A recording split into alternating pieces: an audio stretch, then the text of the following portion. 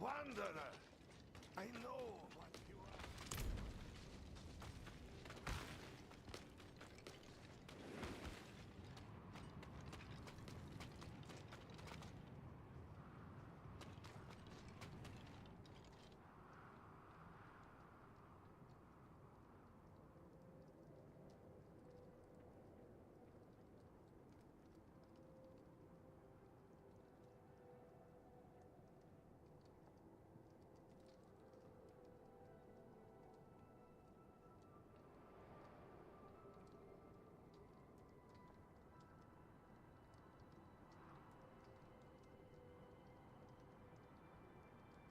Yeah, is that better?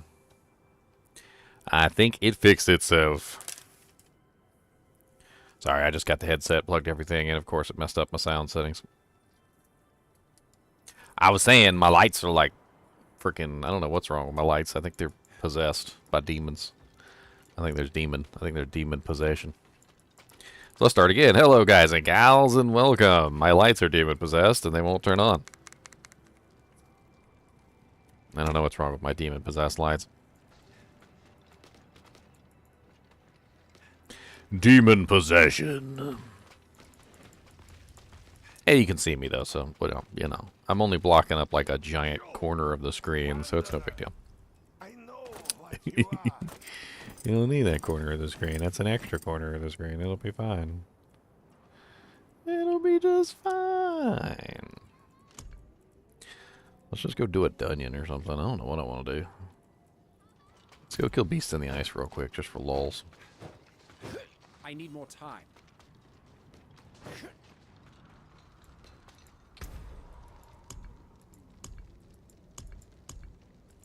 I just wish I understood why the lights don't turn on and off on their own. That doesn't make any sense. I used to think they were overheating, but...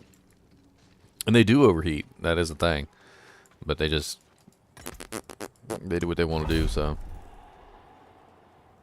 They do what they want to do. Boop, boop, boop.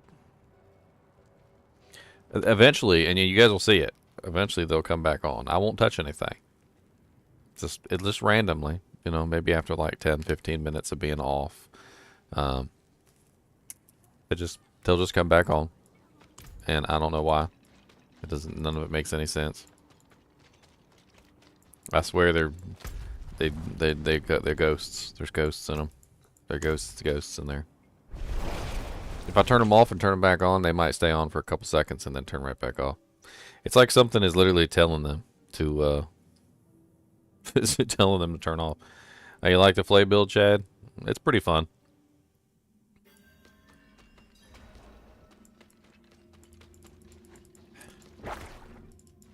I was actually kind of upset when I posted that video.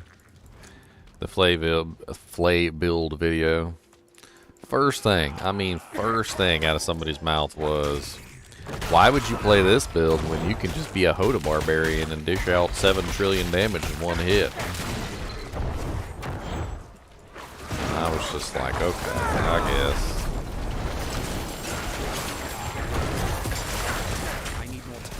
I tried to talk with the guy for a minute. Like one post. I literally made it, replied. I was trying to be cordial. About one post later, I need more time. He made about 3 more posts telling me what an idiot I was for making a build that wasn't a Hoda Barbarian, and I banned him. I had enough. Infinite magic find in Diablo 2. There's an infinite magic find Easter egg in Diablo 2. That sounds kind of crazy. I have not heard about that. I need more time. I assume that if I do a Google search, I will come up with something on this relatively quickly.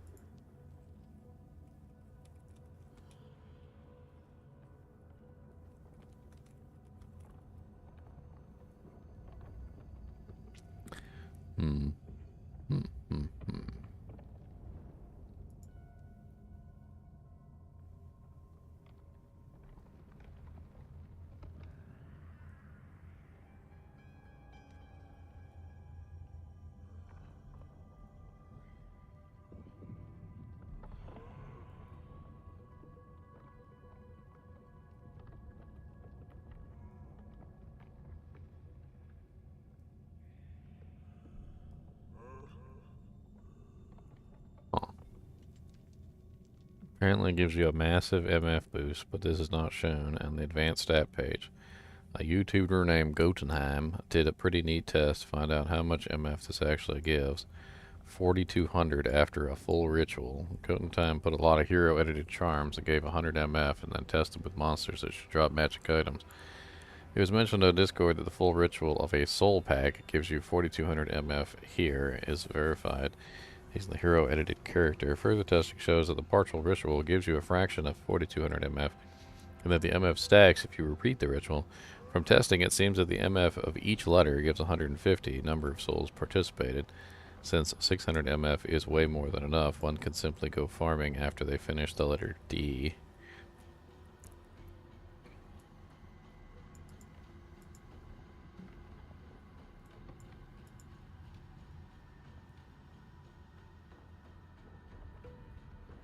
Huh.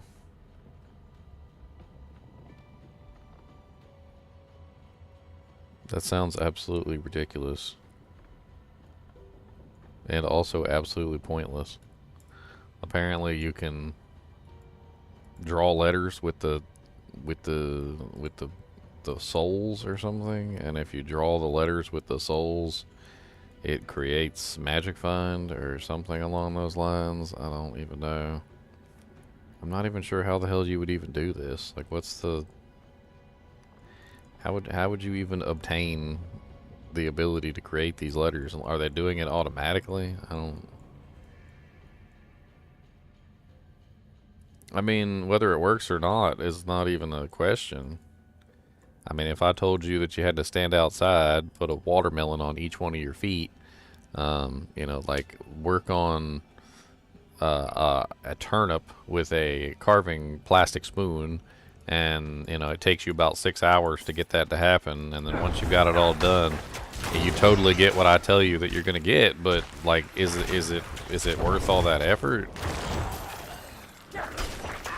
It sounds like a lot of effort for a little bit of bonus. I mean,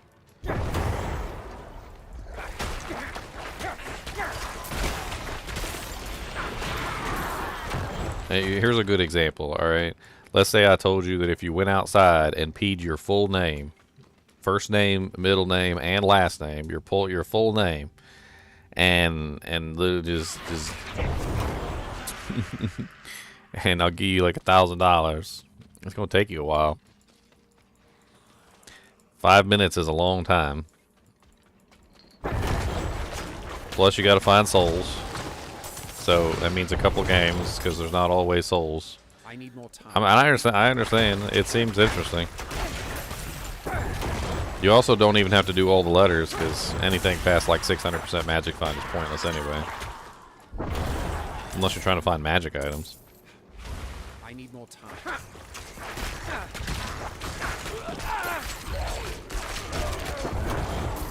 That's really quite interesting. Just another Easter egg hiding inside the game that nobody knew about until recently.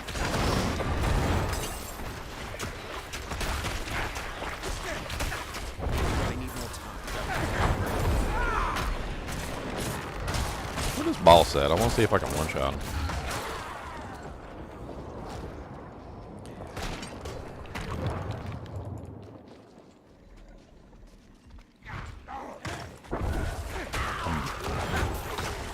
Does this work in the original game too, or is this just simply a I'm not ready.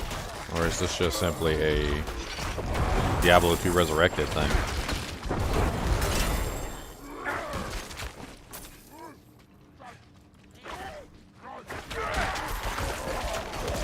I need more time.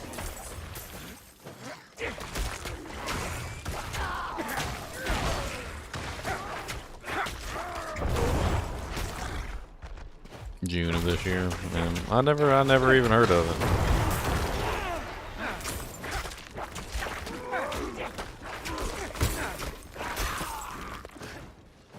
I need more time.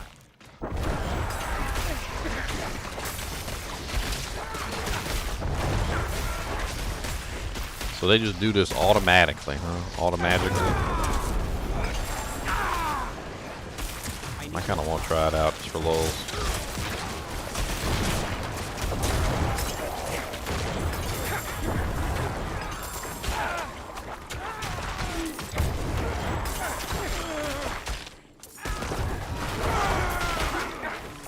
I don't even know what I'm doing in this dungeon. I guess I'm just playing.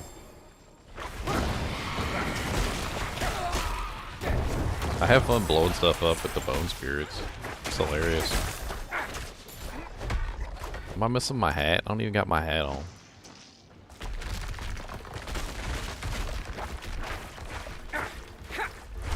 Let's see how much damage I can do in a single dude in the game. Let's get this running. Let's get that running. Let's get it nice and cursed. I'm not ready yet.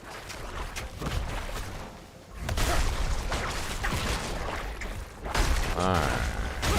Should be just about ready to unleash hell. I need more time.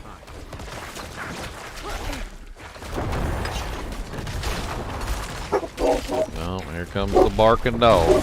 I'm low on essence. I need more time.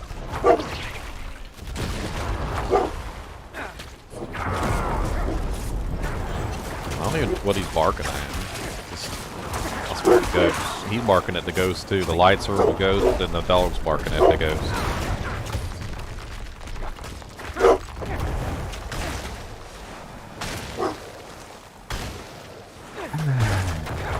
I can't never stop him either. Once he gets going, it's like a motorboat engine, and he just keeps on going. He just won't stop ever.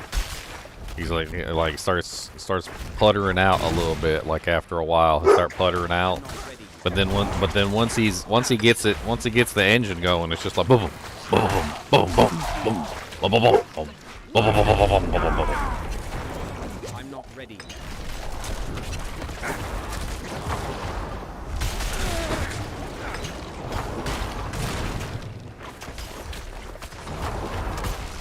I'm not ready yet. I don't even know what he's barking at. I don't even know.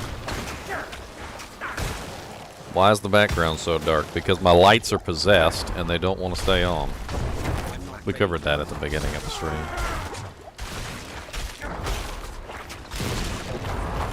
they're possessed by demons. I don't know what kind of demons, but they're possessed by demons. I need more time.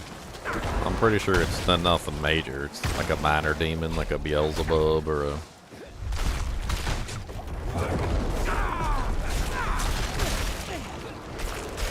Beelzebub.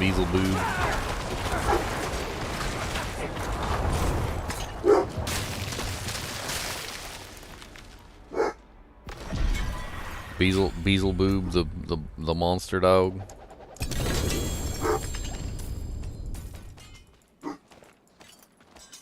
I really just don't feel like yelling at him. I hate to say it, but I just really don't feel like yelling at him.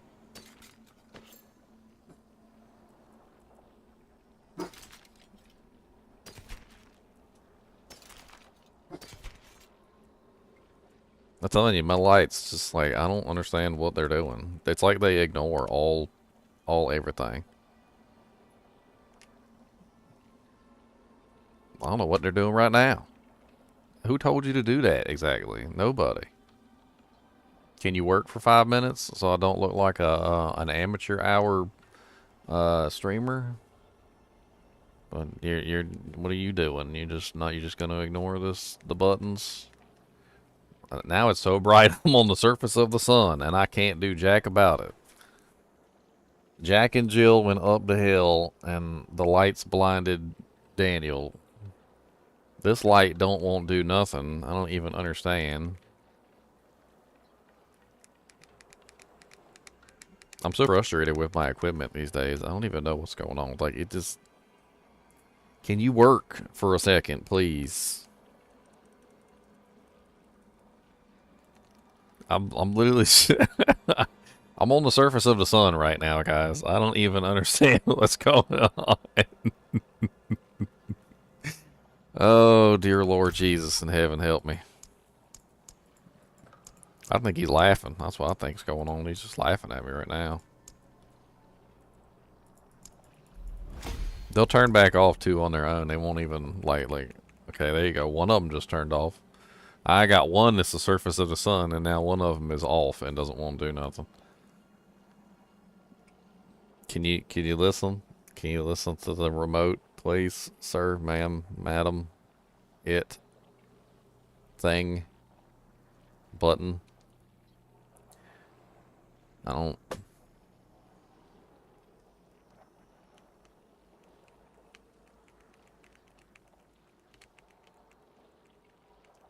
One of them is listening to the remote now, and the other one isn't. One is still demon possessed. Apparently, I don't know. I don't know what to make about the demon possessed one. That one is demon possessed, I suppose.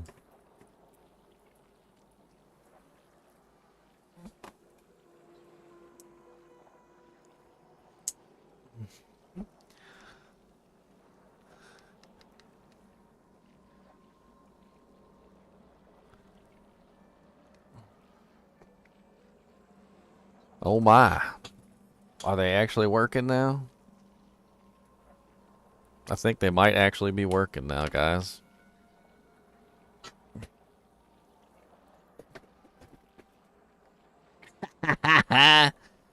Now that is an equipment malfunction. Oh, man.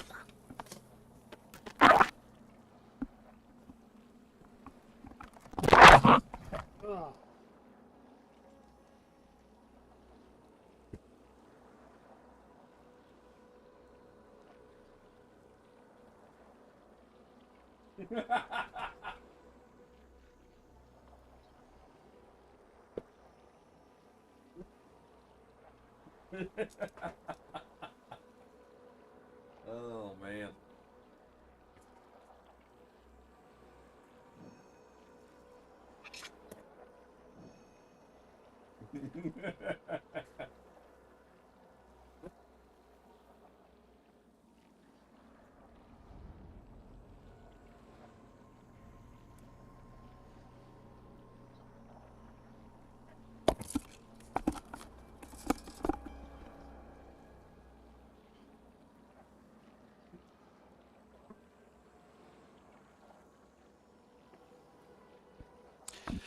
Y'all didn't see that. Y'all didn't see that. That's what that was. Y'all didn't see that at all. Y'all did not see that. Y'all didn't just see me fall out my chair. No siree. You did not. You did not just see me fall out of my chair. What is wrong with this chair? Like, why did I just fall back anyway? I don't even understand. That jank just said, here, have a death roll. I tried not to break my equipment over here. This is the comedy hour special. That's what this is. That's what this is. Y'all signed up for the comedy hour special. It's a good thing I wasn't in a real dungeon.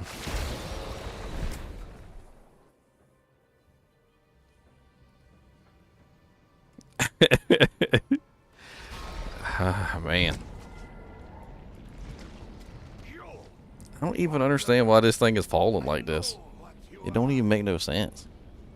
Like, something wrong with the wheels or the springs ain't locked and loaded no more.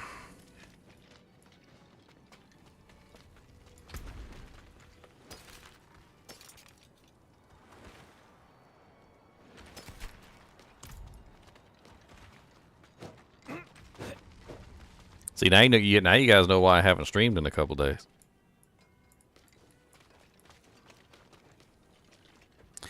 Been watching my vids. Oh, thank you. I appreciate it.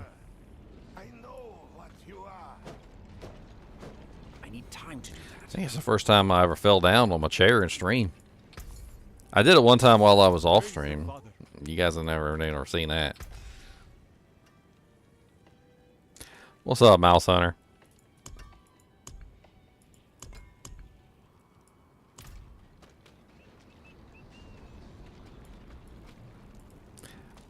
It is bound to happen again because something's with this. Actually, I don't even think it's something wrong with the chair. I think it's where I'm sitting. The floor here like tilts backwards slightly, and I don't know how to put it. And so I'm leaning backwards in that direction, and the floor is tilting backwards in that direction too, because the floor here where I'm sitting right now, because I had to move my whole setup, is I might just have to move it all back.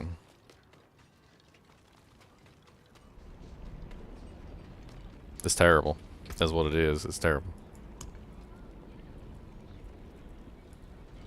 Where does the lidless wall come from? I need to get my hands on a lidless, and I've been trying to get my hands on a lidless, and I can't remember. Diablo 4 news. I always go take a look at the little icons. I still have yet to get a lidless wall for this character.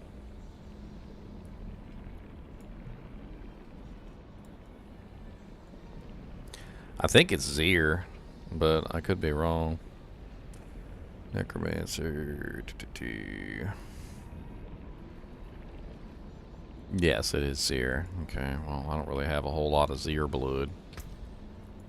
What do I got? 21? Be enough for a run or two, I suppose. I think it's this right here, right? Darkened Way. Go kill him a couple times, see if we get lucky.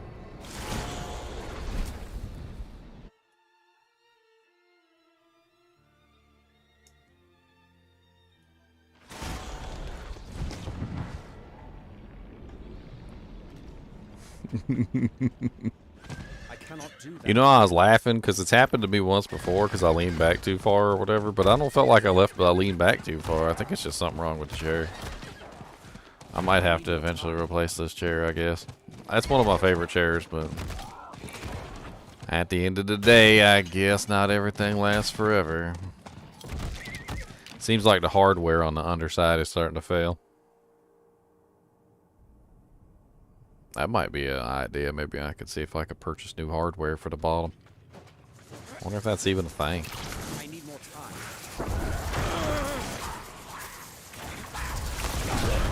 time. Lord Jesus, I wouldn't even... Okay, alright. They were all immune or something. I don't know what was going on. I walked in there, they were all immune to everything, and then I tried to shoot at them, and I was dead before I even blinked. Get out of the way. I'm trying to go kill Zir. I'm not ready yet. This build is so crazy. I feel so weak. Like, unless I'm firing off a Bone Spirit. I just feel, like, incredibly weak. The monsters just take no damage.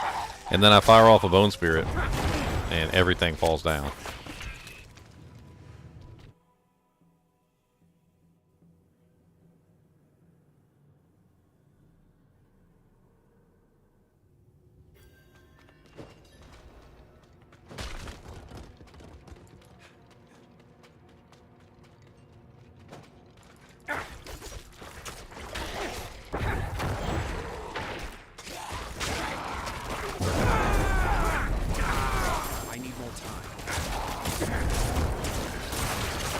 Oh, I didn't hit you guys with my Bone Spirit.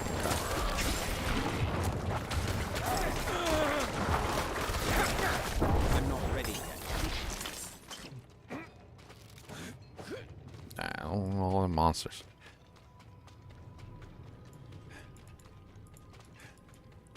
This thing just leans way back. Like I don't understand. It just leans really far back. It feels like it leans way too far back. Like something's wrong with it.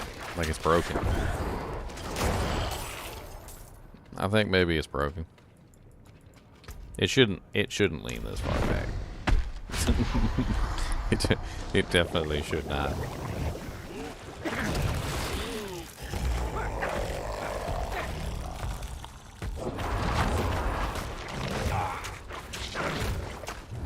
What's up, Rico? How's it going?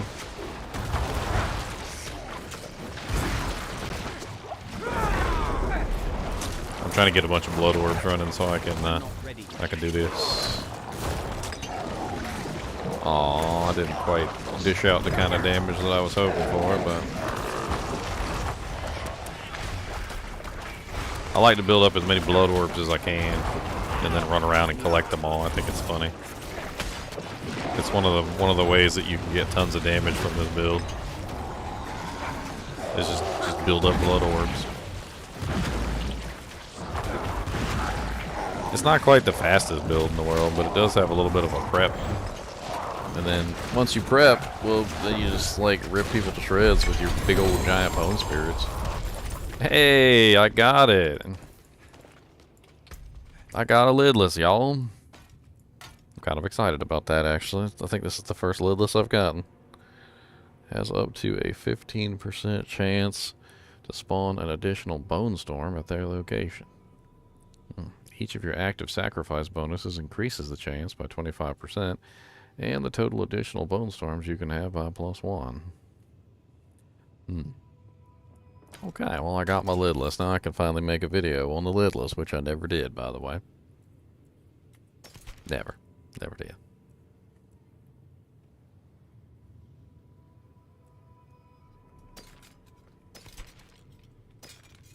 Audacity.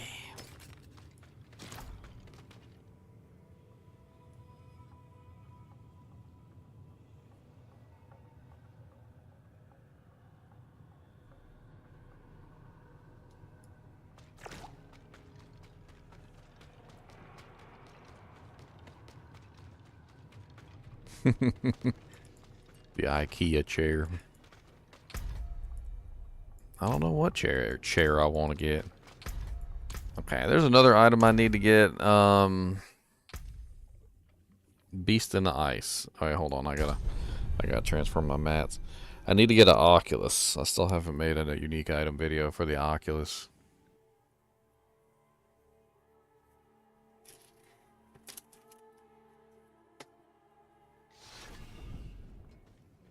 So that's another one I can get my hands on. Let me take my Beast in the Ice mats. I have quite a few Beast in the Ice mats. We'll throw those in here. I'm pretty sure it's Beast in the Ice anyway. I can always double check, but did I have it open? I closed it out like an idiot. I literally pulled that jank up to check on that thing and then immediately closed it out. Beast in the Ice. Sorceress. The Oculus. Yeah, okay. Beast in the Ice drops the Oculus. I need to get my hands on one for a unique item video. I don't think I ever found... I found one, I think, but I never... I don't know what happened to it. It disappeared off the face of the planet. Well, if you want to come with me, Ryan, you're more than welcome to.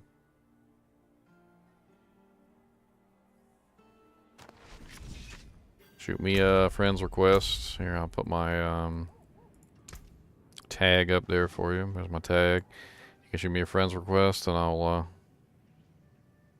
you can just ride along. Ride along, little doggy. Can I help you?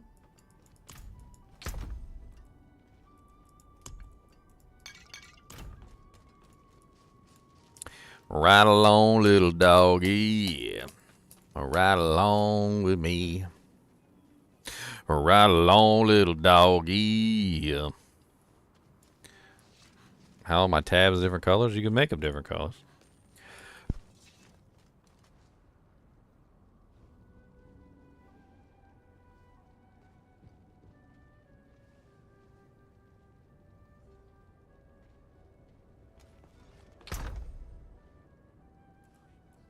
You just go up here. It says edit tab, and you can edit them. You can change the icon. You can put colors there. Edit tabs. Edit them doojanks. All doojanks. Let's see if we can get this Oculus.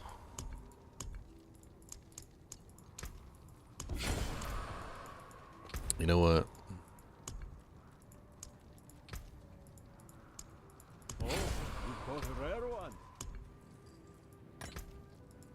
Gold find.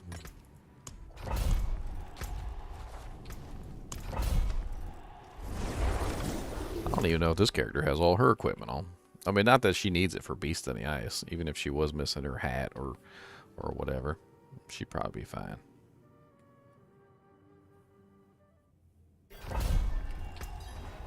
Yeah, she's missing her hat. She ain't got a hat on here. Have a Godslayer's crown, just as a forewarning. Well, I got Incinerate on the bar. Probably because I was doing a unique item video or something and put Incinerate on my bar for no reason. What else do I got on here that I'm not supposed to have? I don't know. I don't know what I got on here. Apparently I got Ball Lightning. I got points in Ball Lightning, or is that just... That's just plus the skills. Okay. Well, here, have a Ball Lightning. Put that in there.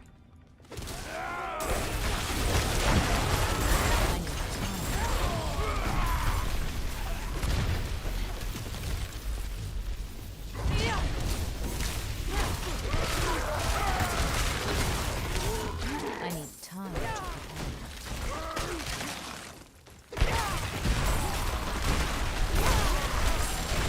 Beast in the Ice, huh? How come you so frosty?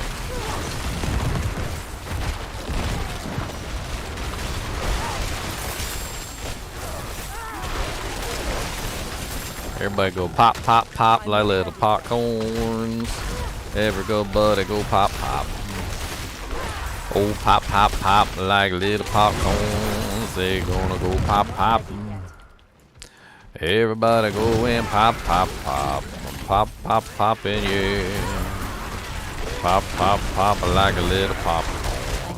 Pop, pop, pop in here. We're gonna pop, pop, pop all the popcorn. Pop them in a pot. We're gonna pop, pop the popcorn.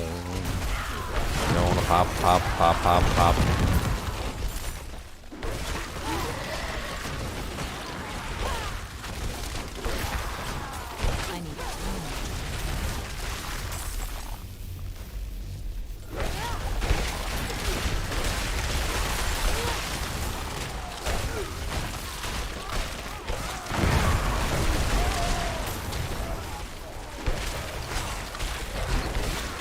Where the hell the boss room at? Get on the way. Y'all just making me take forever. I ain't got time.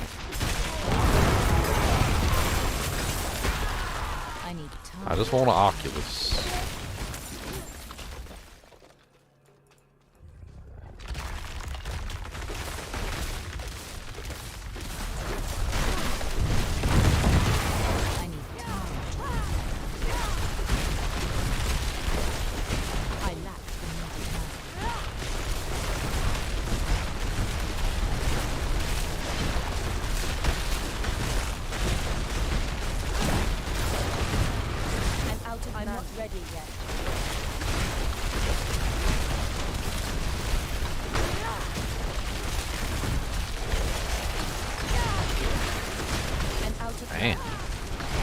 need to get him staggered. That's where all my damage comes in, when he's staggered. And I do not have him staggered.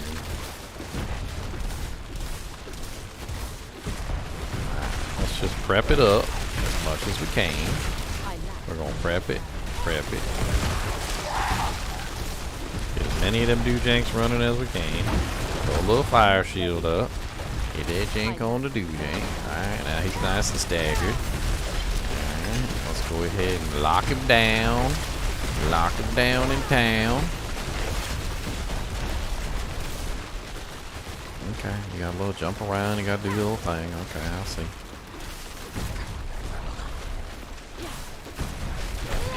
Your minions ain't crap because I can freeze them. Okay, I hate to tell you. You might want to get better minions, Beast in the Ice.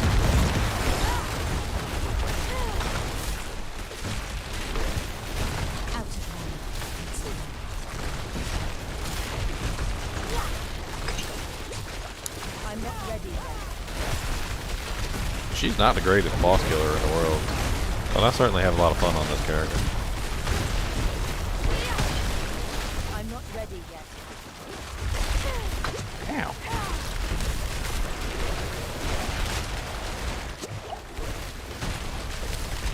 I'm not ready yet. What's up, Kamikaze MM? How's it going? Oh no, she froze. He froze me. How the tables have turned, sir.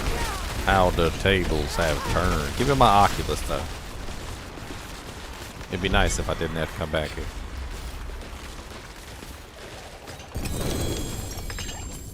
That is not an Oculus, that is paints. That is not an Oculus, that is paints. That's not what I want. 6% Tacits of the Dawning Sky. You can go suck it.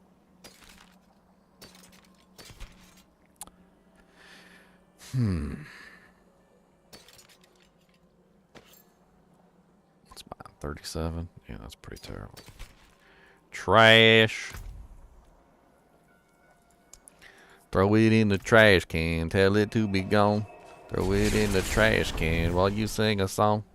Don't even look back as it goes down. Gotta listen for it as it hits the ground. Throw it in the trash can. Don't even look back. Do it over your shoulder. Across your back.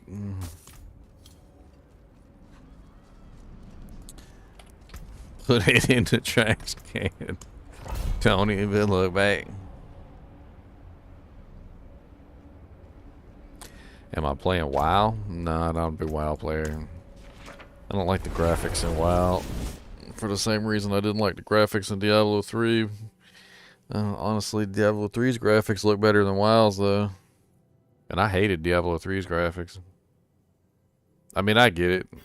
It's an art style. I think some people enjoy the WoW art style. I can't stand it. I feel like I'm playing some Fisher-Price game. I'm not ready yet. I know, I'm talking smack.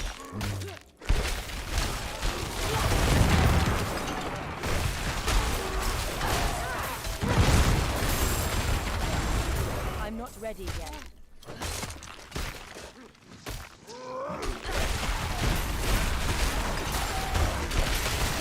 Well, I mean, I hope it does good. I mean, I ain't gonna wish anything a bad time. I don't think you're gonna see me playing World of Warcraft, though. That's probably not gonna happen. I'm not ready yet. It's not even just World of Warcraft. It's also just MMOs in general. I just don't really like MMOs anymore.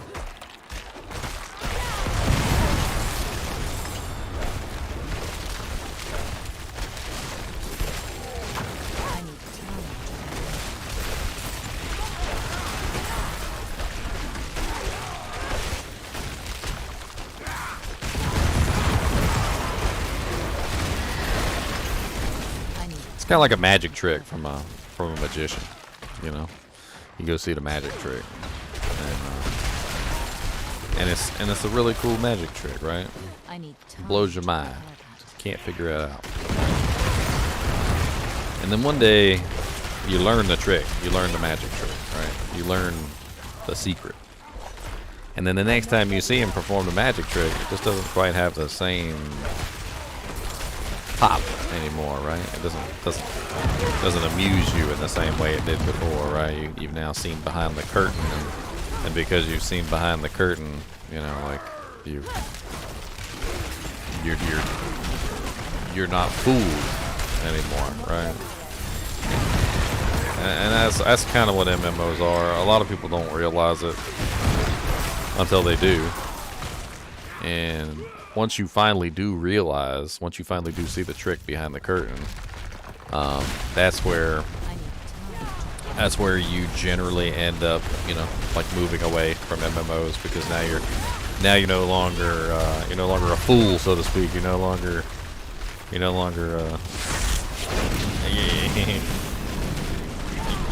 you see the guy behind the curtain, you know, like the Wizard of Oz, so to speak.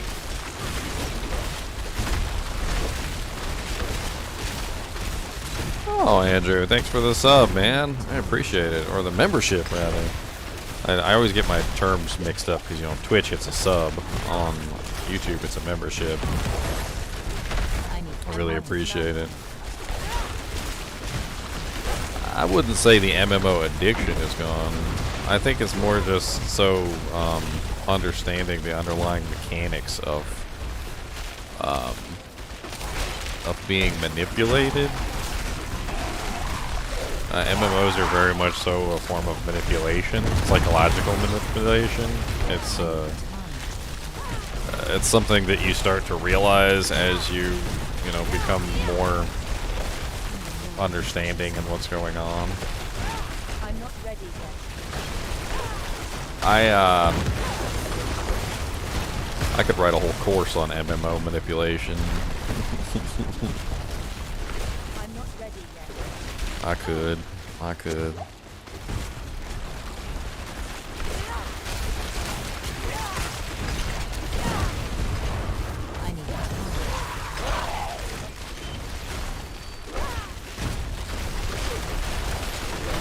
Gaming me. Oh look, there's my lights go again. There's the demon possessed lights. Now they're back off again. I don't know why. I don't know. I'm not ready yet. Yay, I fell out of my chair, my lights won't work. What else can go wrong today? How many more demons are going to come out of the woodworks for me? Maybe we should start a betting pool.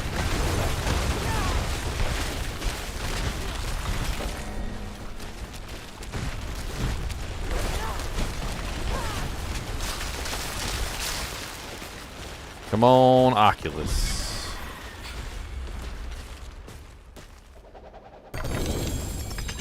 A double drop.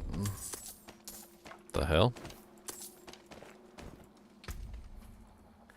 Staff of Lamacin and some Frosties. Oh wow, 25% Frosties too. Kinda nice. I don't think I've done a video on the staff since they fixed it, so maybe that could be an interesting one. Not used to seeing double drops from that boss.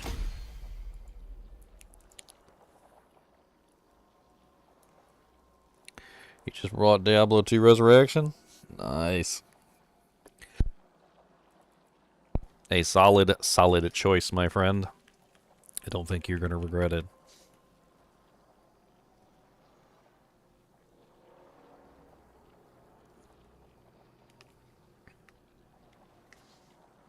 I swear I think it's because they're radio controlled.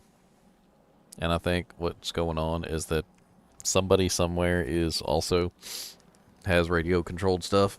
And I think there's some sort of connection between the signals. I think there's like a radio control like crossover. It reminds me back when I was a kid. This was a long time ago.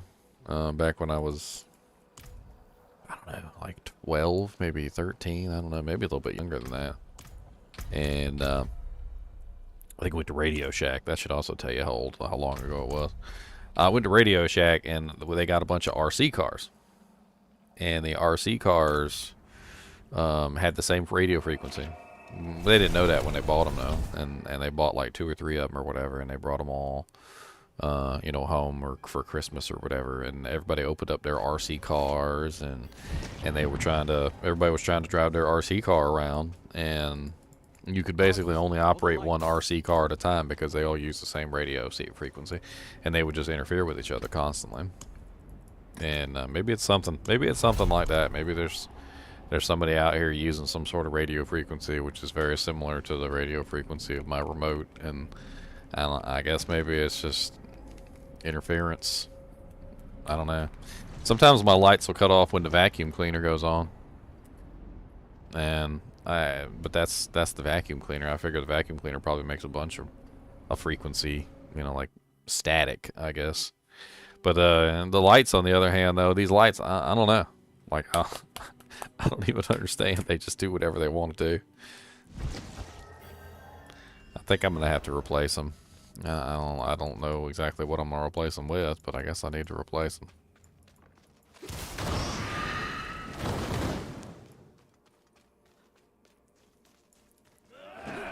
I'm not ready yet.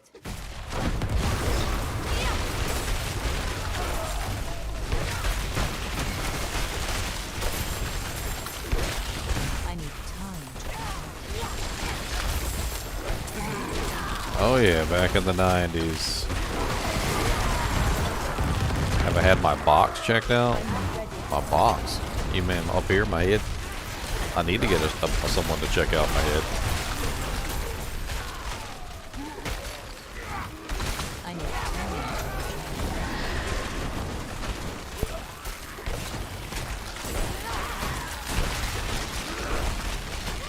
You know, I'm not really sure why this game doesn't have an offline mode. I think it would do well with an offline mode.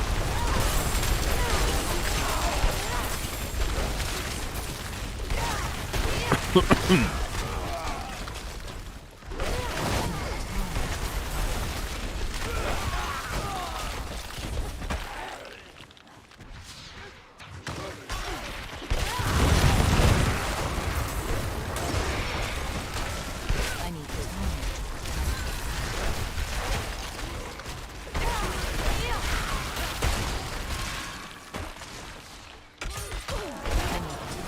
No, get out my way. I ain't got time for all this jibber jabber.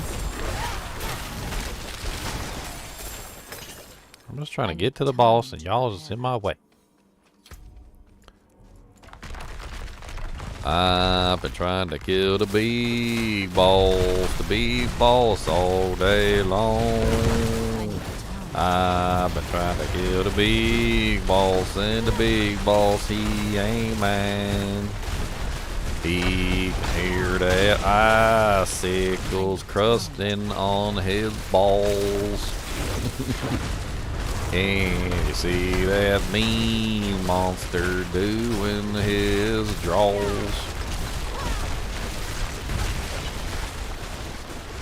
Ow, that hurt. I feel offended.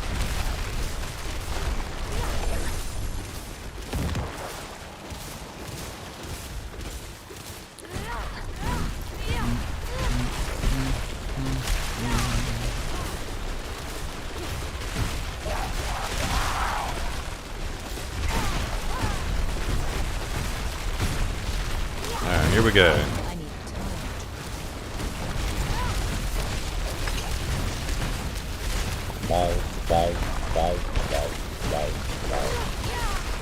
I think Frozen Orb does more damage than a Blizzard does. I'm not ready yet. Not entirely sure, but I think it does.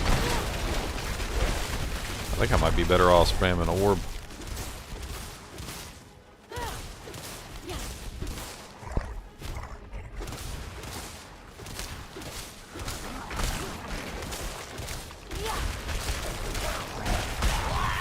I'm not ready yet. Alright, let's get him.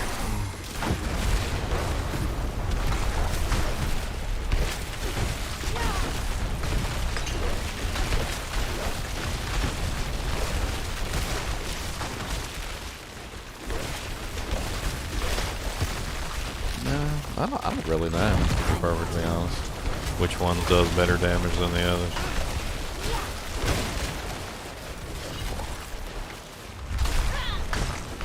I'm Single target's a little rough for this character, but she's so much fun with the popcorn. I like the popcorn. I need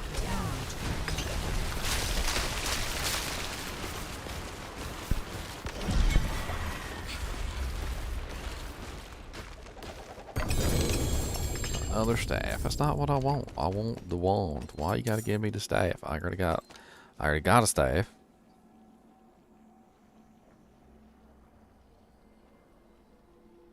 I am not a homeowner, mouse hunter. No, I'm not. I wish I had that kind of money. You want to donate that kind of money to me so I can get my own house? I mean, I'd appreciate it. I mean, I'm not saying I'd get down on my hand and my knees and do something inappropriate, but you know, if that's what it took, I mean, I wouldn't be opposed to a little to a little recreational activity.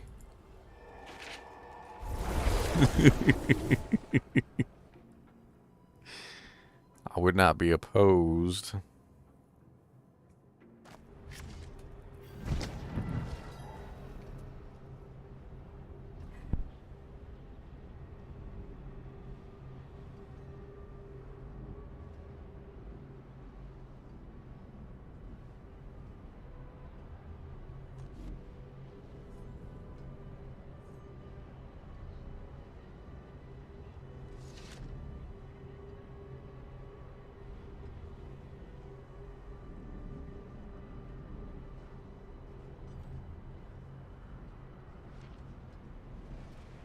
No spare houses, Mouse Hunter?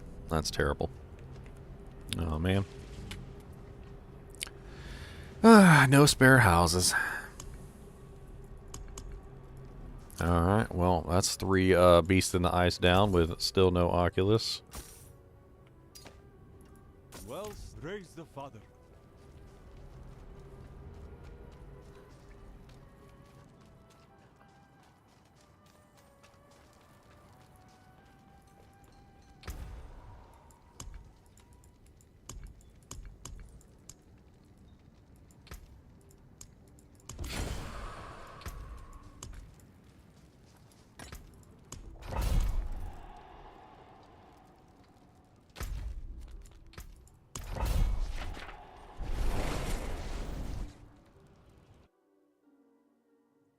You rent me one?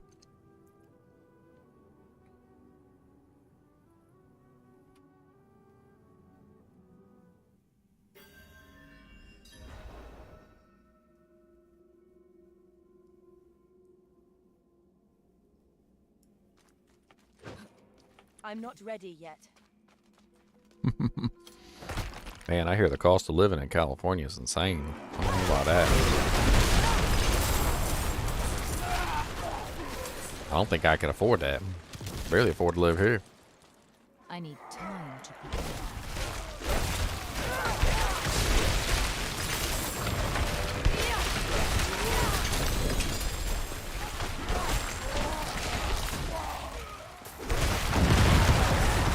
I need time to prepare.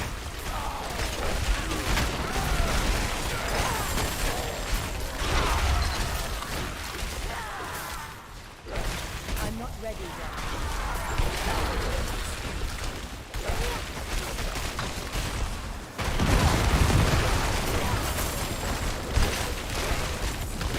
I need time to prepare.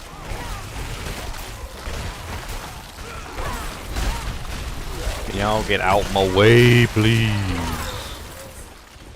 I need time to prepare. Oh, there's a dead end up there. Sorry, I didn't even come up there and mess with y'all. I feel bad now.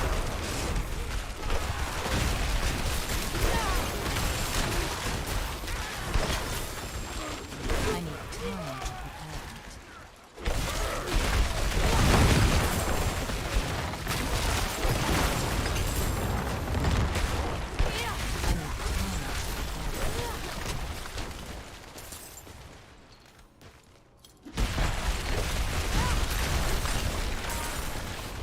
I need time to prepare.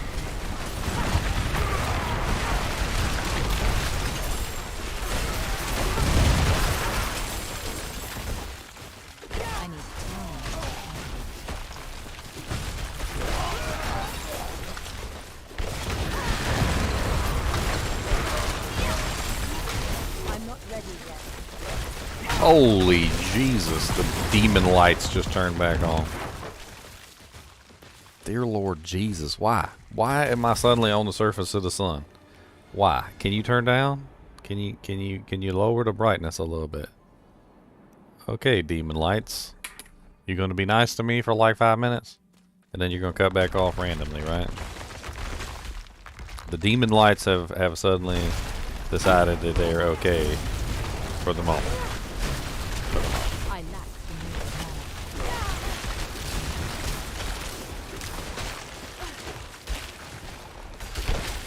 I'm not ready yet.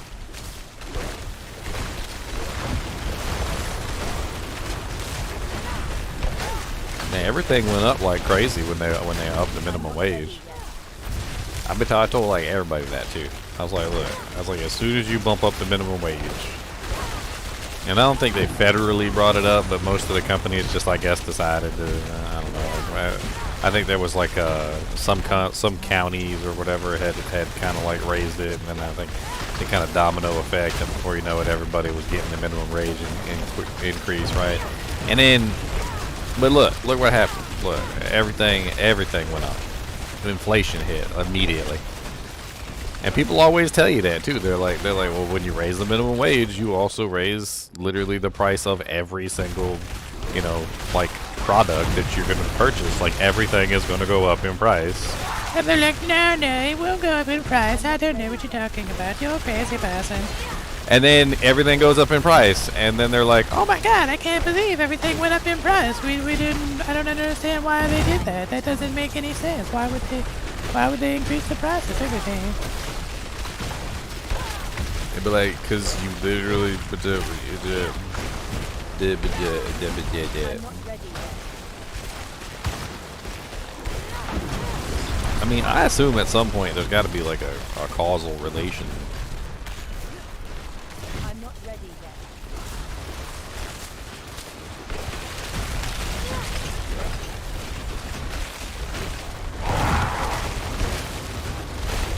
It's gonna be really silly if one day this ends up like a video game, where they literally just keep increasing the price of food until we're spending like $100 on a lollipop. Like, how much does that lollipop cost? Oh, it's $199.99. But we do have a cheaper variety of lollipop if you would like it for only $99.99. And you know, if that floats your boat, we definitely have those cheaper lollipops.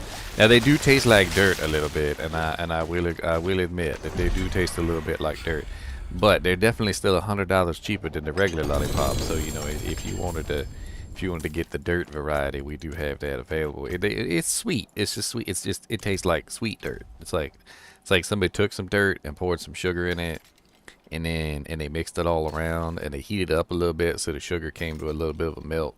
And you know it's good. It's good. You'll like it's sweet dirt.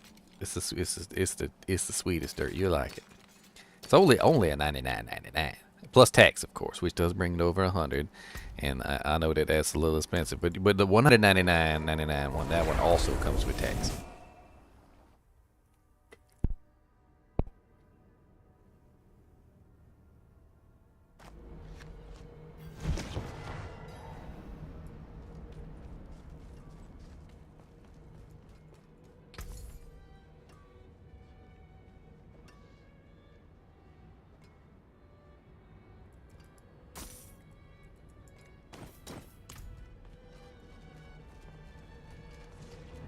$199.99.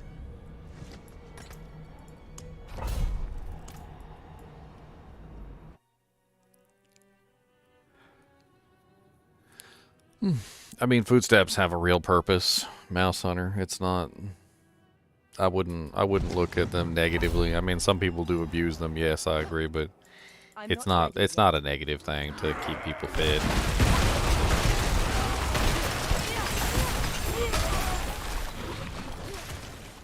I'm not ready yet. I mean, there's people that really do need it.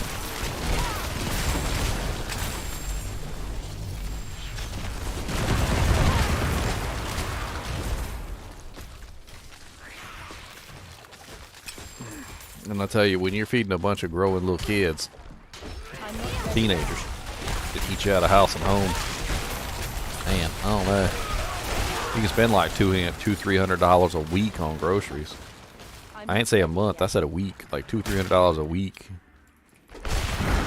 That's like $900 a month just on groceries. And that's with the coupons.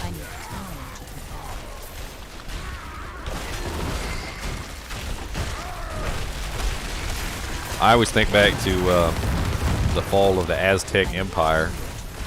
Apparently the fall of the Aztec Empire literally came down to one crucial fact. It wasn't the fact that they sacrificed people and ripped out their hearts. And it wasn't the fact that they worshiped false gods. And it wasn't the fact that they made them make big giant temples. And there was a whole lot going on. And you might think there was 100 different reasons why their society failed. But their society failed because literally they couldn't feed their people. That's literally why their society failed. They didn't have enough food. I mean, and that could have had something to do with, making too many big giant temples instead of actually, like growing crops and stuff. But you run out of food, you run out of, just a lot of stuff goes wrong when there's no food. Food's important.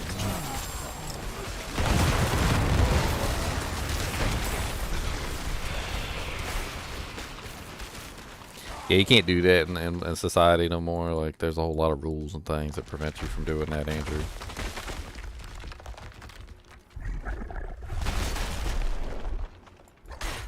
I'm not ready yet.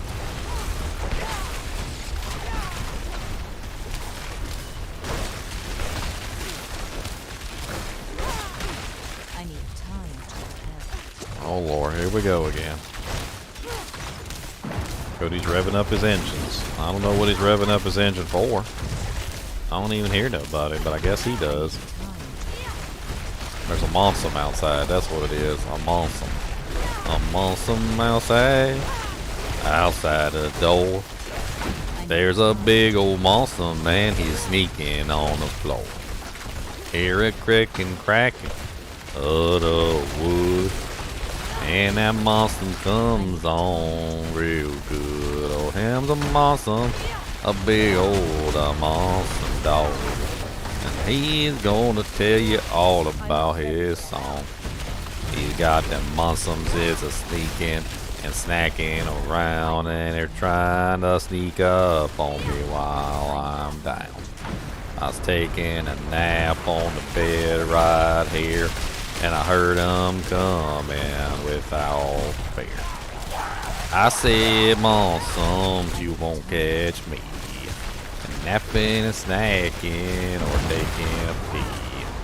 'Cause I'm gonna get you every time. So you come on down and I'll get you mine. I'm on a bork. I bork real hard. I'm on a bork. I like to bork. My owner tells me not to bork at the dark, or when the boards be crackling in the dark. But I bork away with my borking engine, and I'm not gonna let them tell me not to bork, 'cause I'm a borking away every day. And when I finish borking you, son gonna pay.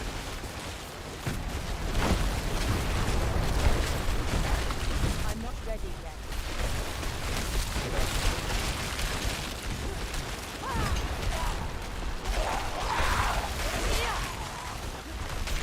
I'm not ready yet. I used to look into the self-sustained lifestyle. Unfortunately, it's basically impossible.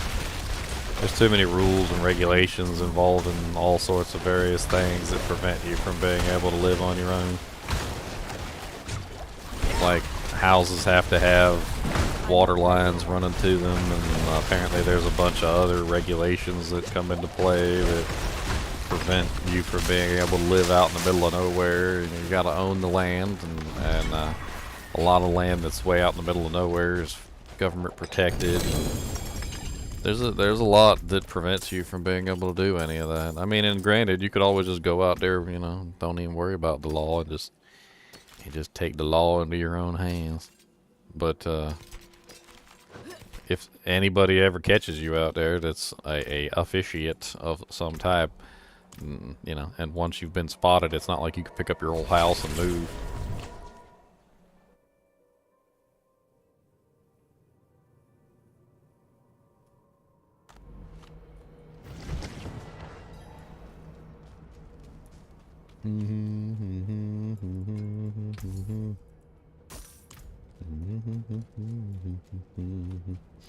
I mean, it's impossible to be up to code when you're a self-sustained residence. It don't work that way. Like there's just too much going on in like why a self-sustained residence is apparently not allowed. You need a septic system. If you're not connected to sewer, you need to be connected to sewer. There's a whole bunch of little things here and there that change, and you know, I remember I looked into it for a little while, and it's just not feasible. It's not something that I think anybody can actually do legally. And even when you try to do it legally, the places where you live will, you know, like constantly assail you with, you know, legal jargon and try and get you removed.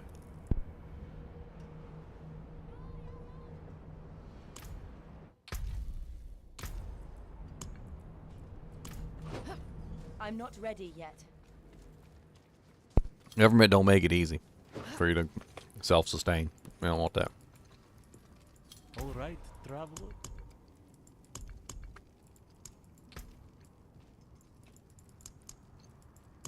Father bless.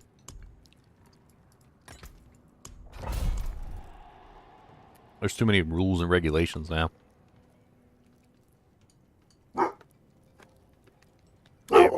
There we go.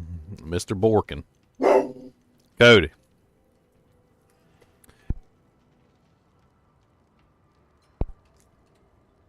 Borkin monster. Monster dog.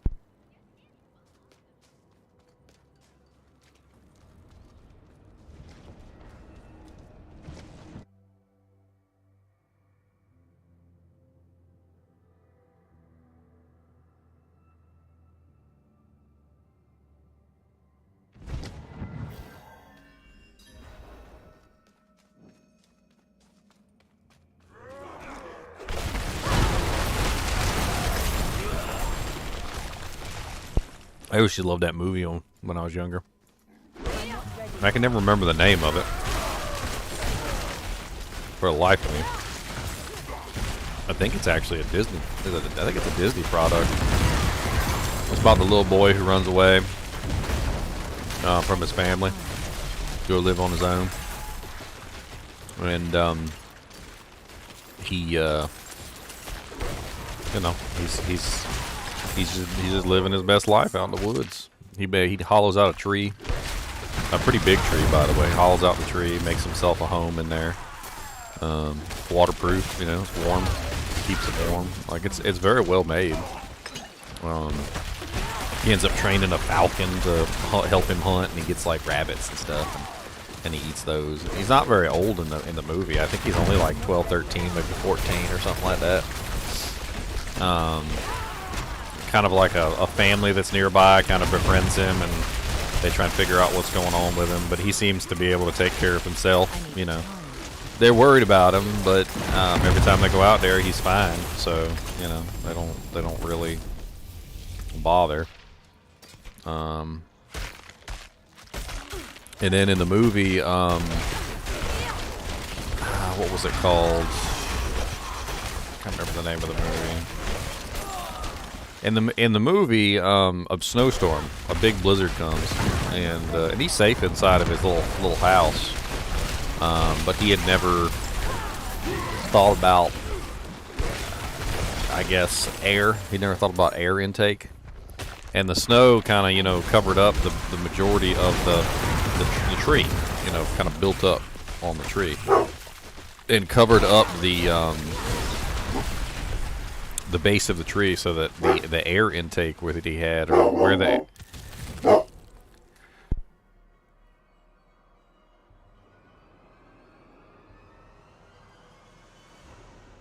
The air intake just completely blocked up. They went out to check on him, you know, because they were worried because it was a blizzard. And, you know, it just turned, it was bad. He was unconscious. He was almost dead because, you know, asphyxiation, because his little house turned into a sealed environment when the snow hit. And once the sealed environment, you know, sort of became a thing, he didn't. He was asleep when it happened. You know, he was asleep during the snowstorm, so he never woke up. Like he was just asleep. The snow started snowing. You know, he stayed in there because it was cold out. And why would you want to go out in the middle of a blizzard? And he just never woke up. They managed to get him out in time, and he didn't die. But that movie is all kinds of just everything in the world that you could ever want in a movie like that, and then everything goes wrong, and it's upsetting. The falcon that he trains this falcon from a baby and uses the falcon to hunt, and he's out hunting rabbit. I can't remember what happened exactly, but there was a hunter out there, and the hunter ended up shooting his falcon, killed him. So the falcon that he raised from a little tiny birdling ended up dying. And I mean, it's like everything was going right until everything went wrong, and then when everything went wrong, it was bad.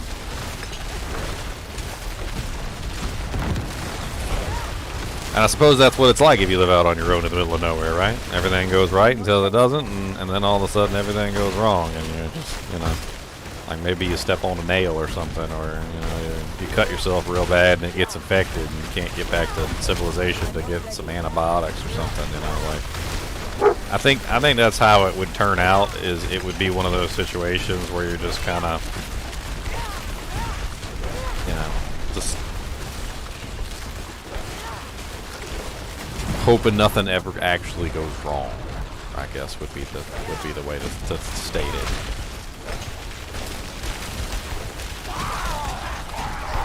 I'm not ready yet.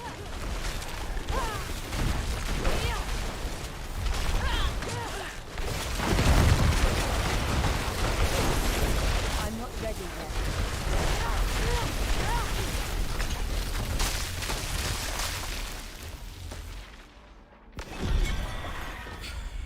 I could probably figure out the name of the movie real quick. Let me see if I can find it. Another pair of pants. You ain't gonna give me the Oculus, are you? I'm just not allowed to make this video. I hope you guys know this. I'm trying hard for y'all to make it this item so I can make this video for y'all. But the game don't want to let me get it. It don't want to let me get it. I'm not allowed. So I'm not allowed to have an Oculus, apparently.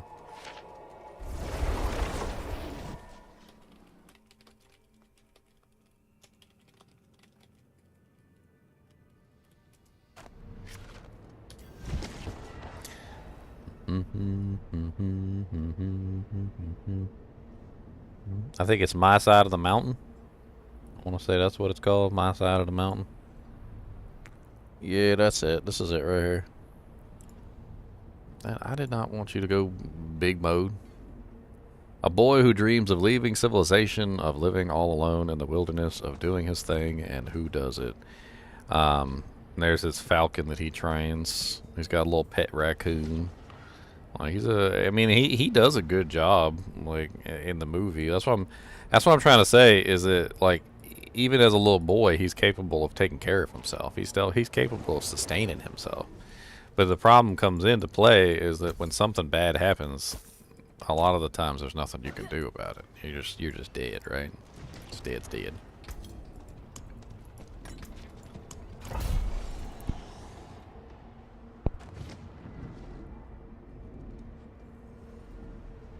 I'm dedicated to try and get this Oculus, but I'm gonna run out of freaking Beast in the Ice mats after a while.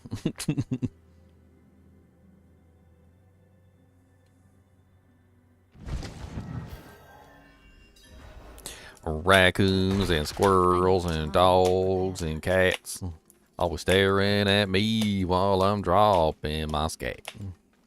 That's Kubus the Monster Dog song, by the way. That's Stanky Toot. I need time. You ain't heard Stanky Toot. That's Stanky Toot. I get that song stuck in my head every now and then.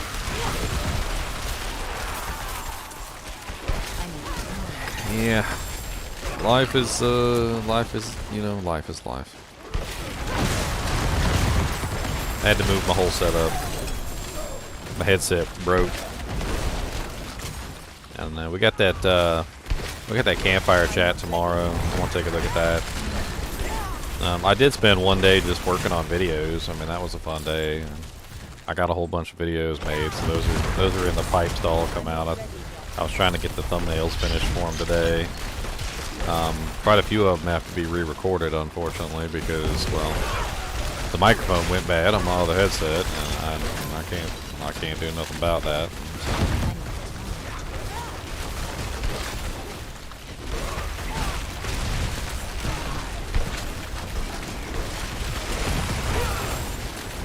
I'm not ready yet.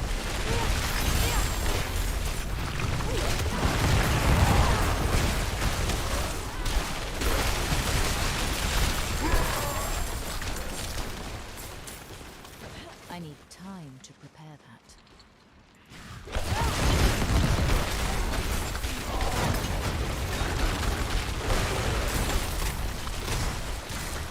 I mean, he got the falcon and he raised it himself. I mean, Not ready yet. I figure that's self-sustaining. It's not like he went to the market and bought the falcon. He actually had a book, though. I think it was like a book of like how to train your falcon or something like that. I don't even know. Apparently that was something that he wanted to do. So he got himself a little baby falcon and trained it.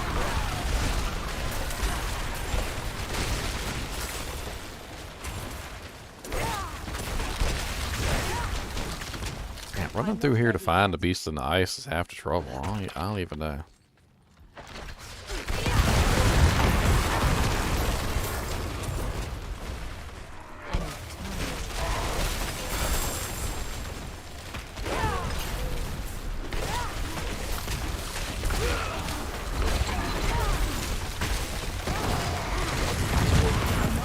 I just want to run through. How about that? I just want to go through. Let's just go this way. What's over here? Fire off one of these things. Get out of my way. I don't like you.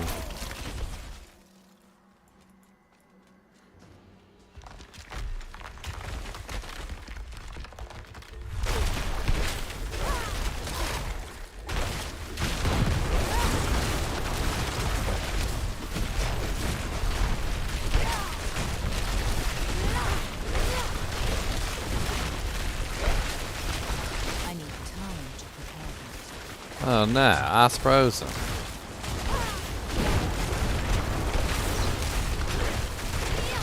feel like there should be a perk in here if you're an ice sorceress, just like almost be completely immune to freezing effects. Like ice in the veins or something. I don't know. Something cool. They can make it like an interesting secondary doujang. Doesn't even have to be a primary doujang, just be a secondary doujang. Alright, let's hold it. I don't wanna force the crowd control at the wrong moment. I wanna hit him hard. We're gonna hit him real hard, real fast.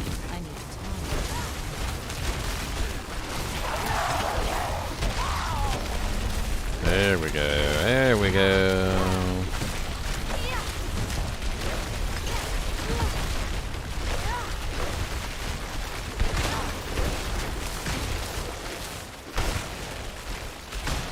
Oh, now I'm frozen.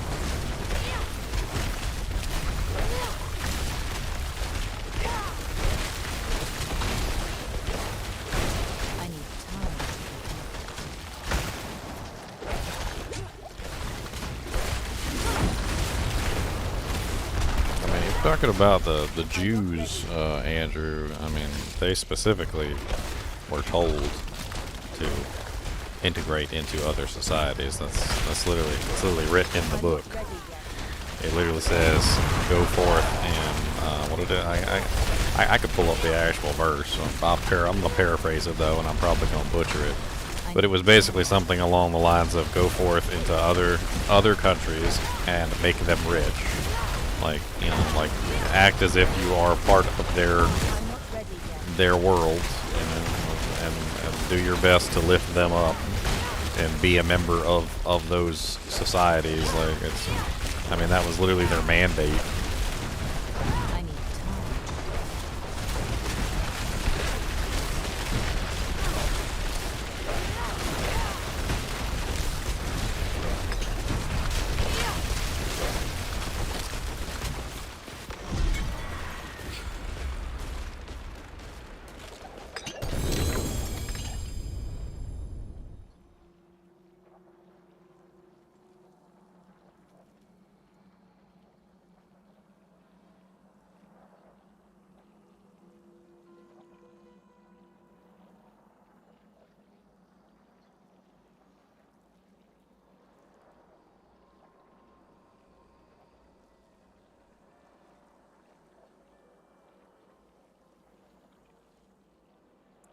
Womp womp womp.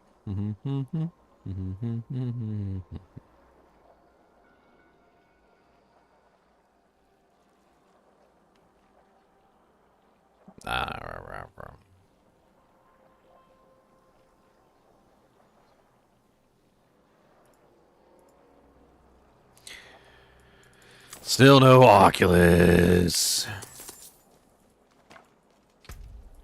I'm gonna get a 21 glyph before I get an Oculus. What do you guys think? Ooh, a 290 Fist of Fate. Okay. I like that. I like that a lot. I like a 290% Fist of Fate.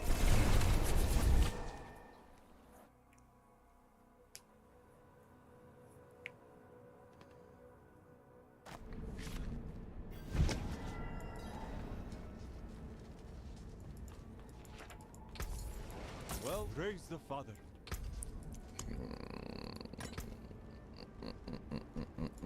That's my last one. It's my last attempt at getting an Oculus. Yeah.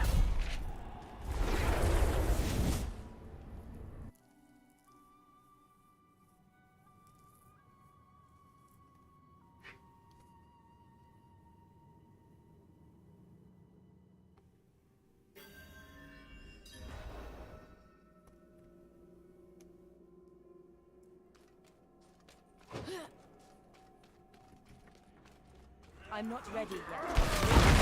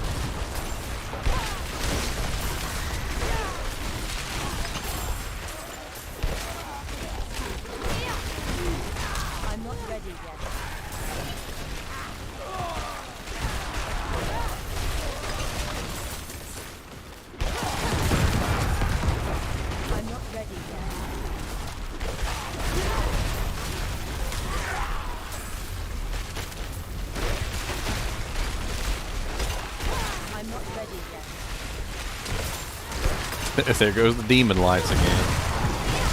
There they go. Both of them turned off at the same time this time too, which makes me think it's got to be some sort of radio interference. If it was one then the other, maybe they overheated or something, but I really doubt it's overheating. It's kind of chilly in here.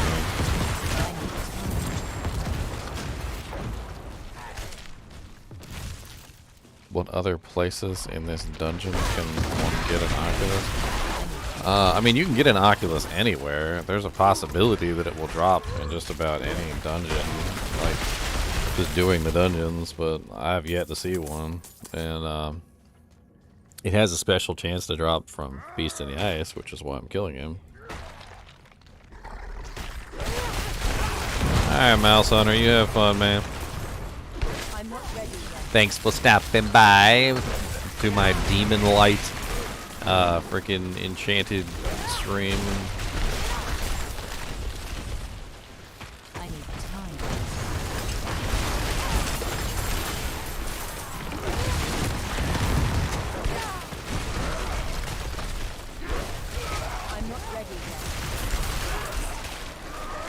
Yeah, you can get them in Blood Tides. You can get them all over the place as a random drop. This is supposed to be one of the drops that comes from this place, though, so that's why I'm here.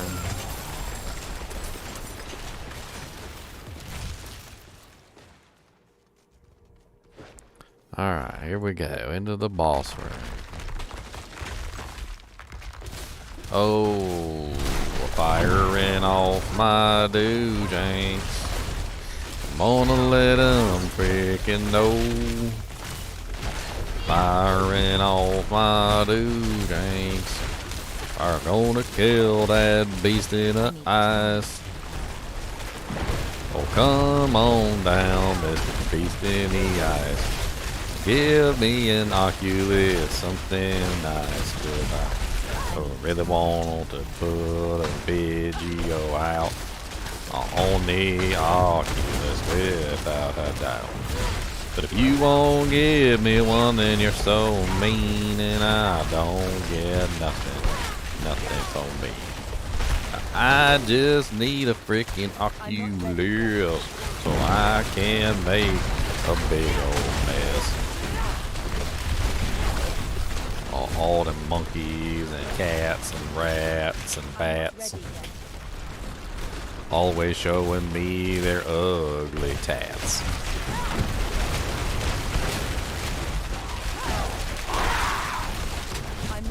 Mean old beast in the icer, yes. I'm gonna kill him, yes.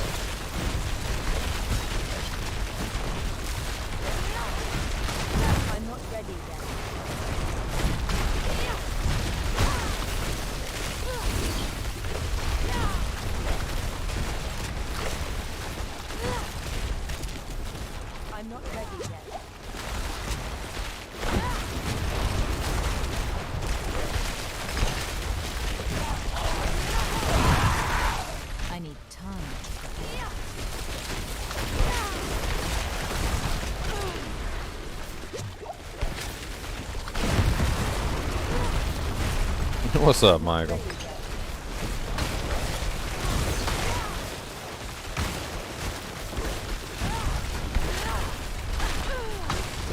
I need time.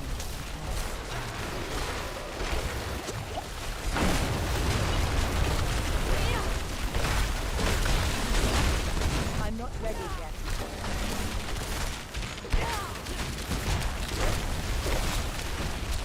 Come on, Oculi! Oculo, Oculi, Oculi, Oculo, Oculi, Oculi, Oculo, oh, Oculi, Oculi, Oculi, Oculo. It's my last freaking try, Oculi, Oculo. No, of course not. You let me down, Beast in the Ice. You let me down. Take me down to the letdown city where the monster let me down so pretty. Oh, won't you please let me down, yeah.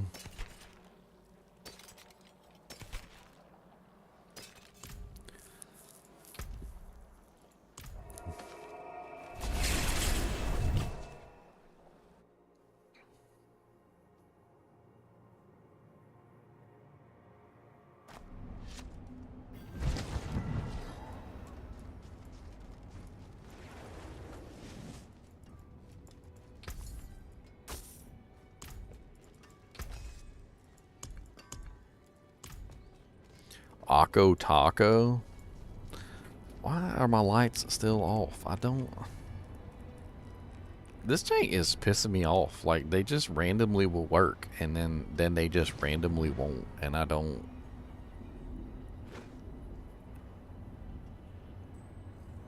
I'm trying to see if waving my remote around will suddenly bring them back to life. Sometimes it does.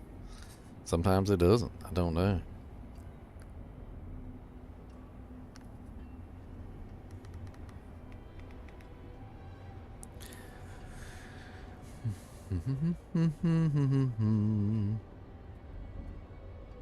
Maybe I broke them. I don't know. Maybe they just broke them.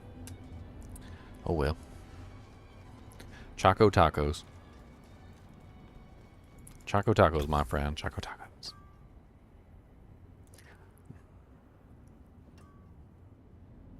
Choco and taco, taco, chocos.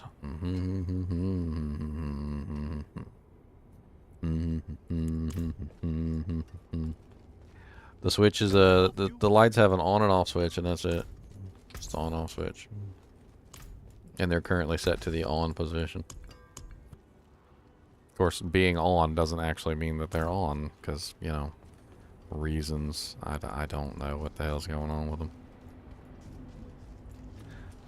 I mean, it really just seems like there's some sort of radio frequency interference, but... like, and what I mean by this is, like, something is telling the lights to turn off. Puts them into some sort of deep sleep or something, I don't know. I mean, you can literally see the light on the frickin' thing going off. Don't do nothing. It just don't do nothing. Off, on, none of the buttons literally work anymore. I'll just press all the buttons. Maybe one of the 18 buttons will work. I don't know. They do a lot of stuff. There's an on button. There's an off button. There's a color temperature button. There's a brightness up and down button. There's a color temperature cycling. There's a sleep button. There's a I don't know. Do any of you know who has dropped a super uber unique from any monster besides the real? The answer to that question is the great part of that question is they don't drop from anywhere other than Duriel. Super uber uniques are so incredibly rare that the chances of you ever finding one outside of a Duriel run is about nil. It's legit nil. Like, it's you would have a better chance of winning the actual, like, real lottery than you would ever ever finding a uber unique outside of the lottery. You're not gonna find one. If you ever do find one outside of the Duriel runs, then you have literally won the lottery. Literally. And it's too bad it wasn't actually the lottery, because then you might have actually gotten some money for it. Then you might have actually gotten some of them sweet doll hairs.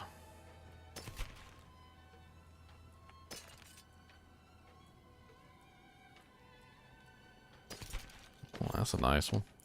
That's a 39%er. It's better than the one I got, which is a 37%er.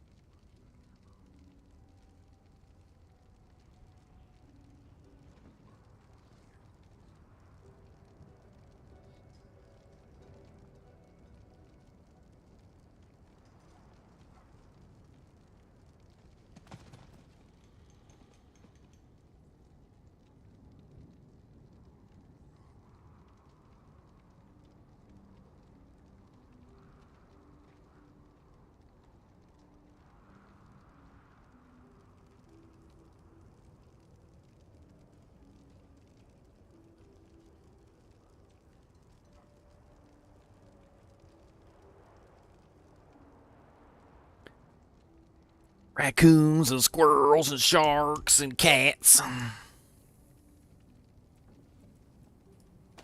Let's get this upgraded, shall we? Bow, bow, bow. I got no room.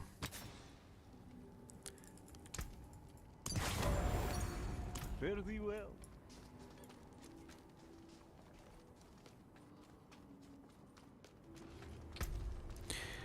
Want, want, want. Want, I want, need want. time to prepare I want, that. want. Maybe somebody in the kinship's got some Beast in the Ice runs. Let's see if anybody's online. Oh, look, the demon lights are back. You know what? F you. I'm gonna turn them right back off. F them demon lights. F them demon lights. How about that? Demon lights F'd it. The demon lights can go right back to hell where they belong. Raccoons and cats and squirrels and bats. Always being mean to me. Mean.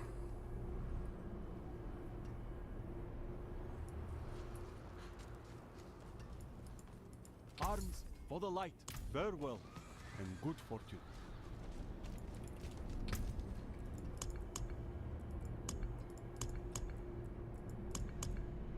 What we got in here? 64 with nightmare portals. Whatever. Let's go. Let's run it.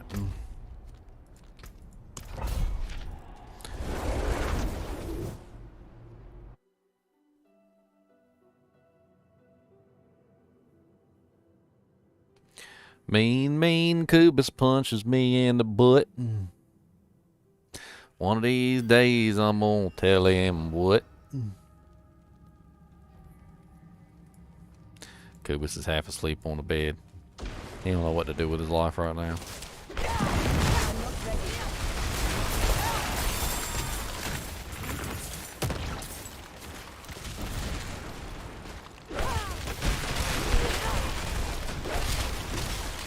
I'm not ready yet.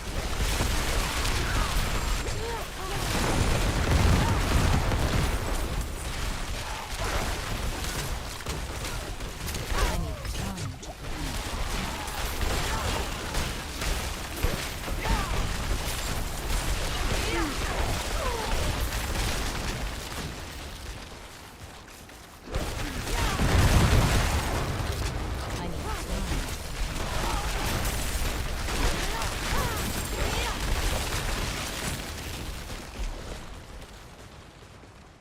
I'm not ready yet. Chinchilla powered lights? That sounds very impressive, actually. I kinda think that's a good idea. I like that. Give that man a raise. Get Charles a raise. Charles needs a raise, everybody. Charles, let me know your boss's name. I'm gonna call him up, tell him you need a raise.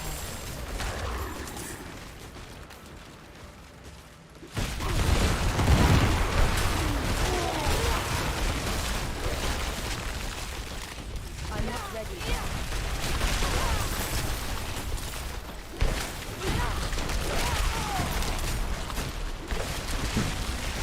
Man.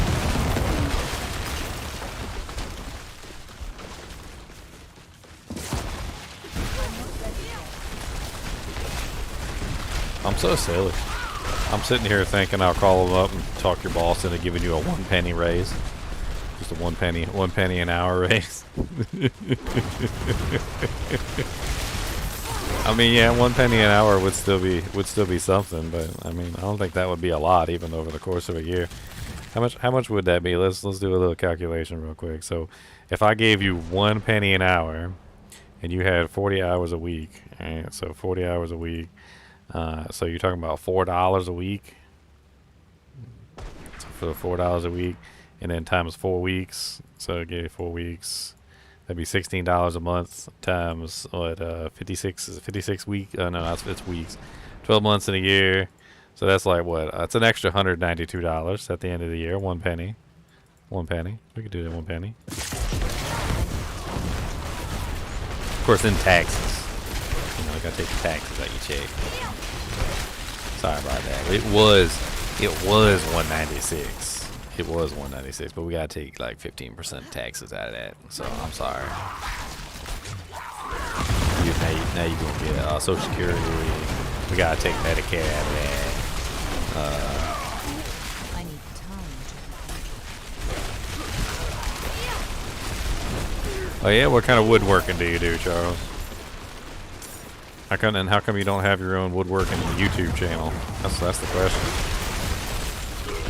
Every single woodworker I know has a YouTube channel where they're making like epoxy resin tables and all sorts of other crazy stuff. My dad literally watches like woodworkers on YouTube just like nonstop. He'll watch them do the most mundane things, like mill a piece of wood into shapes.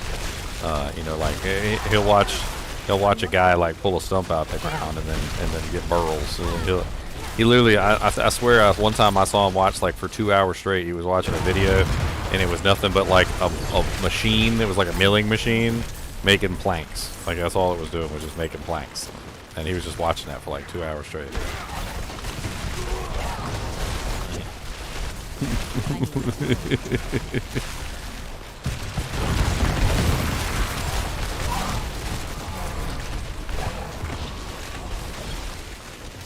I'm not ready yet. Oh yeah, I put in 10 cent. I'm sorry, Sean. Yeah, you're right. I did a 10 cent, not a 1 cent. So yeah, $19. Sorry, $19. Yeah. I think working with epoxy is nice. My dad also thinks that the epoxy is kind of like cheating, but I see exactly where my dad's coming from and where you're coming from, where you think that working with epoxy isn't really the greatest. But personally, I think that it's a creative use of wood that would otherwise not get used, which I rather do enjoy. When you look at the burls and you look at the you know, wood that's really messed up. You have like some really nice mahogany, or you have like some really nice, you know, like Brazilian walnut or something like that, and it's all cracked up, like maybe it's split in the center or something, you know. And there's no real way that you're going to be able to utilize that piece of wood in an actual functional piece. I do feel like the epoxy comes in handy in those cases to create a workable, you know, thing out of basically nothing. And I like that. But I also see the other side too, where people just be using epoxy for everything, and I don't know. It's not the coolest thing in the world when literally that's all the woodworker does is epoxy. But of course, these people are also deliberately trying to find these burls, and they're deliberately trying to create works of art out of these burls. So, if you guys are unaware of what a burl is, Shay of the Ancients, he's gonna kick my butt. I think I'm about to die, y'all. Oh no, wait, this is only 64. I might be able to do this. The Ancients usually kick my butt. I ain't even gonna lie about it. I'm not ready. They spawn at the most inopportune times sometimes. I literally will be right in the middle of fighting like everything in the world, and all of a sudden one of these guys will pop up and just murder me. This is a necromancer. One of the blood seekers, I think. Man, I staggered that blood seeker like 6 times, too. It's pretty impressive.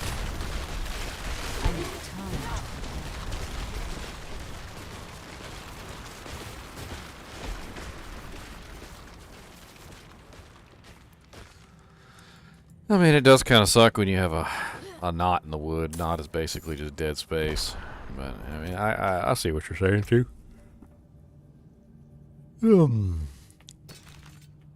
I think epoxy's come a long way, too, from what it used to be as well. So there's also that, but...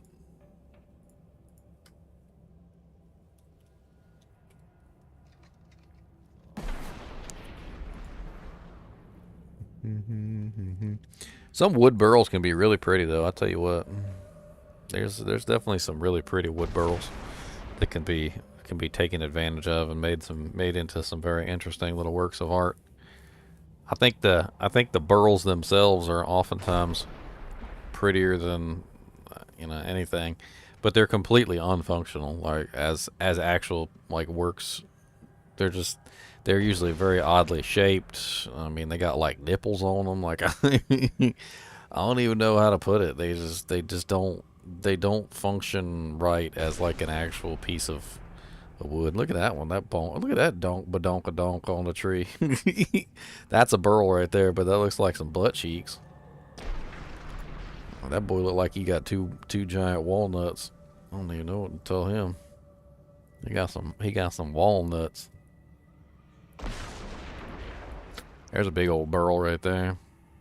Of course, they don't look like that. They look like this on the inside. That's what they look like. Real pretty.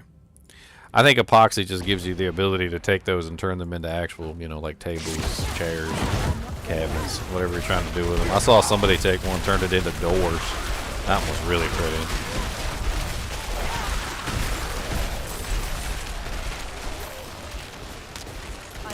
What's up, Jessamine? I looked away for half a second, of course.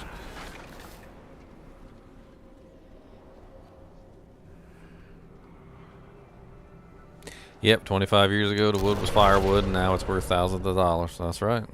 Absolutely.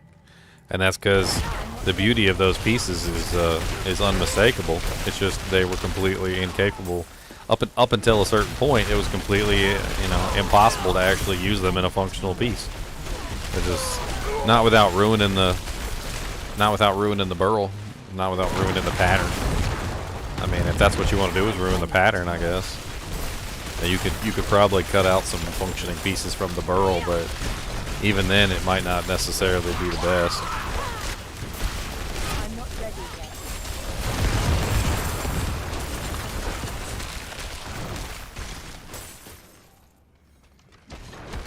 Oh God. I need time. What am I doing? This character is such a backline fighter, and I fall into old habits with this girl, and I literally bring her into the, you know, like into the mix of things.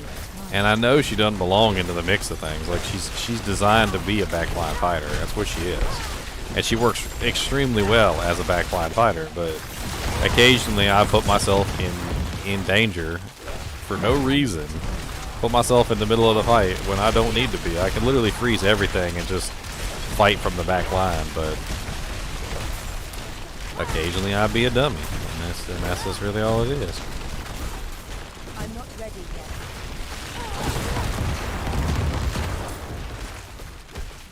yet. I mean, I'm sure even just standard furniture, I guess. I mean, it's still very nice, depending on what kind of work you're doing. I think there's still a lot of room in the world for some well-made pieces of furniture.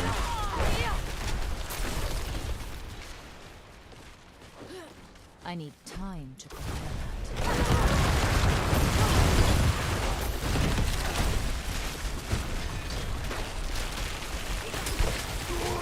I'm not ready yet.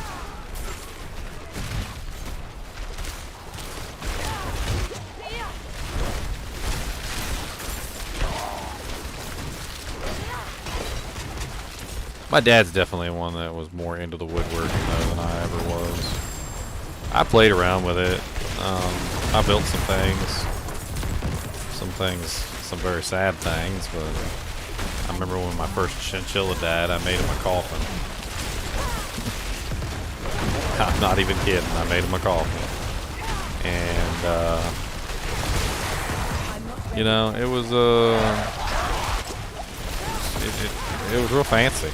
Look at the coffin I made him. It was real fancy. It was a fancy coffin. I put a bunch of raisins in the box because they love raisins. Sent him on his way with some raisins.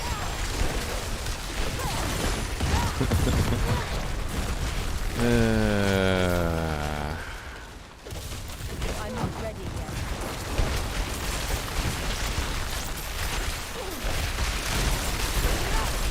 That was more for me than him, of course. You know, it wasn't really. I need time. It wasn't really important for him to have a box. I'm pretty sure that was just something that I did for myself. I need time to prepare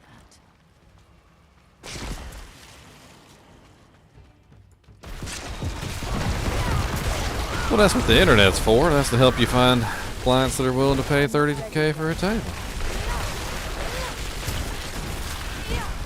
Raccoons and cats and squirrels and bats. Always kicking at me with their monster bats.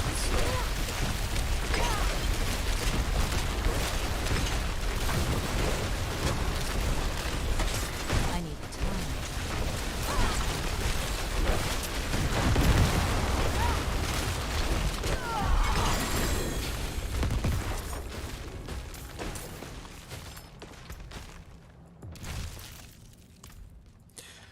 All right. One more dungeon under the belt.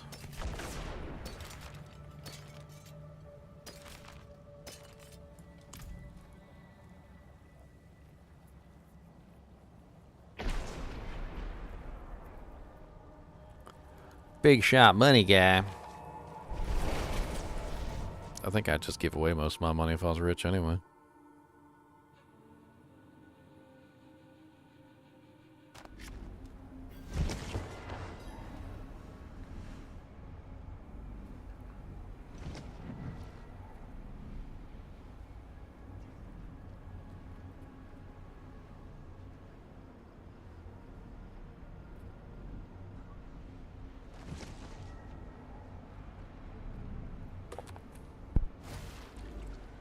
I'm gonna call somebody real quick. I'll be right back.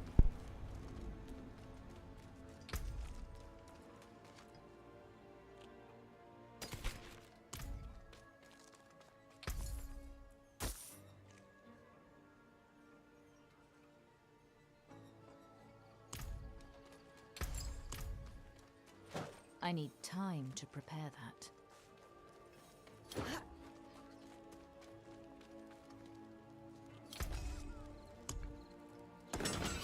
Don't ruin all that work.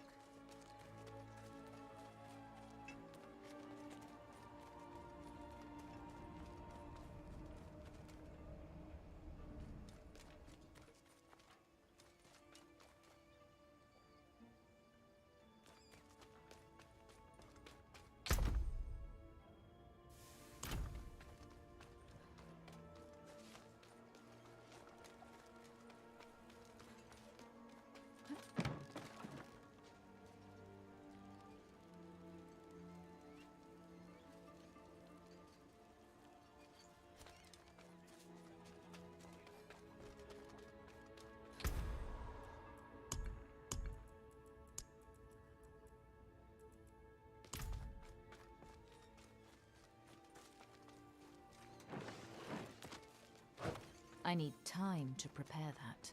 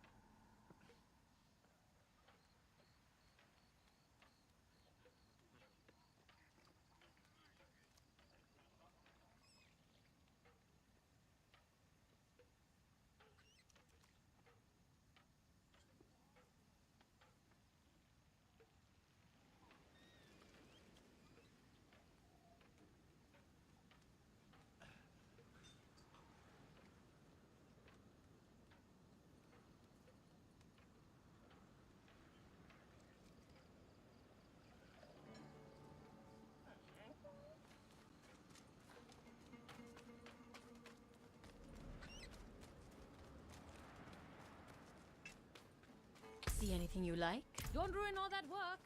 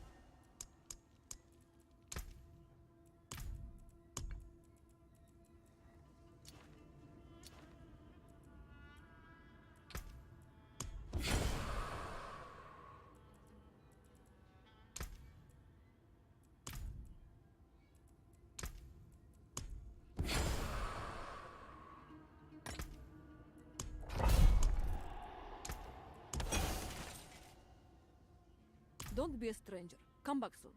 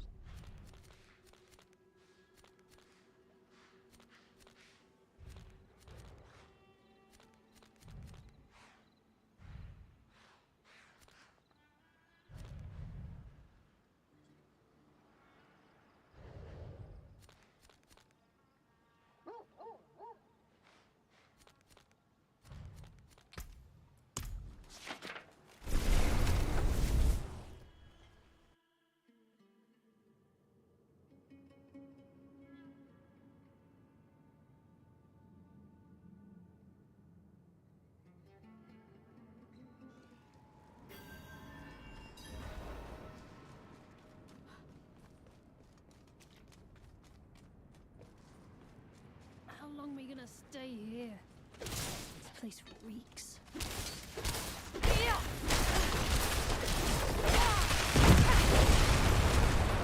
I need time to prepare that.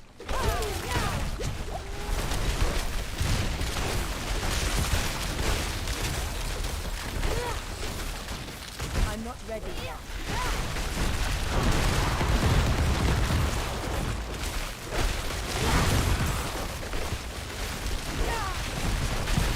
I need time to prepare that.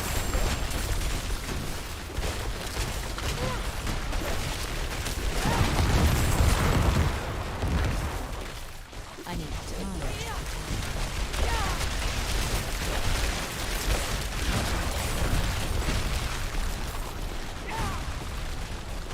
I need time to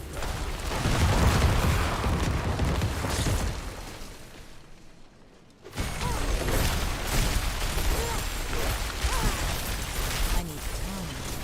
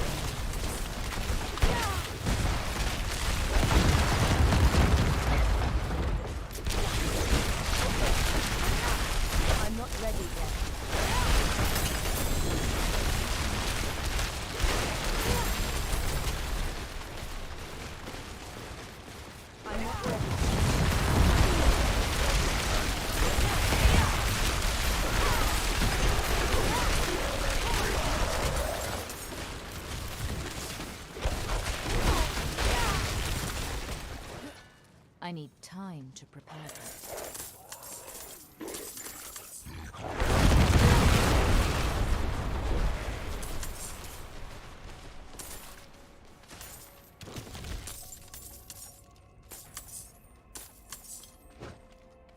I'm not ready yet.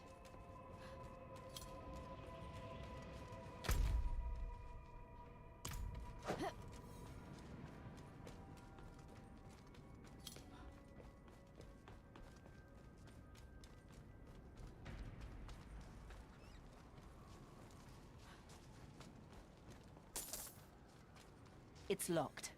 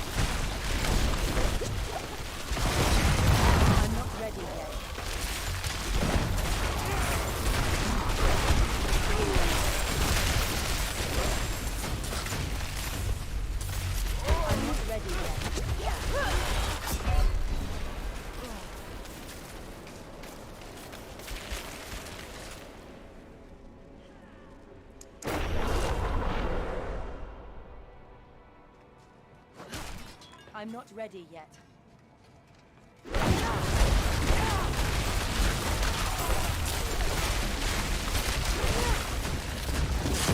I need time.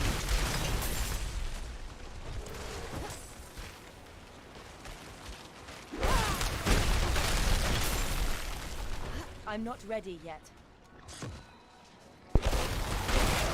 Yeah, I'm sorry guys. Phone call. It's important, so I'm taking it. Just playing while I talk. Crick in the neck though. I need time to prepare that.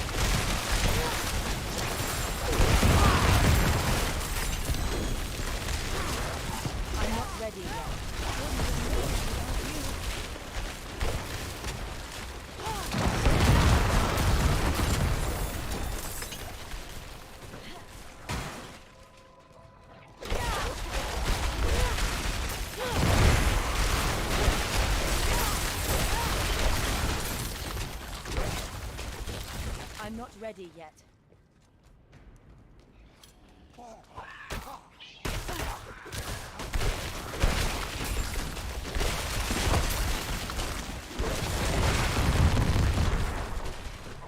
I'm not ready yet. That's right. Raccoons and squirrels and cats and bats.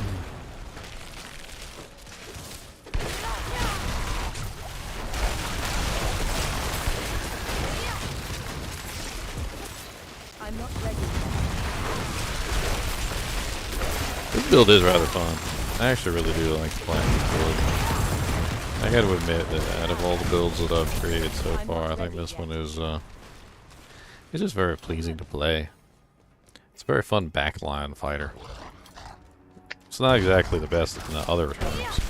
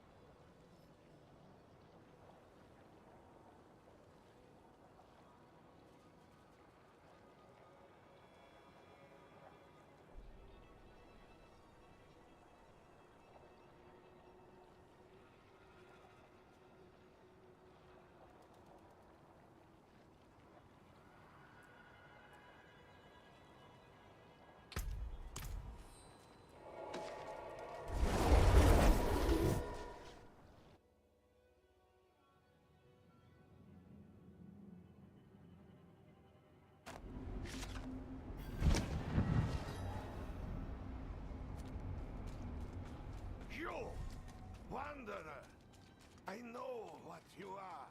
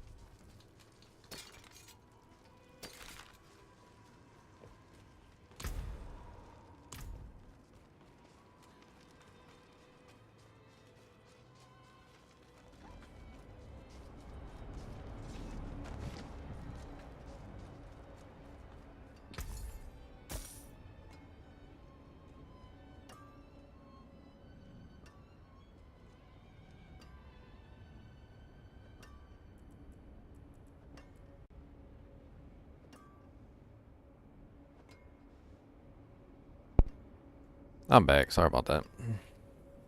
Wonder if my lights will actually work for a change. No. Alright, I think Cody's got to go to the bathroom. So, I will take him out real quick. Mr. Kubus the Monstum Dog. And I'll be right back and we'll do some more dungeons. I need to see if I can get this freaking Oculus.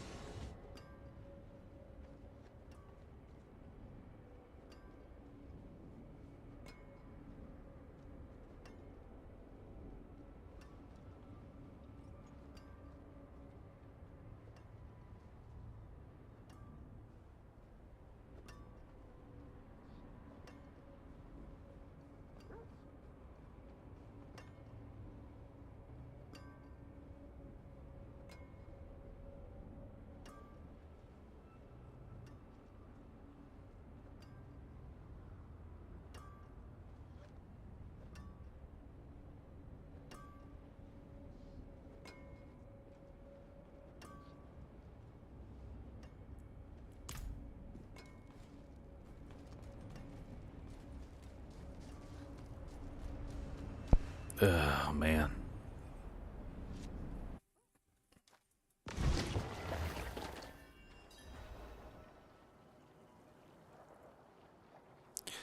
My freaking one light is working and the other one's not now. You know what? I don't even know what to do no more. I don't even know what to do no more. At least I got a level 21 glyph out of that.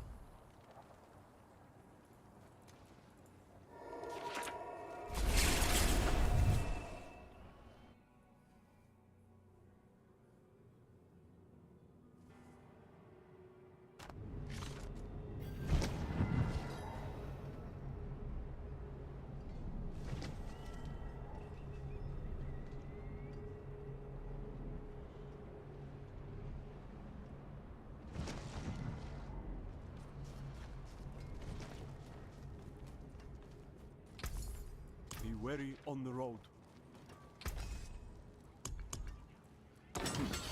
Not bad.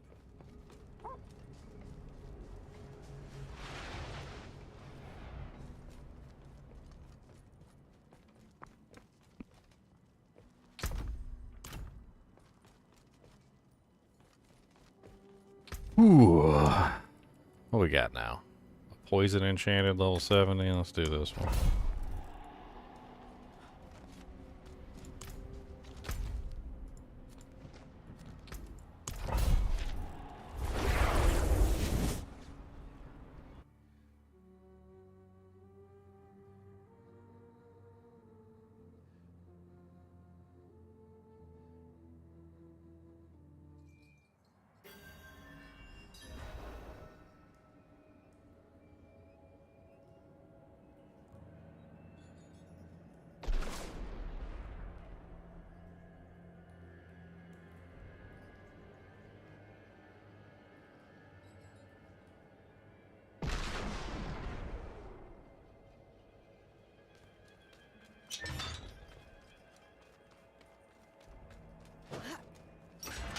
I'm not ready yet.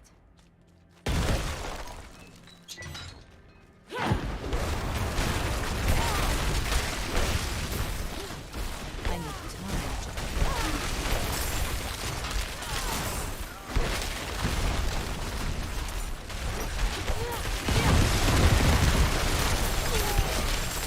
I'm not ready yet.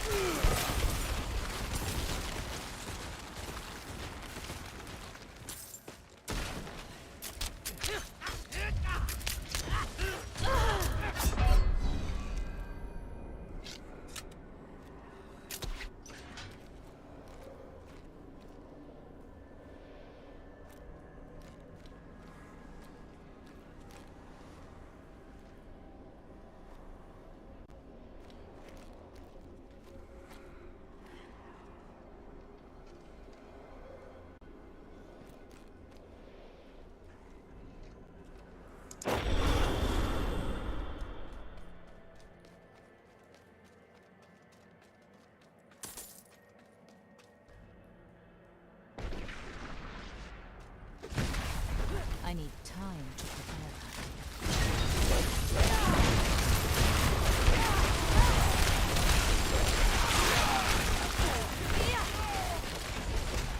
I need time to prepare that.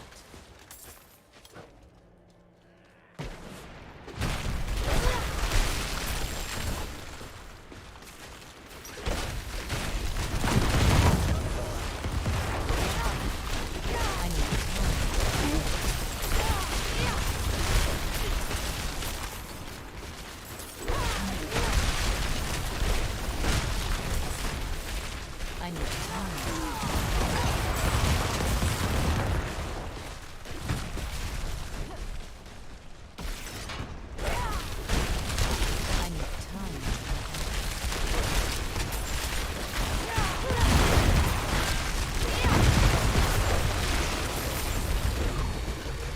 I need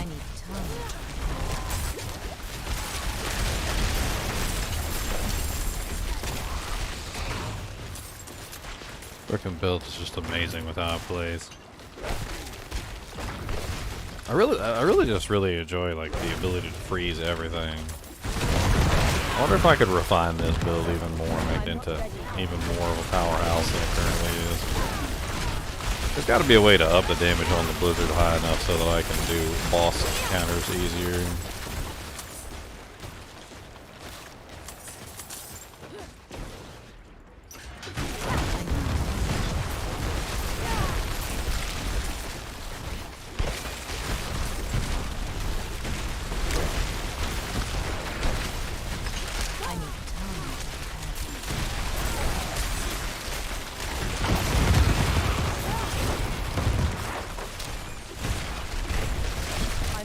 What's up, JDN?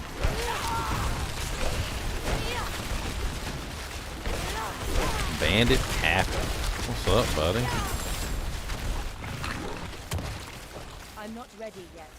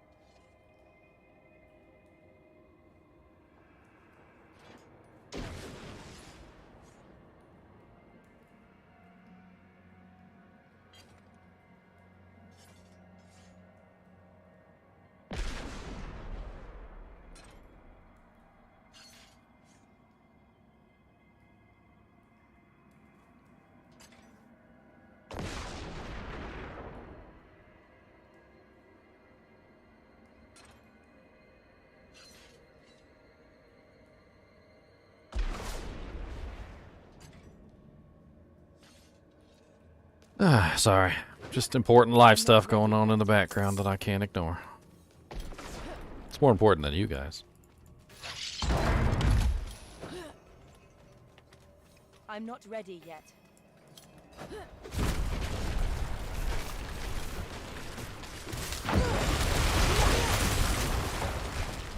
I'm not ready yet.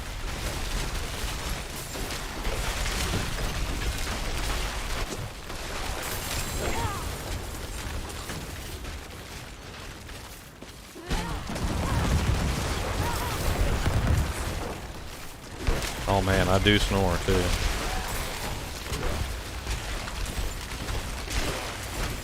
I'm not ready yet.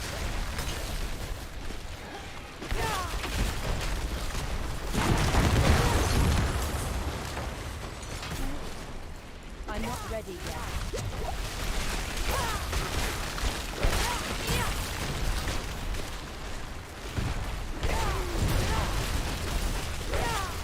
I need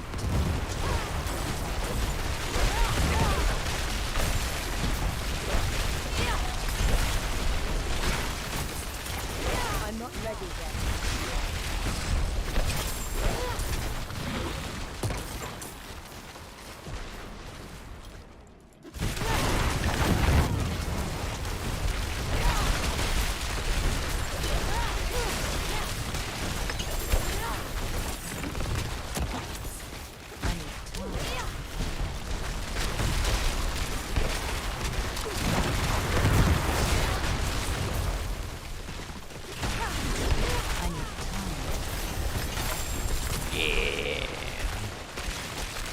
Godslayers is such a freaking amazing helmet.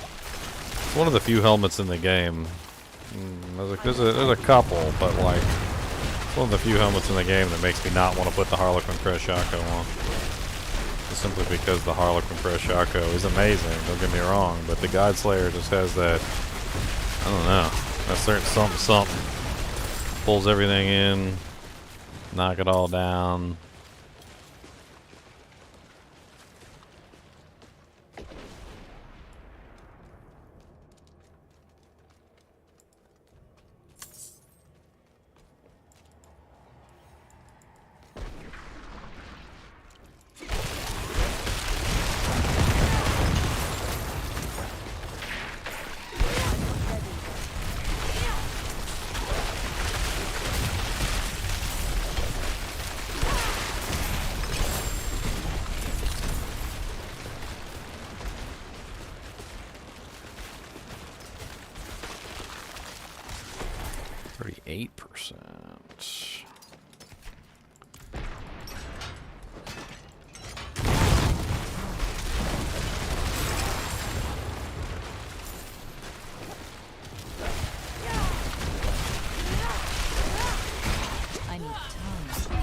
The hell was that?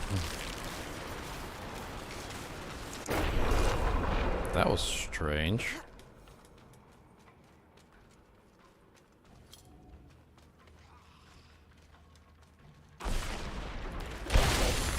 No, none of us are worthy of heaven, Clark. That's kind of how the whole thing works.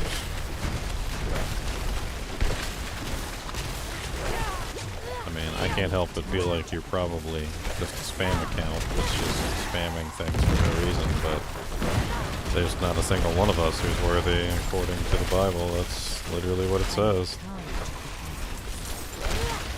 There's not one of us. Not a single one of us.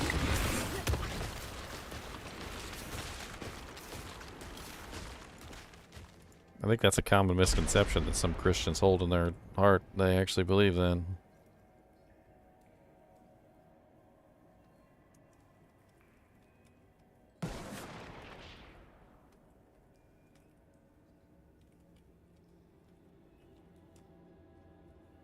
Not to bring religion on the stream, but I think it's important to call out Christians who think that they are, I don't know what the term is, righteous beyond, like that they have some sort of thing over everyone else. It's not what the Bible says. The Bible doesn't say that. It literally says, for all have sinned, and all fall short of the glory of God. It literally says that all of us have. Not a single one. There's not a single one of us who haven't fallen short. There's not a single one of us who hasn't sinned. There's not a single one of us who... And so when you come across people like that say things kind of like that, but it doesn't really apply. I'm not ready yet. That's kind of like the whole shtick, right? Is that everybody's guilty. Everybody's guilty. I'm not ready yet. How do I generate mana with no active core skills? 2 active? I have 3 active core skills, actually. 3 active core skills. Get it right, Michael. I have 3 active core skills. I'll go over it in just a second. Let me kill this guy real quick.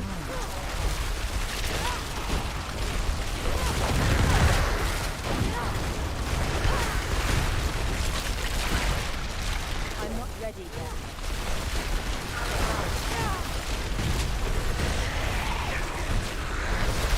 Oh lord. Light number 2 just came on with a vengeance.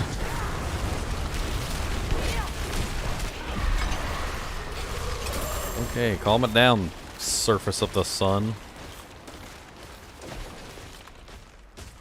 There we go. Surface of the sun over here.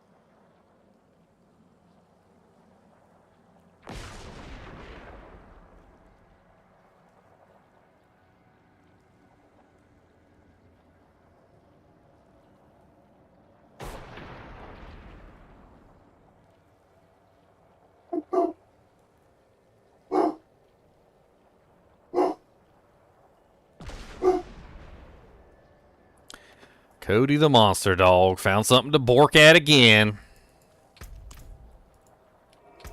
All the borks in all the world. Do not make Cody a borkless dog. Oh yeah, I promised you I'd go over the how I generate mana thing. Hold on. Let me get rid of this crap real quick and I'll show you. So basically this entire character, this entire build, like the whole entire thing was designed around one idea. And the idea was, well, what if I freeze everything? That's the idea. What if I freeze everything? And so I wanted to kind of try and figure out what it would be like if I froze everything. And so I did. I played around with the idea and I had some fun with it. And sure enough, there's so many different things within the game. There's so many different things within the world of Diablo IV that have to do with freezing a target, and when you freeze the target you get X, or when you chill a target you get X, and there's a lot of little things that go on that have to do with that. So first off is Lucky Hit. This is Frigid Breeze. It's cold damage against vulnerable enemies, has up to a 20% chance to generate 15 mana.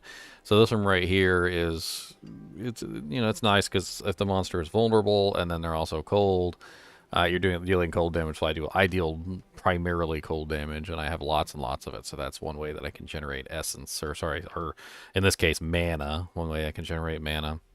I also have the Blizzard, and I'm utilizing the, while you have an active Blizzard, your core skills cost 20% less mana, so that reduces the cost of my mana consumption, which is nice. There's also, where's the other one at? There's a couple of them in here. So Enhanced Ice Armor. While Ice Armor is active, your mana regeneration is increased by 25%. I utilize this a lot. So whenever I'm in combat, you'll see me specifically tap Ice Armor, and while Ice Armor is active, I will utilize my mana, or my core and my mastery skill much more effectively that way. So I'm basically getting a lot of additional regeneration through Enhanced Ice Armor. On top of this, I'm also utilizing where is it? Ice Shards has a 40% chance to ricochet off of frozen enemies. I'm also using the enchantment, so I'm getting the Ice Shards automatically conjure and fly toward frozen enemies. And then hitting an enemy with 5 Ice Shards in a single cast makes them vulnerable. I think there's another one in here. I can't remember which one. Yes, here it is. So Frozen Orb's Explosion restores 5 mana when hitting a frozen enemy. And I'm also utilizing the Aspect, which is the Frozen Orbit Aspect, which basically makes the Frozen Orb stay in place and pulse multiple times. And so what that does is it makes it so that the Frozen Orb has a chance to hit more than once with that added effect. So I get 5 additional mana whenever hitting frozen enemies. It can hit multiple frozen enemies, obviously. There's also obviously the fact that it stays and it pulses 2 additional times, so I get a total of 3 pulses, which means it can potentially hit, a large number of frozen enemies. There's other ways that you can set up things for mana regeneration, but I mean, basically that's the gist of it, is I'm utilizing things like Ice Armor, the regeneration from Frozen Orb, the automatic casts of Ice Shards. I'm also utilizing the Frostbolt, which Frostbolts generate 4 mana when hitting chilled or frozen enemies. So the more chilling and freezing effects that I have, the better things are going on. If I'm standing in my Blizzard, my Frozen Orb costs less mana. The Frozen Orb is returning me mana, and so forth and so on. Of course, it's a whole big cycle, and once I get things running, it does actually almost self-sustain. The cool thing about it is that the more freezing effects that I have going on, the more chilling effects that I have going on, the better things get. And I got a whole build guide if you guys want to check it out. I think I can link you the video. It's not that big of a deal. Let me link this video for you. And that goes over like the build tree how things are set up and whatnot.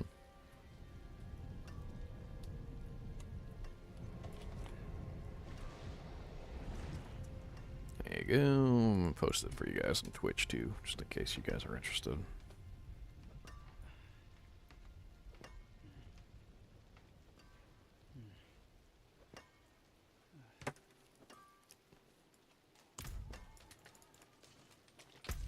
Do I got enough? I got two whole doojanks. Let's go ahead and hit some critical strike chance. Lightning storm. I'll die to lightning storm. I'll die. I won't die to the dungeon. I'll die to the lightning storm though. I can't. I just can't. My attention span is just not good enough for that. It just is not. The lightning dome will kill me so much and so often. I literally will just. I just give up. I just don't even. I can't even do it. I just give up. I give up before I even start. Now the lightning dome just gets me killed. I'll look away for a half a second and I'll die. Cody will fart or something, or pick up a water bottle and chew it in his mouth while it's still got water in it, and I don't even know.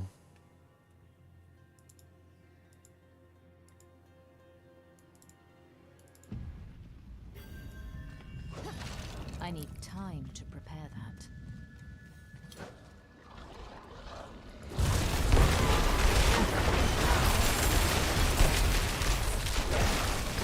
I need time.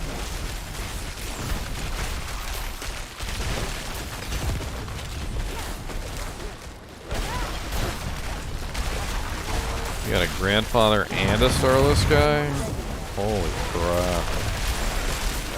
That sounds absolutely insane. Sounds like you can just spam Bone Spear forever now. I'm not ready yet. I kind of like these events like this that spawn all the monsters on the edges of the event, because I can just sit here and I can just spam never-endingly just in the vicinity of what's going on, and not even really care about like actually going over there. Because if you get it right and you put all your little frozen orbs and you put all your little things, I mean,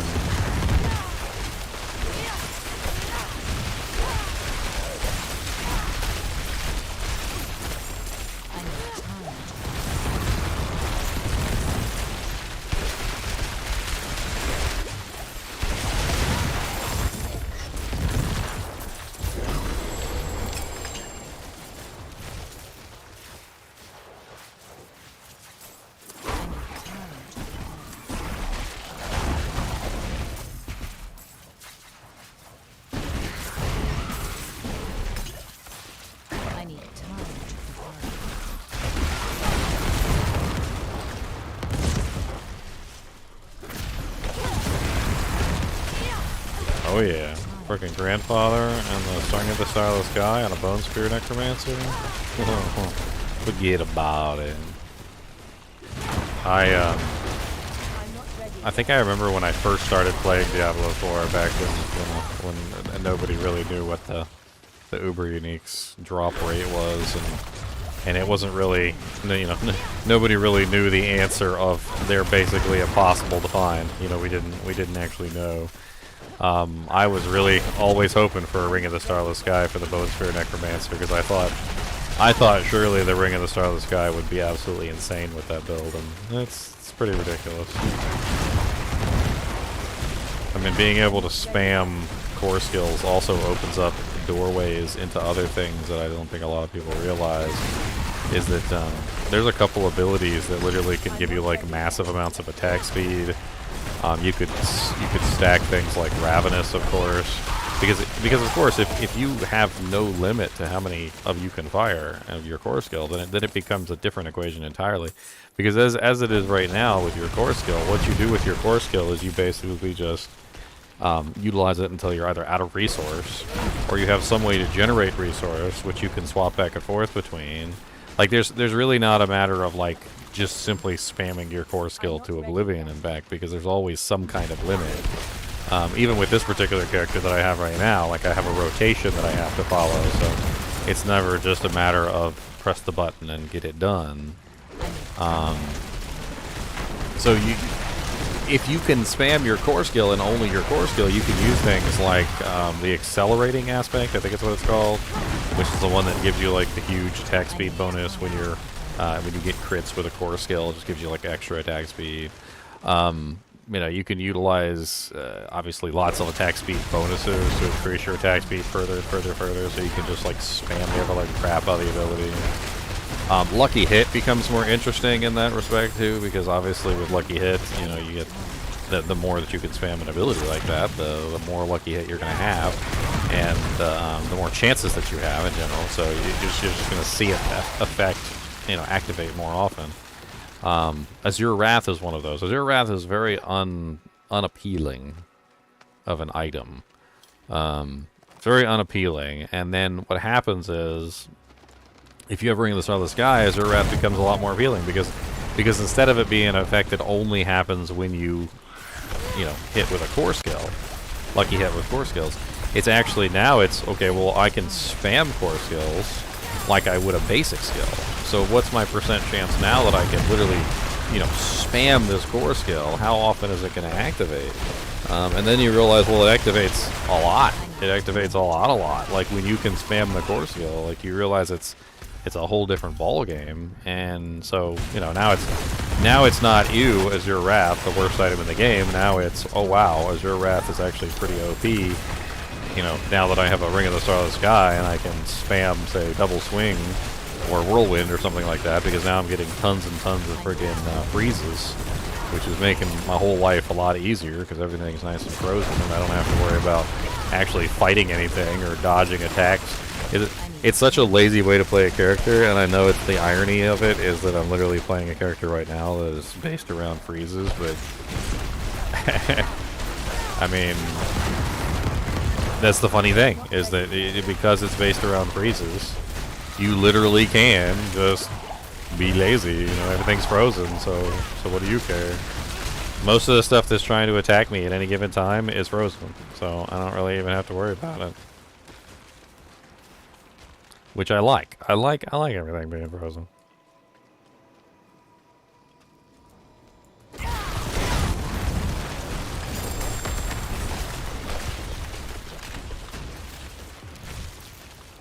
Just get annoyed that I don't like. What are you talking about?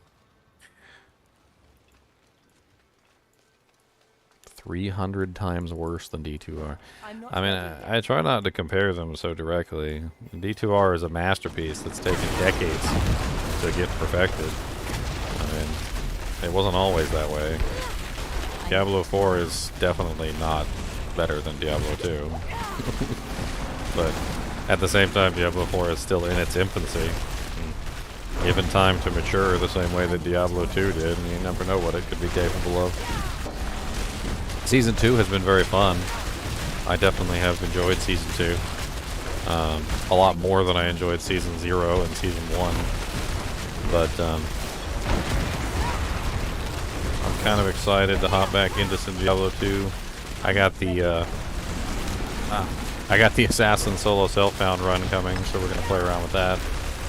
We also obviously got the Abattoir of Zir coming up on the 5th, so I got to figure out some sort of intermediary between the two.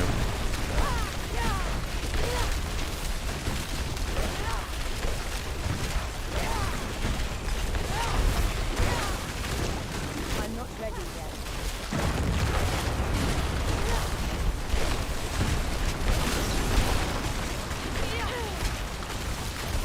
I need time to prepare.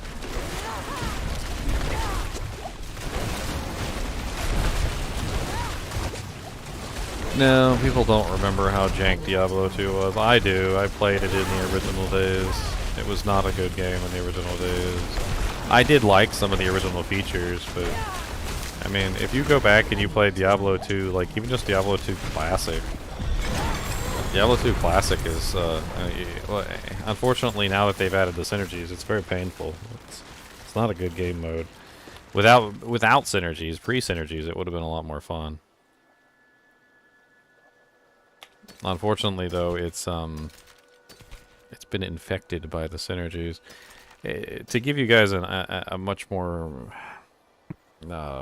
succinct way of stating it, Diablo 2, when it was originally created, was designed around the lack of synergies. Like, that synergies didn't exist at that particular time. So, having synergies added into the game kind of really ruined Classic. And the reason for that is because, well, Classic wasn't designed for that. But then what they did... oh, man. What they did was they kind of, like, rebalanced the entire game for synergies.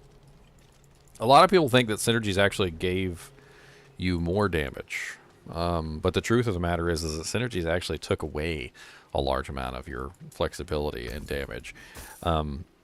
Because at the same time that they increased the damage of all the skills by adding in synergies, they also increased the health and the defense and the attack rating and everything of the monsters to compensate.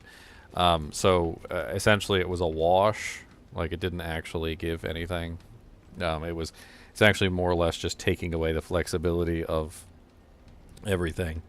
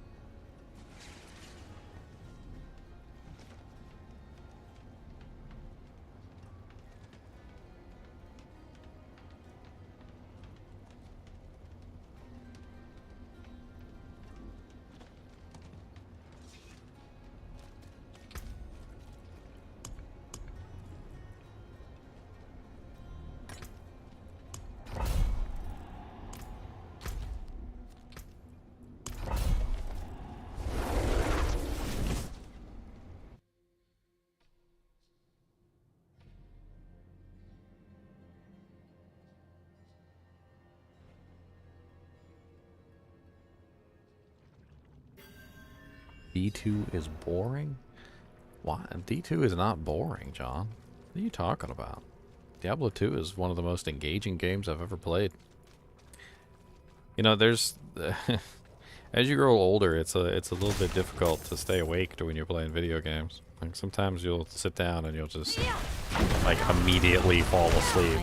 And it's embarrassing because, you know, that doesn't happen when you're younger. You have fun playing the game, and, you know, like, maybe there's some boring bits to the game or whatever, but you just kind of sally forth. There are games that have done that to me. You know, just they're not very entertaining. They're not very engaging. Diablo 3, for instance, is one of those. Diablo 3 has never been a very engaging or a very... It's just never really all that amazing of a game. And I fall asleep. I literally fall asleep when I play Diablo 3. It doesn't take very long, an hour, maybe two. Like, the engagement factor just isn't there. I don't know why it's that way. I mean, I'm not even just talking off stream, because a lot of the times when you're on stream, you can often do things or play in a way, you know, that you know, you can engage with the player base, you can engage with chat, you can do things like that. You can try and keep yourself awake. I can't. With Diablo 3, I literally cannot keep myself awake. I don't know what it is. I don't know what I'm doing wrong. But I can't. And the only reason I'm bringing that up, I'm not trying to bash Diablo 3. I'm trying to say that has never happened to me with Diablo 2. I've never been in a situation where I've been playing Diablo 2 and I literally have been falling asleep because the game is boring. There have been some situations in Diablo 2 where literally I've been playing for like 18 hours straight or 20 hours straight, and I started nodding off just simply because I was so tired. I couldn't stand it. But that's more just like exhaustion than the game not engaging. And that's the really cool thing about Diablo 2 that I've always felt, is that it's just it's very engaging in the mind to the point where it keeps you awake and it keeps you interested.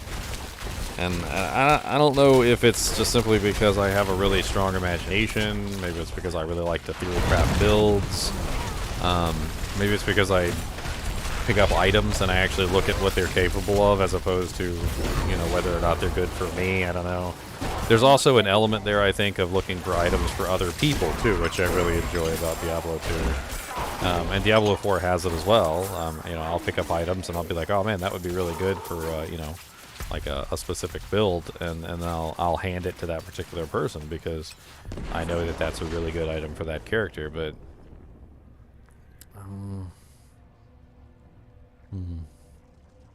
it's almost a good ring, almost. Time to prepare that. But there's just so much to do in Diablo 2.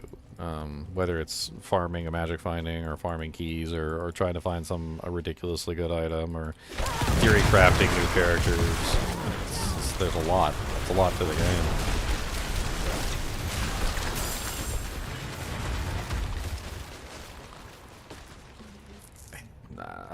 I'm not sure. For Diablo 3, there's a lot missing that causes that. First off, I can't share items with my friends, so, you know, picking up an item. Imagine if you've got your best in slot equipment, you know, your best items that you can possibly have. And, you know, you see an item fall on the ground, you're like, oh, okay, well, that's no good for me. You know, like, I already have pretty much best in slot equipment, and maybe you pick it up anyway as like a 1 in a million off chance that it's better than the nearly perfect item that you currently have, which is, you know, which is next to impossible, right? Because you're already using basically like the best item that you possibly can. So in that situation, you don't really care that the item falls on the ground because you know that there's like less than a like 0.01% chance that you're going to end up with something better than what you currently have, right? So it becomes boring, right? There's no other reason to pick up the item. The item falls on the ground, and it's a loot-based game. And I think a fly just went up my nose. I think that's kind of one of the main things is that like in Diablo 3, eventually it gets to the point where you're not interested in picking up the item anymore. You just don't even bother. And when you have a game like Diablo 2 and Diablo 4 where you can actually trade those items with other people, you're going to pick up the items anyway because, you know, it might be good for someone else. Like maybe someone in your clan has like, hey, you know, watch out for a you know, pair of boots for me that has you know, like the perfect stats. I'm looking for, you know, like intelligence with 240% reses, preferably fire resistance and poison resistance, and maybe there's a third stat rollable to whatever I'd like, you know, or perhaps like a cooldown reduction or mana or something. It'd be nice if the boots had, say, you know, either evade charges or evade attacks reduce cooldown, and so forth and so on. And the freaking demon lights have struck again. I've been fighting with these lights all day, I swear. I mean, they're on right now. They come on at full power. I don't know what I'm supposed to do about it. And then I turn them down, and then after a little while, they'll cut themselves back off. I guess enjoy it while it lasts, friends. Enjoy it while it lasts.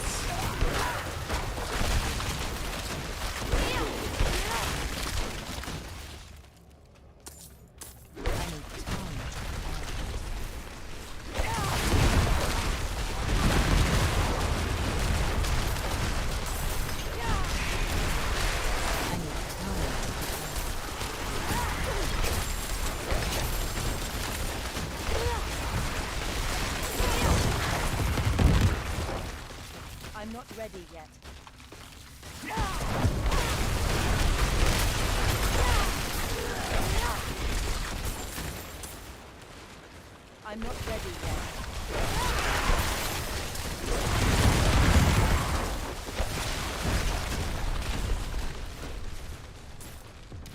Yes. Dude, these areas are so much fun now that I don't have to worry about actually fighting these monsters. You know what's one of the most beautiful things, brought a tear to my eye when I started fighting these ghosts? Is that literally if you're far enough away, the ghost attack can't hit you. And it's very difficult to be far enough away from the ghosts when they're doing their stupid little ghost attack, but if you play this character properly and you just kind of like off-screen everything, which this character is absolutely great at, you can totally just off-screen everything. I mean, it's freaking amazing.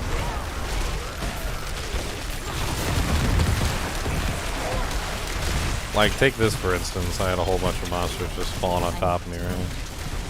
I mean, you got some monsters here, but we get Mr. Shieldy Boy. You can get in there when you need to. I mean, it's not impossible. It is a little bit difficult, but it's not impossible.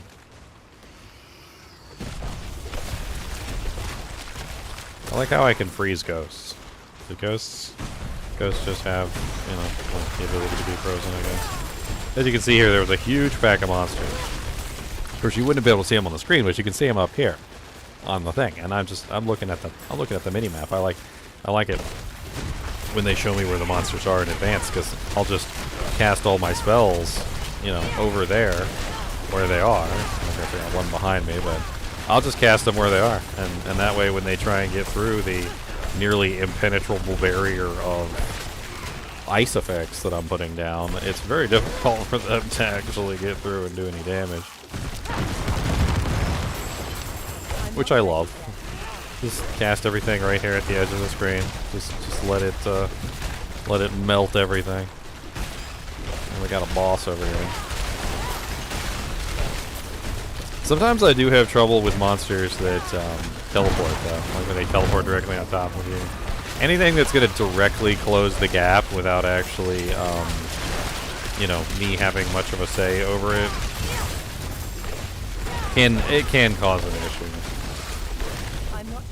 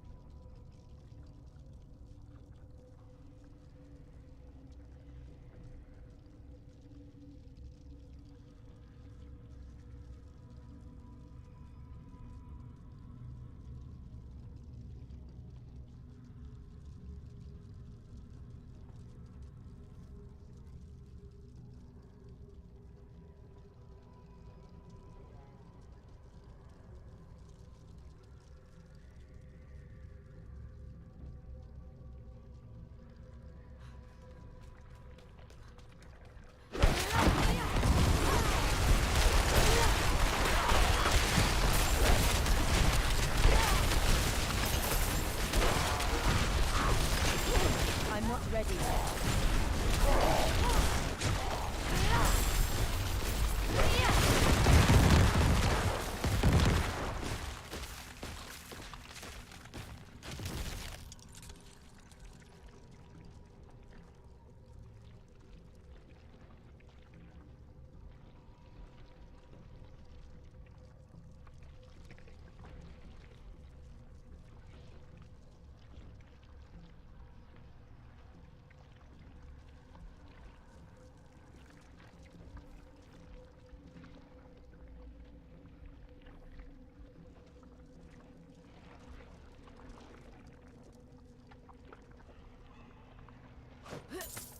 I'm not ready yet.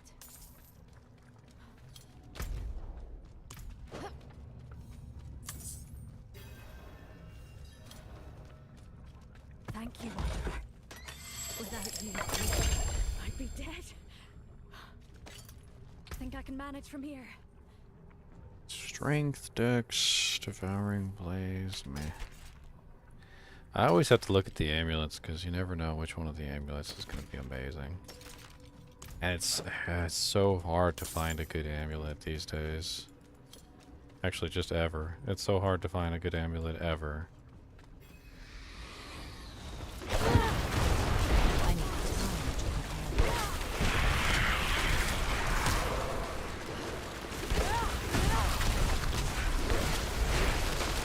I'm not ready yet.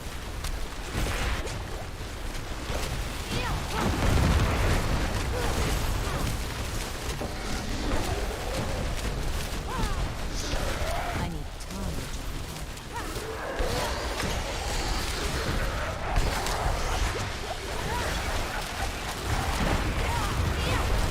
I need time to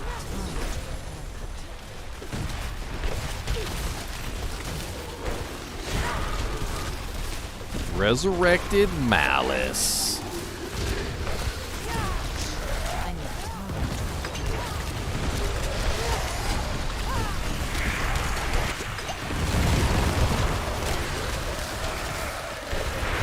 time to Man, I do such good damage when he staggers. But he can stagger for all about like 3 seconds.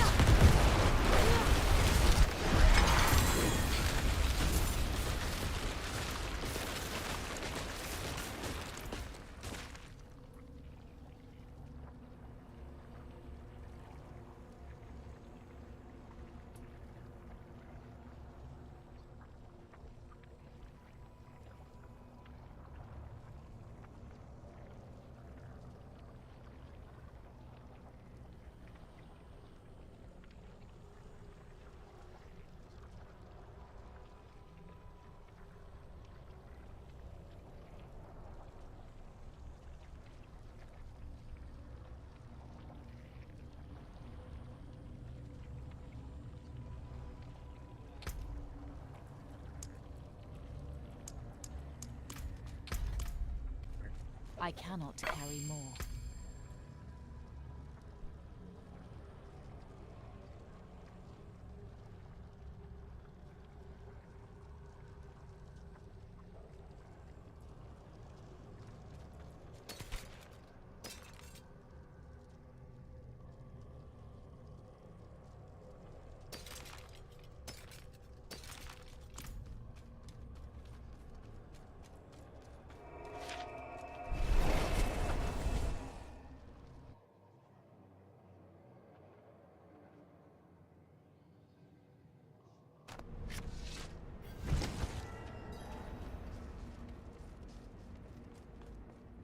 Arms for the light.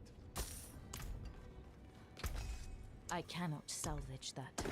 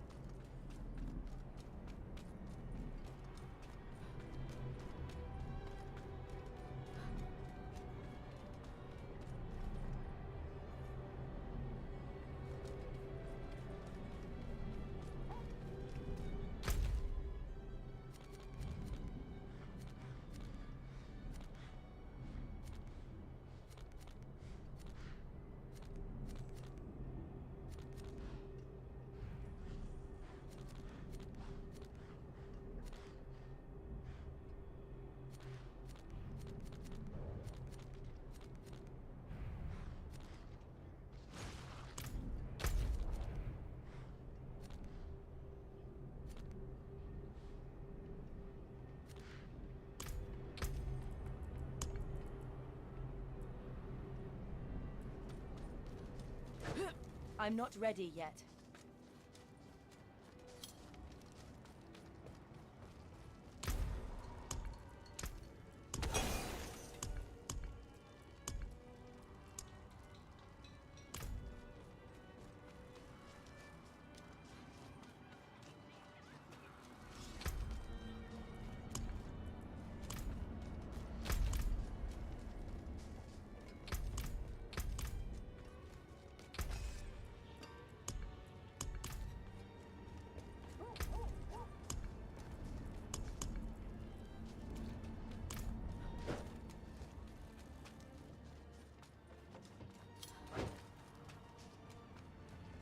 No witchcraft here.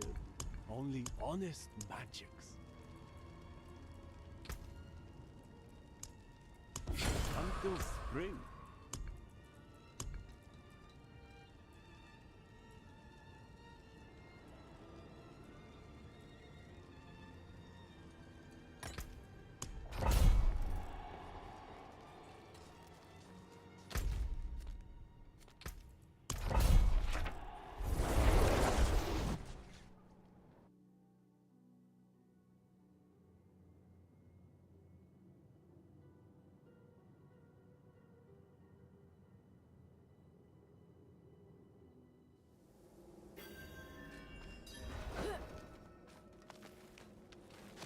I need time to prepare that.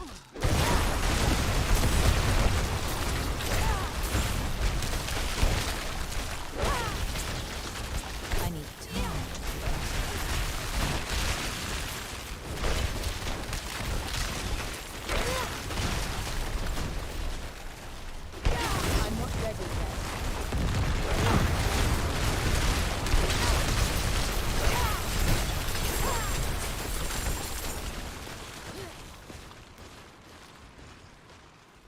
I'm not ready yet.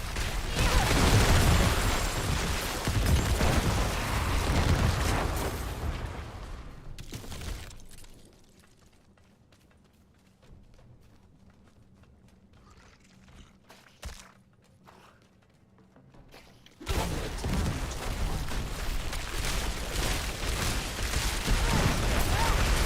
yet. I need time to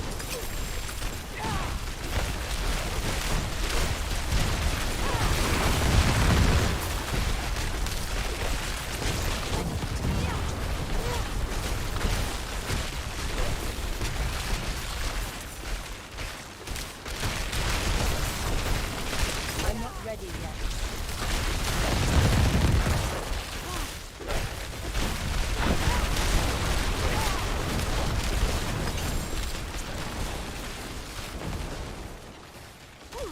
I'm not ready yet.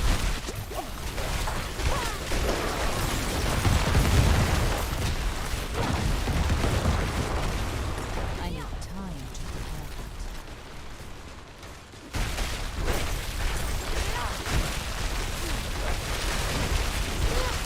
prepare that. I'm not ready yet.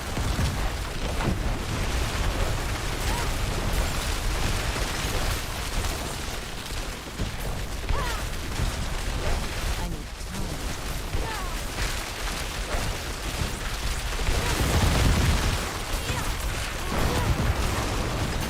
I need time.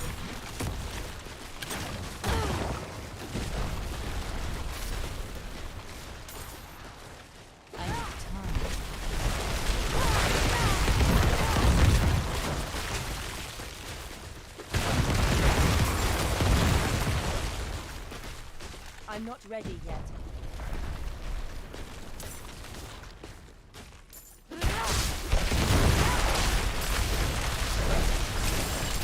I need time to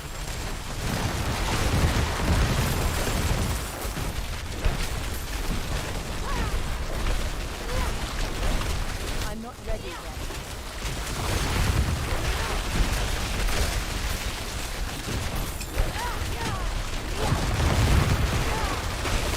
I'm not ready yet.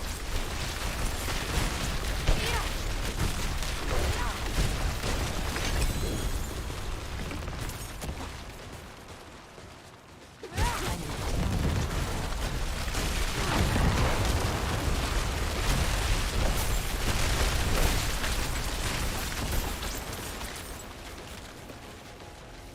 I need time.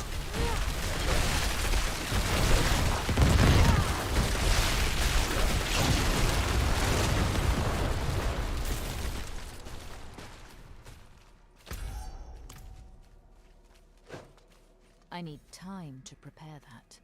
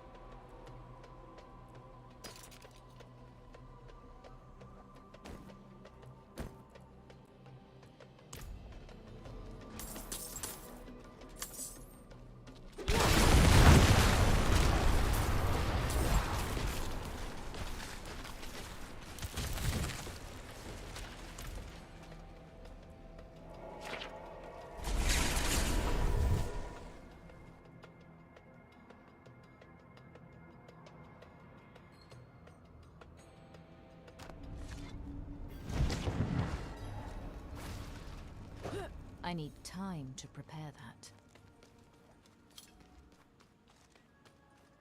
I've got more. All things have value, I suppose.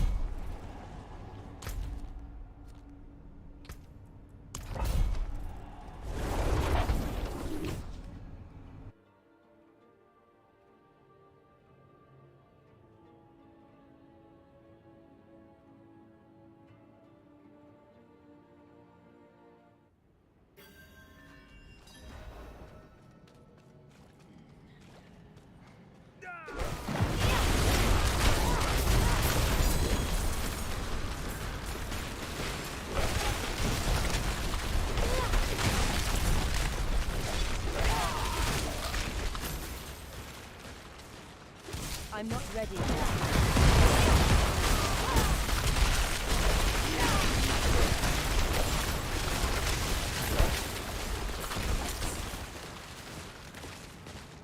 I'm not ready yet.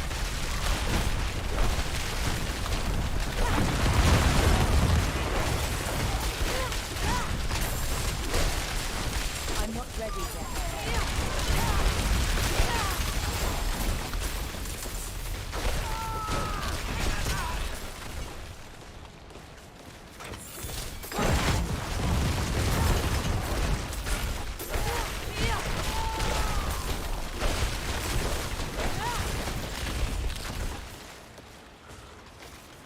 I need time.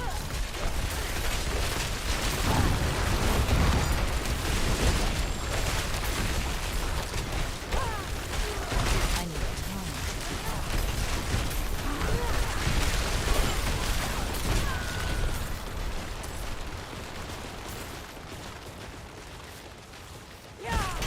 I'm not ready yet.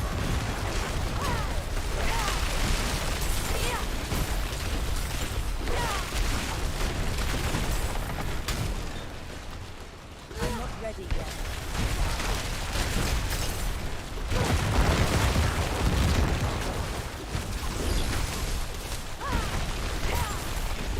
I'm not ready yet.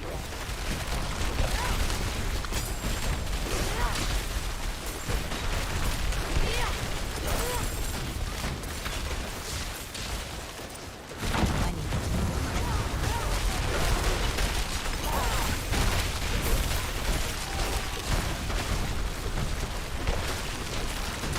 I need time.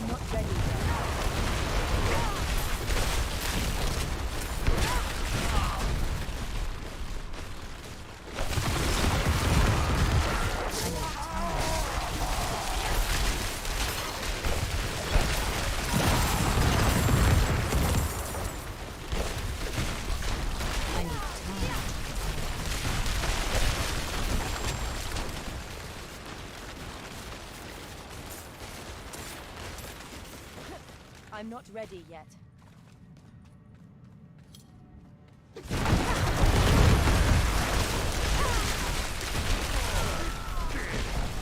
I'm not ready yet.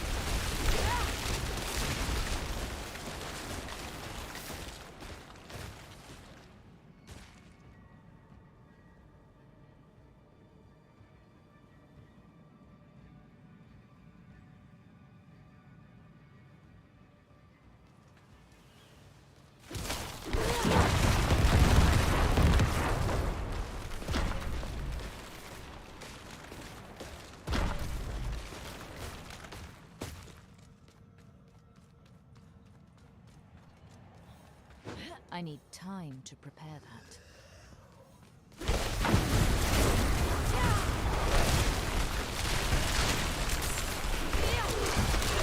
I'm not ready yet.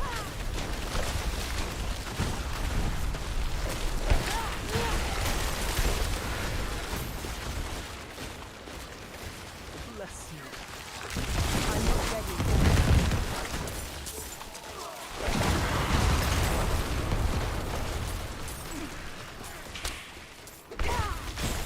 I need time to prepare that.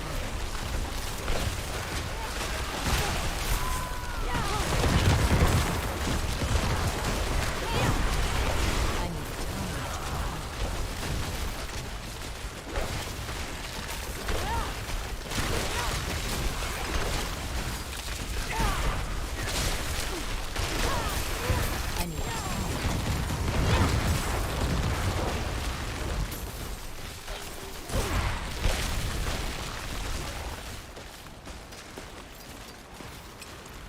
I'm not ready yet.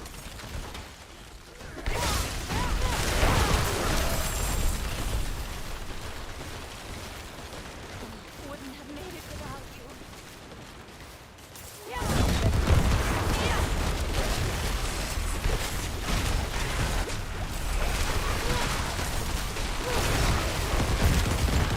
I'm not ready yet.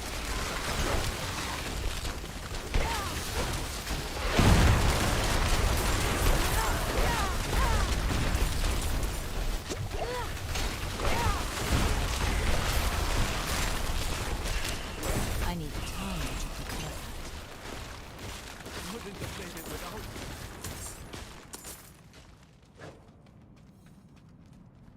I'm not ready yet.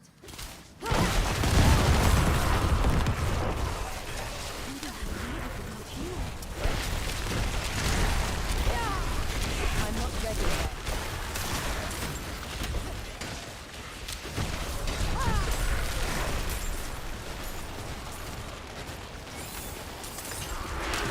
I'm not ready yet.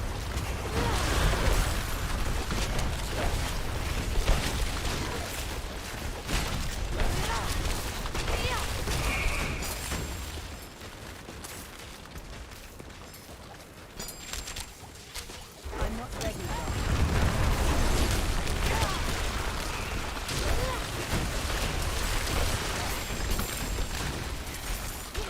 I need time.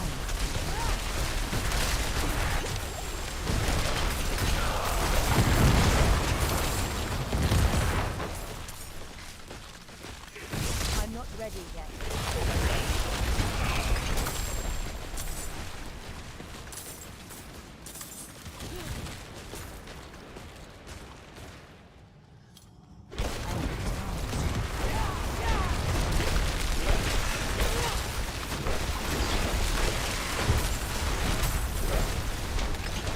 I need time.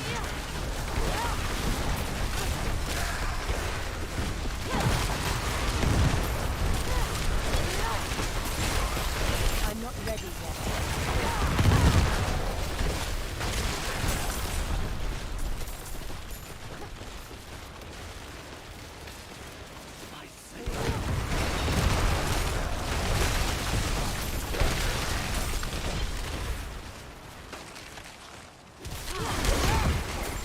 I'm not ready yet.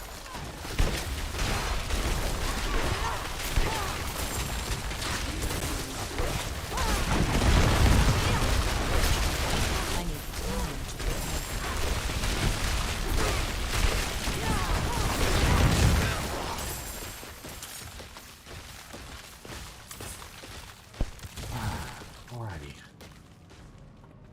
Sorry about that, guys. I'm not ready yet. One of the reasons why I haven't been streaming the past couple days is because things have been going on in my life that have made it difficult, but I don't like bringing that drama onto the stream. But if somebody calls me and it's more important than the stream, then I hate to tell you guys, I'm going to talk to them and I can talk to you. I'm not really going to get into none of that. I'm not ready.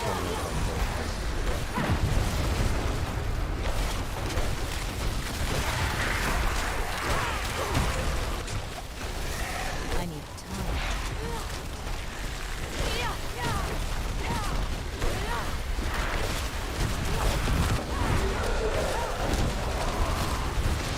I'm not ready yet.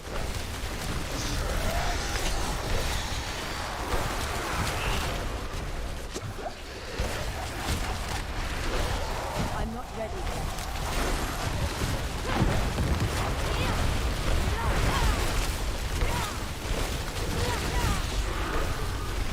Figure out this boss, don't know what's that thing. There's a way that I can talk about it on this.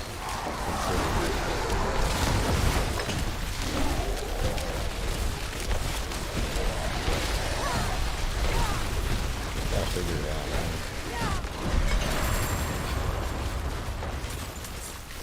I was thinking about Devouring Blaze, a couple of the other abilities that have to do with like crits and stuff like that. I wonder if I work that into the build, would that fix things?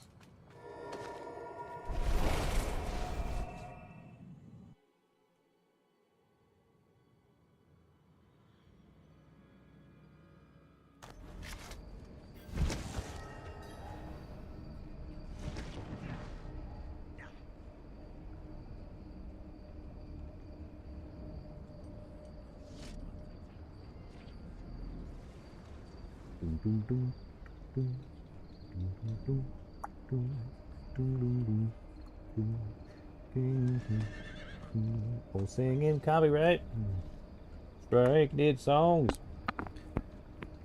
Oh, sorry about that. I didn't have my microphone over my head because I was listening to the conversation that I was having on the phone, which means you guys probably didn't hear anything I was saying because I'm a big dummy. Today has been the most unprofessional stream that I've ever done, and I apologize to all of you right now.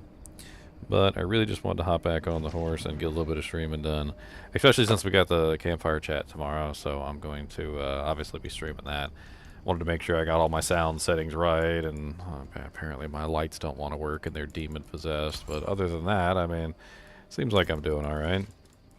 Are we buying? I thank you.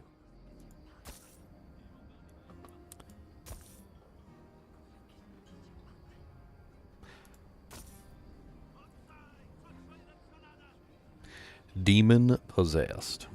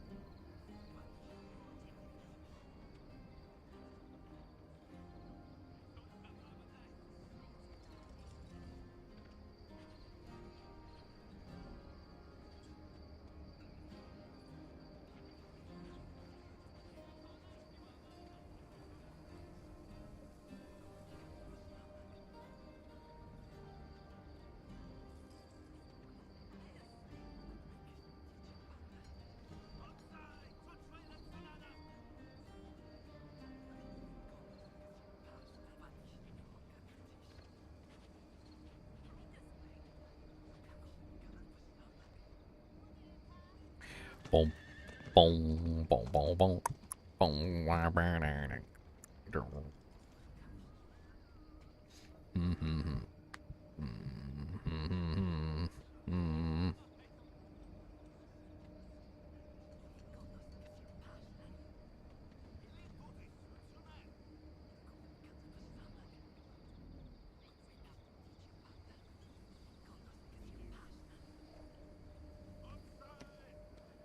All right. Ugh.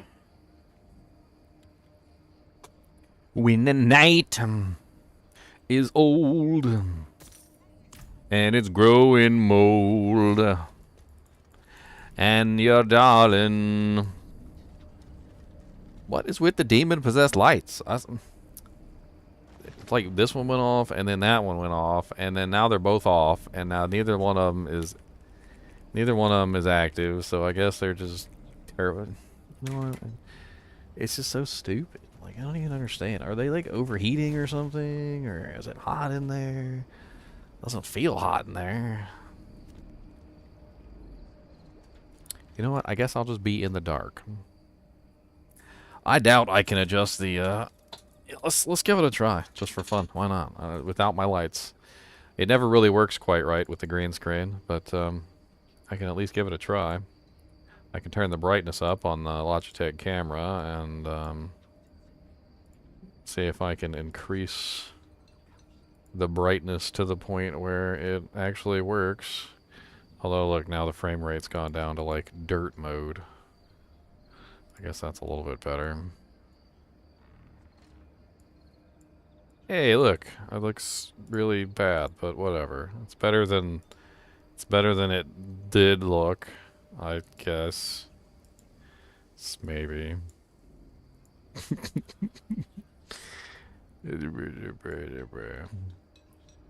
Dude, I swear I think there is a ghost in this house. Just freaking messing with my lights, because it's really quite rude. I don't like it at all.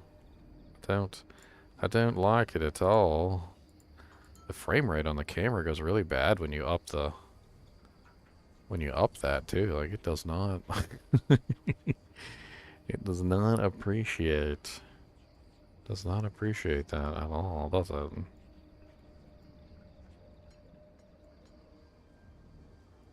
Well, I guess that's about as good as it's gonna get. By the way, later on, when the demons turn my lights back on, which seems to be a pretty regular occurrence, when the demons turn the lights back on, it's gonna go like surface of the sun, because I turned up the brightness. So it's gonna go surface of the sun mode. So be prepared for that. It's gonna look like an atom bomb.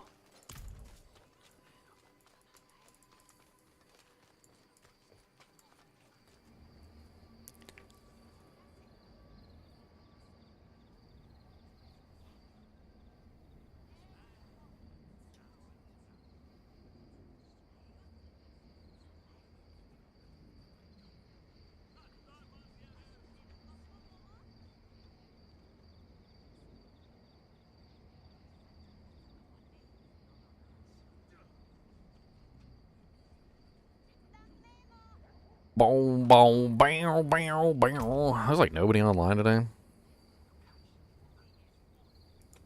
I'm so curious what the hell they're going to be telling us for this Abattoir of Zero thing. There's not really a whole lot of information, but I don't think they got anything on the news panel. I doubt they do. Yeah, it says tune in to the campfire. Yeah. Our next campfire begins November 30th, 11 a.m. PST. We will dive into the pinnacle endgame dungeon, the Abattoir of Zero. Okay, so they are going to be doing the Abattoir of Zero. Our first limited time event, Midwinter Blight. Joint Associate Director, Community, Adam Fletcher, Game Director, Joe Shelley, and Associate Game Director, Joseph Piaporo, as they talk more about the Abattoir of Zero, Midwinter Blight. They're going to talk about the Midwinter Blight as well. Provide brief preview of Quality of Life arriving next year. We'll also hold a Q&A segment at the end of the stream for players to field their questions directly to the team. Visit our Diablo, Twitch, YouTube channels to watch live following the campfire's conclusion. We'll post another article with a video of the chat so you can still catch up on the details. I mean, not really a whole lot there, but at least we're going to get some information on the Abattoir. Which the Abattoir of Zero, if you guys are unaware, is this new endgame sort of doojank, which is coming up. It actually looks pretty nice. We don't really have a huge amount of details on it, but we got some, and it looks interesting. I'm actually kind of more excited for the Midwinter Blight. I've always been a sucker, just straight up a sucker for what do you call it? Like holiday or seasonal like events. I've always really liked seasonal events.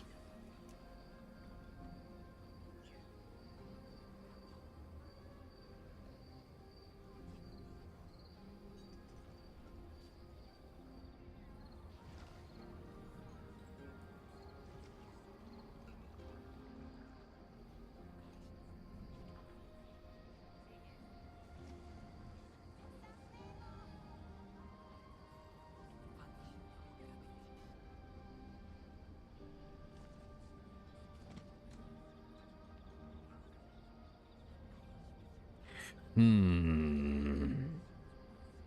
wonder if there's any details whatsoever. Let's do some brief Google searching. You never know, maybe somebody's got some sort of doojanks on it. But they told us like a little bit about it. Like there'd be a goat man, and there'd be some other things, and apparently the goats, like Frosty the Goat Man. Frosty the Goat Man was a happy, jolly goat. There he is. He's a mean old goat. He's a big old fatty goat. Clippity clop clop, clippity clop clop, cloven hooves he has. Clippity clop clop, clippity clop clop, oh the fields he goes. The I think the Abattoir of Zirga is before the Midwinter Blight though, by quite a few days.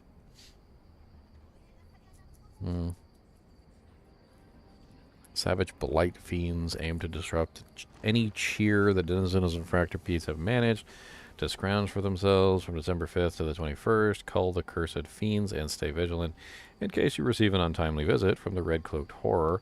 Restore the Midwinter Square and protect festive good tidings. Event description. Midwinter Blight is an upcoming Christmas theme for Diablo IV. It will launch on December 12th. 2023, and the last 3 weeks it will have an event exclusive currencies. Okay. Rewards and encounters. Jillian the Wandering Bard. Barmaid. Bard. Jillian was the name of the barmaid in Diablo 1, by the way, which was pretty cool.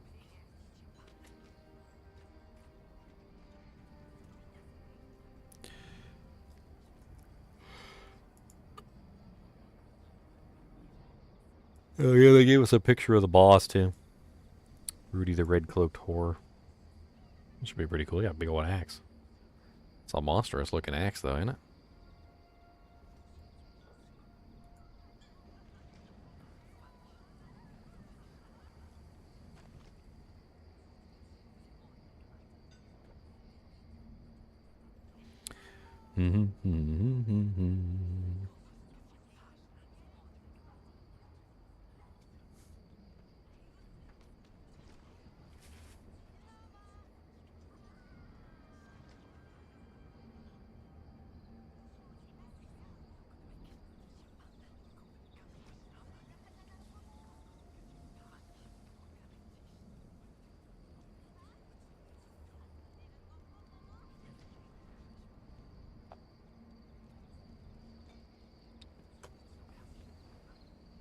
Will AOZ be giving us triple unique god drops?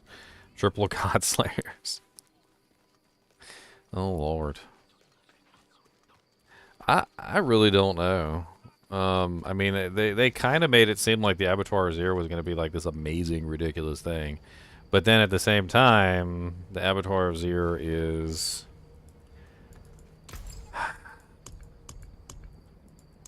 supposed to be extraordinarily difficult, at least how they explained it. I mean, they built it up on top of a freaking pedestal, right? So you had to actually hear them talk about it in the campfire. But basically what they said is like at the bottom is like World Tier 1, right? And then like World Tier 2 is above World Tier 1, and then World Tier 3 is above World Tier 2, and then World Tier 4 is above World Tier 3, and then like Nightmare Dungeons is above World Tier 4, and then you got like the bosses, right? And you got like the Duriel and the Beast in the Ice and all that, and that's above the Nightmare Dungeons. And then like you finally get your first your uber uniques, and you got all your uber uniques, and you're doing all that. You get all your glyphs like capped out and stuff like that. And then they were like, and then above all that, like after you've finished everything and after you've done everything, Abattoir of Zir is going to be, you know, sitting on top, like as the end pinnacle thing that you're supposed to be doing after everything else. So I mean, that's basically how they have it postured, is that it's something past everything else that we're doing, and supposedly extremely difficult. I mean, nobody really knows exactly how difficult or how the difficulty itself will, you know, like present itself. You know, maybe the difficulty is something else entirely. Something that's got me a little bit confused is they talked about how it would give like massive amounts of glyph EXP. You know, like all the glyph EXP in the world. It's gonna give mountains of glyph EXP. And I'm like, well, if it's at the end of everything, if it's at the end of the road, all the way down the path to the end of the you know, the rainbow, so to speak, well then what is there left to do? Like, how many glyphs do we have left to level up at that point? If this is at the end of it all, I would assume that at that point there wouldn't be very much left to do at that point, right? I mean, you're already kind of got everything capped out, and you've already kind of done everything. So it does seem. I told you they were going to come on. I told you guys. Freaking surface of the sun, atomic bomb power activate. I told you guys. As soon as they got a chance, I'm just gonna go ahead and turn them off because they're being a pain in my butt anyway. But it's just it's an oddity. Like, what are we gonna get from this Abattoir of Zir? I mean, we really have to sit here and think about it for a second, right? Like let's pull up a notepad and let's actually run this for a second. Hey, look, the notepad is bright, so it makes my it messes with my settings. Okay, so let's assume for a second that we have you know, beaten the game, obviously beaten the game. Campaign, full campaign. So we've done all that, right? So that's already finished. You know, we've gotten, you know, killed all the bosses. Cleared 100 nightmare dungeons, right? Level 21 all glyphs. Gotten several uber uniques.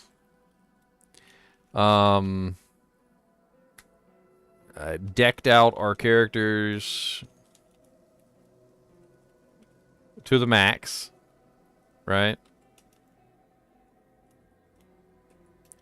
So in other words, you know, we're done.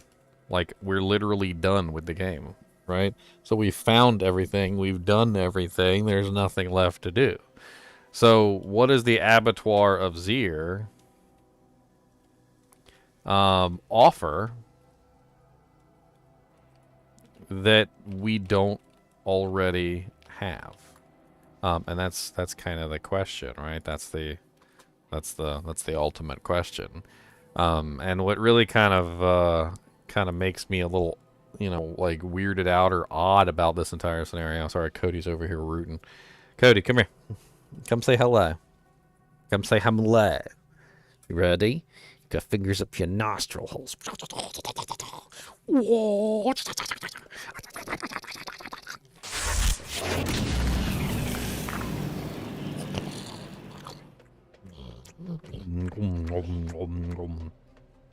Get out of here, kid. You bother me. So what does it offer that we don't already have? Okay, well, the Uber Duriel gave us the super uniques. Nightmare Dungeons 100 was a pretty difficult challenge. We got all our glyphs leveled up to max. We've gotten all the items that we wanted. Like, the maximum power of the items doesn't go any farther, so we're capped out at, you know, capped out at 925 item power, which means that there's no further grinding, right? We're done.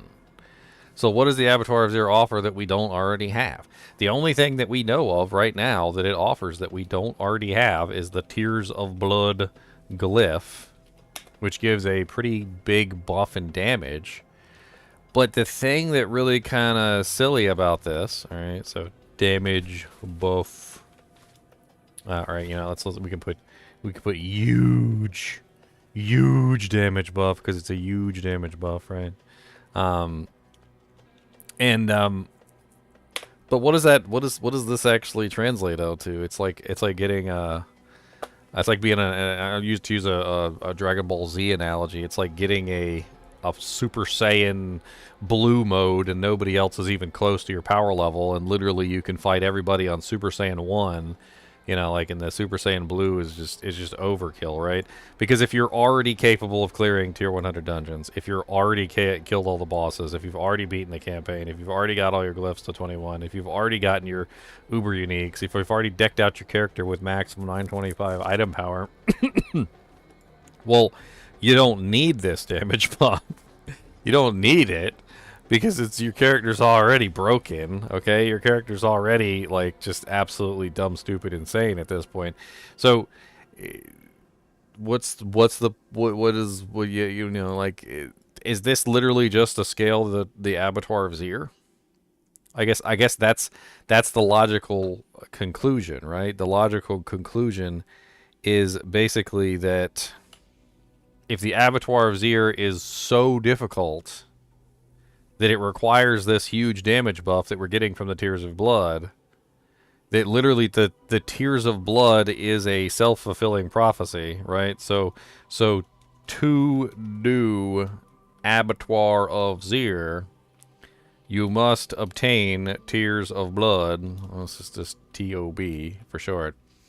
And then AOZ 2 requires TOB 10. I don't know. So basically the Tears of Blood is going to have no other purpose other than maybe to accelerate us through the Abattoir of Zir levels. And one of the reasons why I was thinking that the Abattoir of Zir is actually not going to be all that difficult, because there's a lot of ways that you could potentially scale difficulty.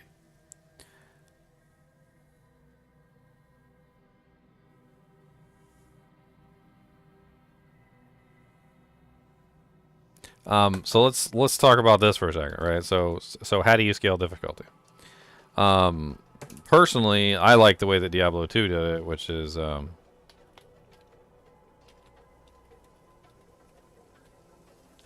is immunities, right? I think immunities is a great way to scale difficulty. It's actually extremely efficient because it prevents people from being able to stack one damage type to infinity, to infinity and beyond, with the exception of the Hammerdon, which kind of breaks that rule. But for the most part, immunities are a very effective way at corralling people out of this mindset of, like, oh, I'm doing 1,000,000 damage, now let's do 1,000,000,000. Okay, I'm doing 1,000,000,000 damage, now let's do 1,000,000,000,000. Because it doesn't matter if you do 1,000,000,000,000. If the monster's immune to your 1,000,000,000,000, well, then you did 0, right? So immunities actually work surprisingly well. Now, I don't know if they're ever going to add immunities into Diablo 4. Just it's a way that you can make things more difficult. Another way that you can make things more difficult is, let me put D2 here so that you have that. Another way you can make things more difficult is just simply to make the monsters have more health.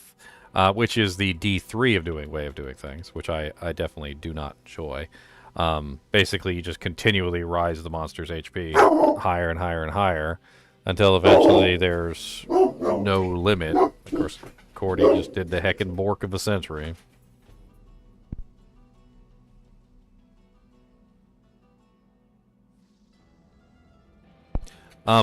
Another way that you could potentially do it... do I got a...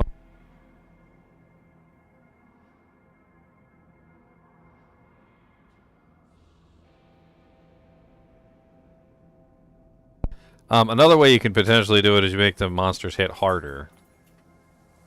So if they hit harder, if they dish out more damage,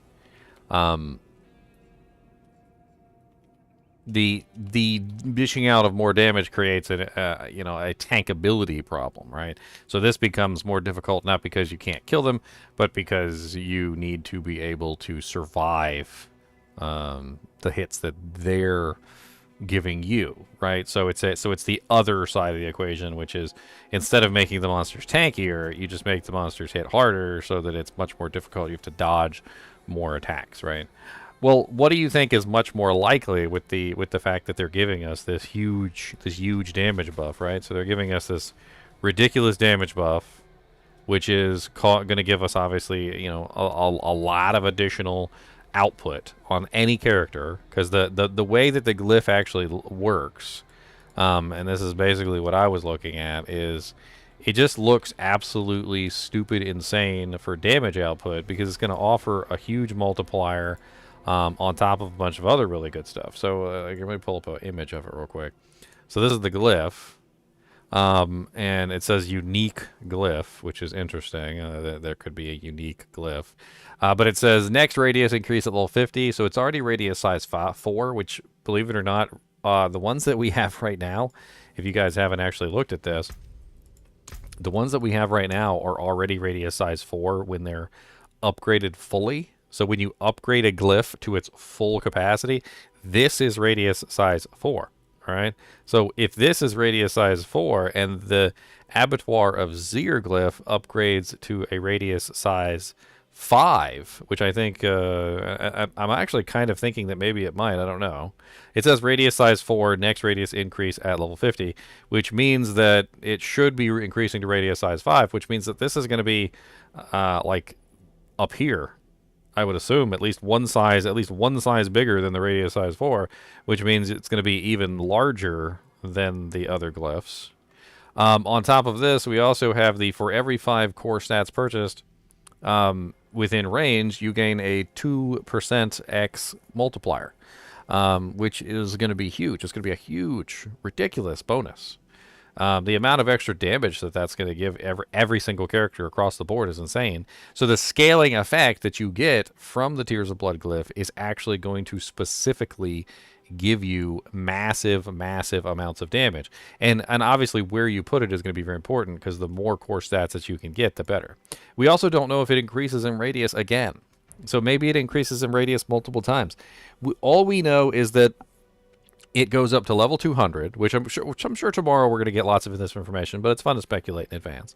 So if it goes up to level 200, and it increases in radius every 50 levels, it could potentially increase in radius 4 total times. So we could be looking at a radius size 4 to a 5, 5 to a 6, 6 to a 7, 7 to 8. We don't know. It could be a glyph that literally takes up like the whole board once it's leveled up. So we could be looking at, just to give you an example, this is a radius size 4, so radius size 5 would be right here, 6 would be right here, 7 would be right here, and 8 would be right here, which means it would take up literally almost an entire board. I mean, depending on the positioning of the glyph, I know a lot of the glyphs tend to be kind of like off to the side, but there are some glyphs that are less off to the side and more centered than others. It really kind of depends on the board. This one right here would be one, and a size 8 glyph on this one, so 4, 5, 6, 7, 8 would take up a pretty huge portion of the board and encompass a large amount. I think it would even encompass this one over here, which is what, let's say 1, 2, 3, 4, so yeah, like here. No, not quite, but it would get close. I mean, depending on the board that you put it on, it would have some pretty crazy effects. Like, for instance, on this board might be one of the best boards, just simply because you have access to the other 2 rare nodes here, which means you could probably hit all 4 rare nodes with one glyph. And it does have this absolutely ridiculous scaling rare node bonus. So you get a 50% bonus to all rare nodes within range. Bonus increases by 10% every 10 levels, which means at the end we are looking at, what is that? So 10% every 10 levels. There's 200 levels divided by 10, which is 20. So 200% basically. 10% per. Yeah, so times 10. So I don't even know what I'm doing. That's 200%. So 200% plus 50. So you're looking at 250% bonus. 250% bonus with this. Okay, so this leads us back to what we were talking about. So let's talk about it for a second. So which one do you think is more likely that they're going to make things hit harder? They're not giving us a way to tank more damage. They're not giving us a way to absorb more output, like for the monsters to hit us for 10 billion damage and we just shrug it off. There's nothing in there that has anything to do with defensive scaling, which makes me think that the Abattoir of Zir is actually something that's going to scale differently in this way, in more of the Diablo 3 way, which is definitely not the way that I enjoy. Because the Abattoir of Zir glyph, the Tears of Blood, is doing one thing, and one thing specifically, which is huge damage buff. It's giving you huge damage buffs. There's really not a lot more to the glyph. Now, granted, you could get a little bit of defensive capability with the glyph by tiering it up with something like this, which is 12% damage from Trilled. As you can see, I'm already using a... where is it? Trying to remember here. I think I have one of these, which is a rare glyph. The rare ones that up the rare nodes. There it is. So this is one of the rare node upgraders. This one isn't 250%. It's only 95%. But as you can see, I have a resistance node here, and it's normally only 5.8%, but now it's 11.7. And here I have a non-physical damage, which is 19.5%. So I take that out for a second. You'll notice it goes down to 10. So I'm getting a pretty nice little 9.5% bonus by having that glyph in there. And then on top of that, I get another bonus from the secondary if I can get that active with the dexterity. But it's having 4 of those rare nodes within range, you could potentially find a way to increase a little bit of defensive capability depending on where you put it. But for the most part, I don't know. I don't think it's going to be all that crazy defense. Some people are going into this under the assumption that they're going to have to just like stack absolutely to the moon and back, defensive capability. But I'm not sure defensive capability is what's going to be required. I think it's going to be more along the lines of the other side of the equation, which is offensive capability. I think we're going to need a significant amount of offensive capability to take these dungeons on. Now, the other side of the equation is it could be less trash mobs, which I feel like just punishes crowd control. I actually didn't even talk about this one. It's kind of a silly one, and I hope they don't go this route, which is more monsters that are bosses. So quotations. I'm going to quotations this one. The reason why I'm quotationing it is because a boss is specifically a monster that has a stagger bar instead of you can't freeze them, you can't chill them, you can't do anything to them basically, right? They're kind of like stuck in there. And I feel like that this is really unlikely because it punishes very heavily crowd control characters. So the more crowd control you have, the more it punishes you in a very unfortunate side effect. The I just don't really see that one as being very likely. Of course, the D3 more health thing can be modified. So, like in D4, monsters have more resistances. I actually really like this one because more resistances is more of a D4 thing than it is a D3 thing. And what this does is it creates monsters that are relatively unkillable for other reasons, like maybe they just happen to be very, very resistant to your element, but not immune to your element. I mean, one of the easiest ways that you can see this in Diablo 4 is the damage reduction monsters that hide in the back, the ones that offer damage reduction to the entire pack. Those guys are pretty cool. I actually kind of like them.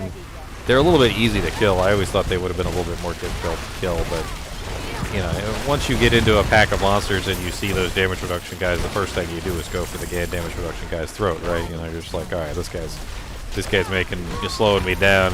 He's going down.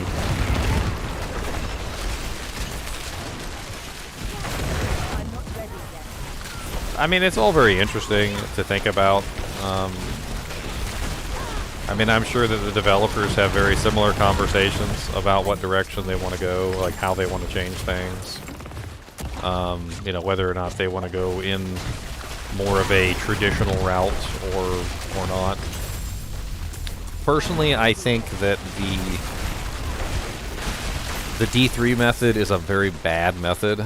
The never-ending HP treadmill is, or the never-ending monster treadmill is not a treadmill that you want to get on.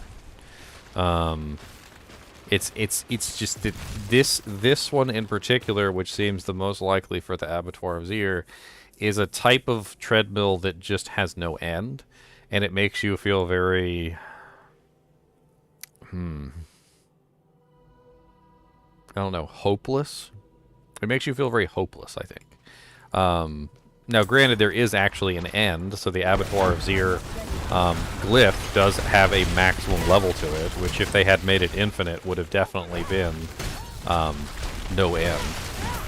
I think in a lot of ways they've realized that the whole infinite scaling to the moon and back is not a good thing. Just like in just like in the real world. I don't mean to hit anyone in the gut with this one, but you know, like when they increased the minimum wage and then all the products and everything inflated with it, you know, like, eventually it's going to get to the point where we're paying like $100 for one lollipop, and you know, it's silly. Like, it would be absolutely silly to hand over $100 for a lollipop, but you know, if that's the way that the inflation goes, then eventually, you know, that's just the way it goes. I mean, it's the same thing in Diablo 3. It would get to the point where literally you were doing trillions of damage. I mean, not just like a trillion, but like multiple trillions of damage to monsters, and that still wouldn't be enough, right? So infinite scaling, I think, has been kind of determined by most of the community to be not really a good method of doing things. They also, when they developed Diablo 4, they talked about that in Diablo 3, and they talked about how basically the monsters had no resistances. So I'm not sure if you guys were aware of this, but the reason why you were capable of hitting monsters for trillions of damage in Diablo 3 was because the monsters did not have any armor, they did not have any resistances, they did not have any damage reduction. All they had was health. That was it. So when you fought a monster and the monster took like 17 trillion damage and didn't die, the reason why the monster didn't die with 17 trillion damage hit was because he had like 40 trillion health. They never actually gave the monsters any armor. They never actually gave the monsters any defense, you know, resistances, damage reduction, none of it. So when you hit a monster, that was the raw number that you were hitting them for, and it was insane. And that's why every single time they upped the difficulty, the only choice they had was to increase the HP of the monsters.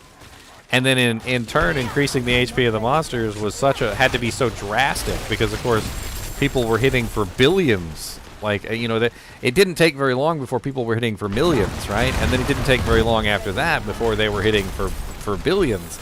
And then it didn't take very long after that before they were hitting for trillions. I don't know what the biggest number it was ever hit in Diablo 3, but I know it was a lot.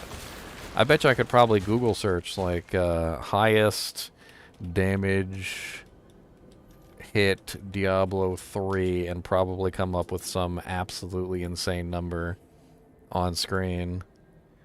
What is this one? This one looks interesting. I mean, I doubt this is the highest ever, but that's a lot of doojax. Hold on, let's count that out. So we got hundreds, thousands, millions, billions, trillions. So that's a 13 trillion. That's a well, let's round it up. That's 954. So let's round that up to 14 trillion. That's a nice 14 trillion damage hit there. Absolutely insane.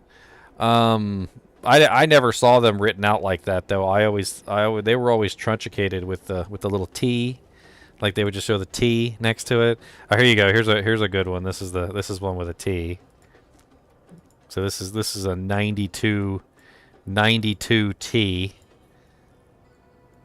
92T, 92.4T. So look, there's an 83.4T all down there, all low, like it's a baby one. Like, oh yeah, that one's nothing. That's not even a big number. What's wrong with you? That's a baby number. Is that a 127T right there? 1, 2, 3, 4. Yeah, that's 127 trillion right there. I like that. I think that's the health of the monster. So that monster has 127 trillion health. So infinite scaling in this way it doesn't make for good gameplay because then you have to scale the damage of the player, and it just doesn't work out very well in the long run to infinitely scale damage. And another problem with infinitely scaling damage is that, well, you also trivialize all previous content.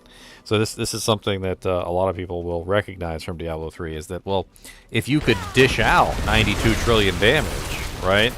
Why would you ever go to Torment 10? Why would you ever go to Torment 11? Why would you go to Torment 12? You know, like it basically gets to the point where your damage is so crazy that you can walk through some of the hardest difficulties in the game that people were having trouble with, right? And you don't care because you literally have more damage than every difficulty prior, which means that you can just Torment. Why not Torment 16? Why not Upper Griff?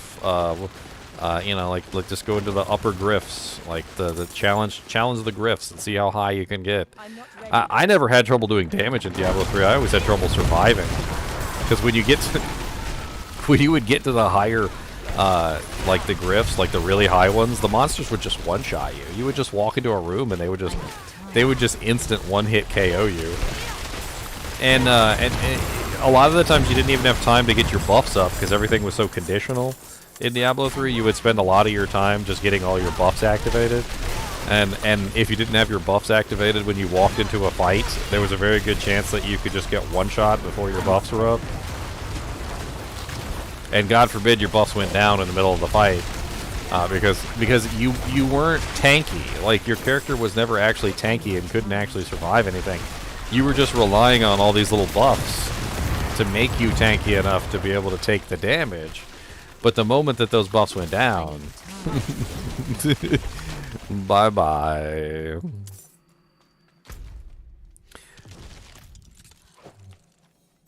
I'm also very curious whether this Abattoir of Zir glyph is going to work outside of the actual events. So this is going to be interesting.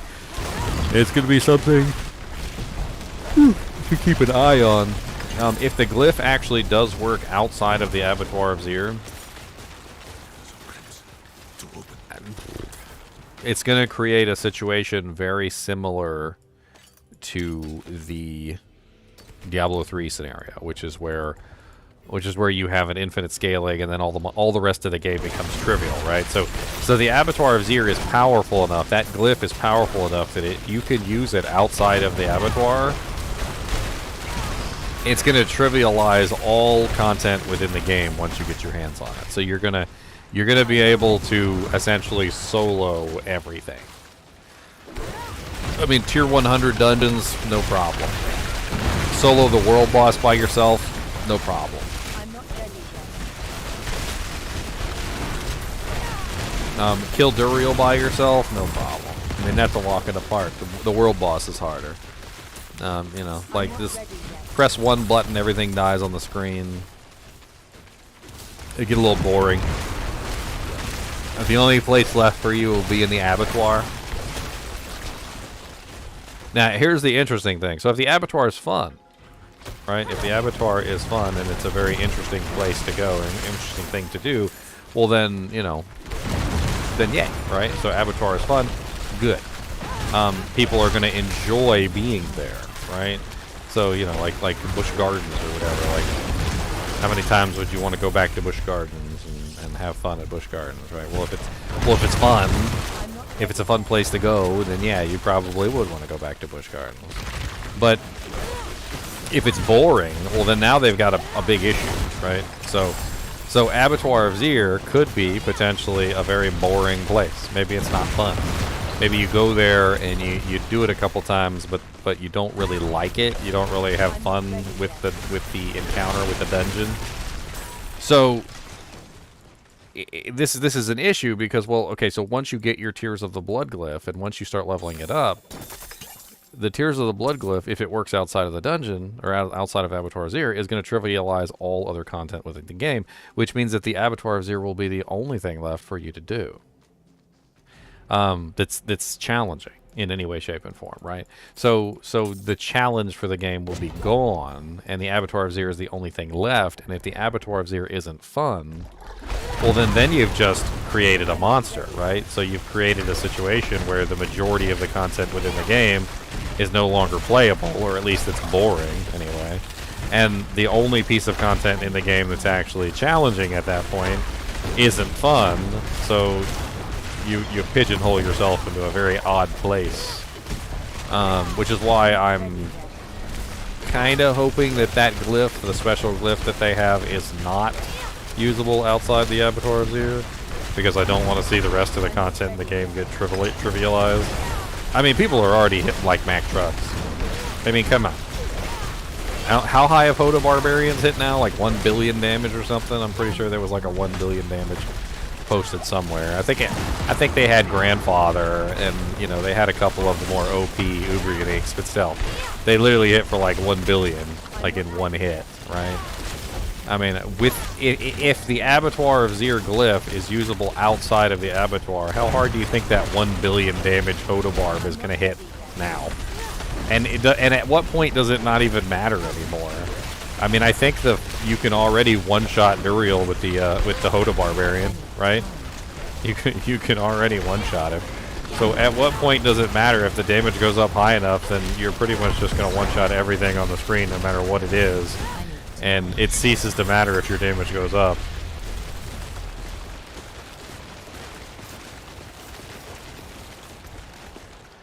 I don't know. Basic skill, attack speed, lucky hits.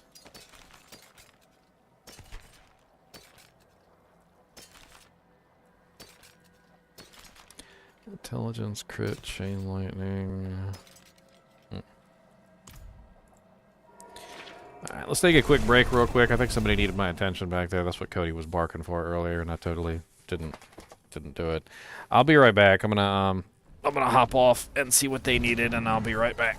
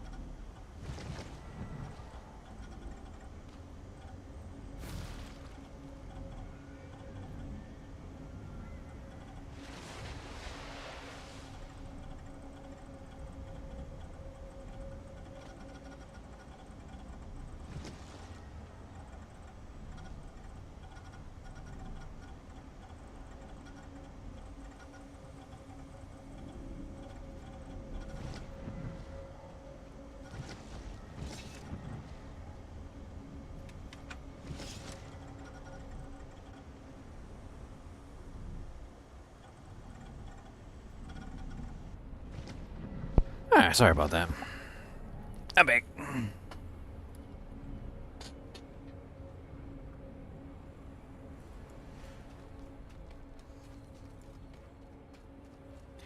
I mean, it could ruin the game, yeah, Dark Duck, or it could be amazing.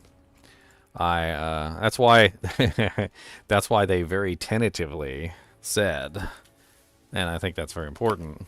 I got some chicken. That was what they wanted to tell me. I don't know why they didn't just bring it back to me. They give me some McDonald's nuggies.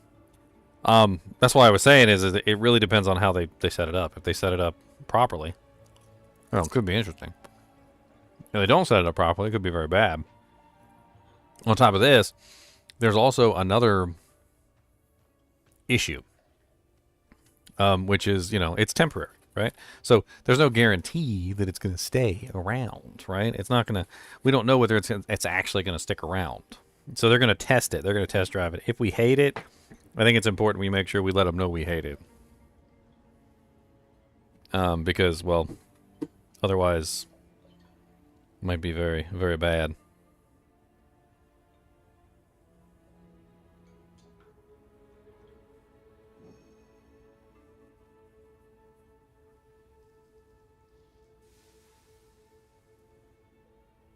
Oh, nice. Apparently the guys who are doing the Moonbeast Productions game, the ones that are the original Diablo players, apparently they're going to be doing a stream.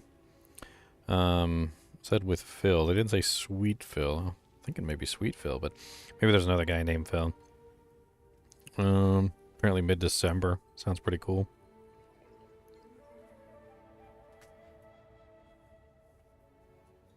Nice. That's super exciting.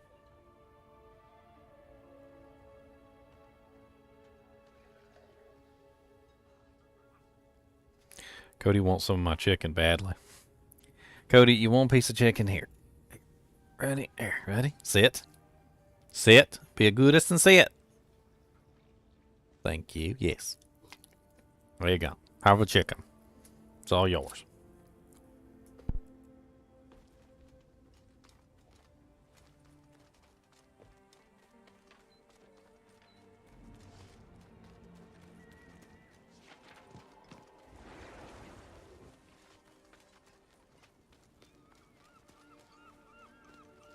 I'm not ready yet.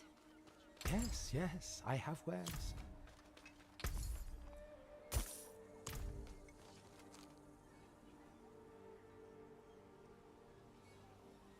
I got French fries in here too. Look at that. They're kind of cold though.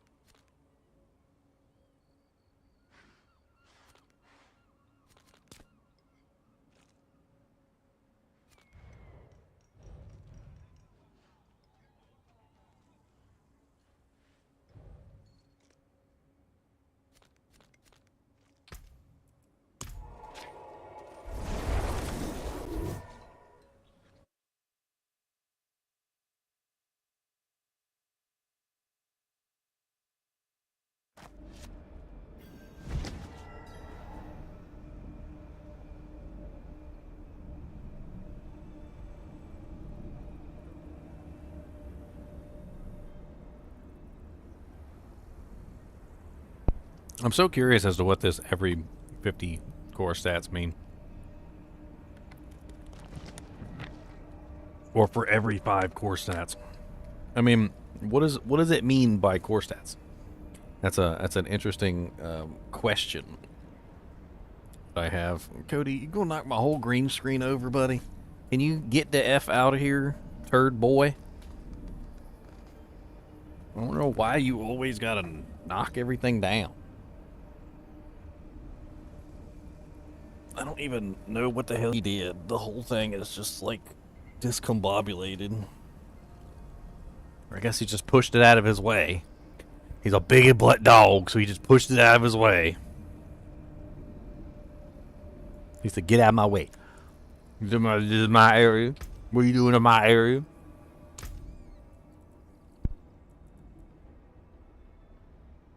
So the question becomes core stats, right? So what are core stats? I mean, if we take it literally and we were to say, okay, well, if I'm a sorceress, then intelligence is my stat, right? But there's nowhere in the game does it say specifically that this intelligence is our main stat.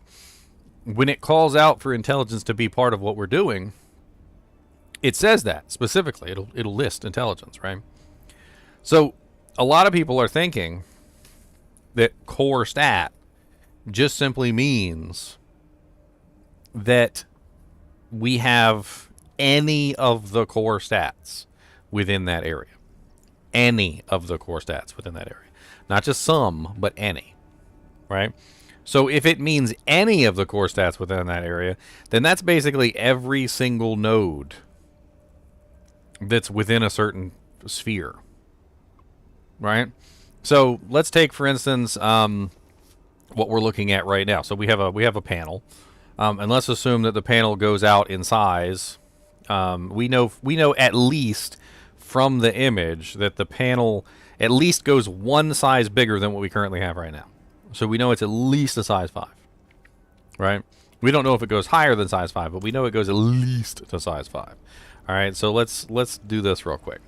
All right, so if it goes to size 5, and we have our current nodes, so we can take a look at our Paragon board, and we could count up how many nodes we have within a size 5. So size 5 would be down here, and it would go around like this, right? So it's larger, but it's not like that much larger. But we've got 1, 2, 3, 4, 5, 6, 7, 8, 9, 10, 11, 12, 13, 14, 15, 16, 17, 18, 19, 20, 21, 22, 23. I'm not really sure exactly. You know, let's just do this because it'd probably be easier just to subtract, right? So it would be 1, 2, 3, 4, 5, 6. So it would be 6 times 6, which is a total number of spaces of 396 within that sphere. No, that's 66. 6 times 6. No, not 66. 36. So we have 36 total spaces, and then we have to subtract 1 for the glyph. There's always 5 magic nodes, so we subtract 10 magic nodes from inside that sphere. But then we also have to add back in 2 for each.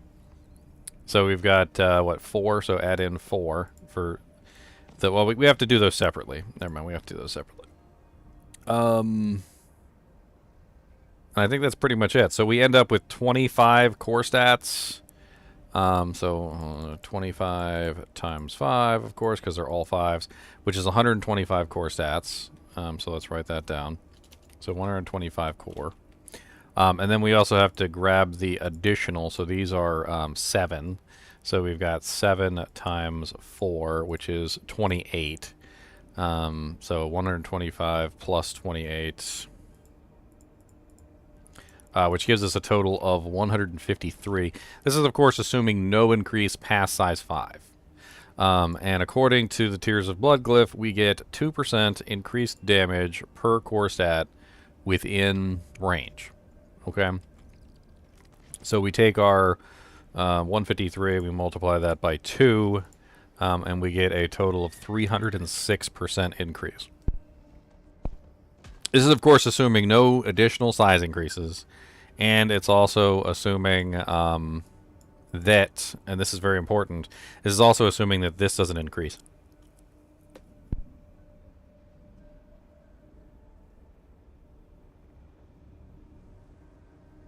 So this is a really strange one to me, because as you can see, grants 50% bonus to rare nodes. It says bonus increases by 10% every 10 levels, right? When you increase any glyph within the game, it goes up, right? When you level the glyph, the percentage that it gives you, even if it's a very small percentage, it still goes up, right? So this is like a 7% increase. This is a 14.9% increase, et cetera, et cetera, et cetera, right? So who's to say that that 2% increase doesn't go up? Maybe it only goes up by, I don't know, 0.25 per level. So maybe at the end of the day, maybe we're talking about like after 200 levels, it goes up by like 0.25% per level, which still brings us up to like 50 some odd percent, which is insane. So I doubt it's going up by that much. So let's assume after 200 levels it goes up by like 0.1, which is still like a 20% increase on our 2%, which would still bring us up to like 22% per core skill, which is going to give us like 153, well, times 153. So we're still talking about like a crazy, ridiculous amount of percentage increase. If that goes up. So my calculations right here, the 150 or the times that we currently have, was that for every 5 core stats persons within range. So we got to go. Hold on, I actually did this wrong. My bad. It's my mistake here. So we got to take our 153 and we got to divide that by 5. My bad. Then we multiply that by 2, which gives us our total multiplier of 61.2, which isn't quite as crazy as what I had before. So that's not as bad, right? So 61.2%. So then let's run this if it actually increases. So let's assume that, I don't know, we got to do something. Like, I'll try the 0.1%. We'll try the 0.1%. So let's assume that we have 200 levels and it increases 0.1%. So every single time it increases, which gives us a total of a 20% increase total, which means that we're sitting at 22%. And then we take our number again. So what was that? 30.6. So times 30.6, which still gives us like 673% multiplier, like after it's all said and done, which is a lot. It would pretty much make any build viable at that point.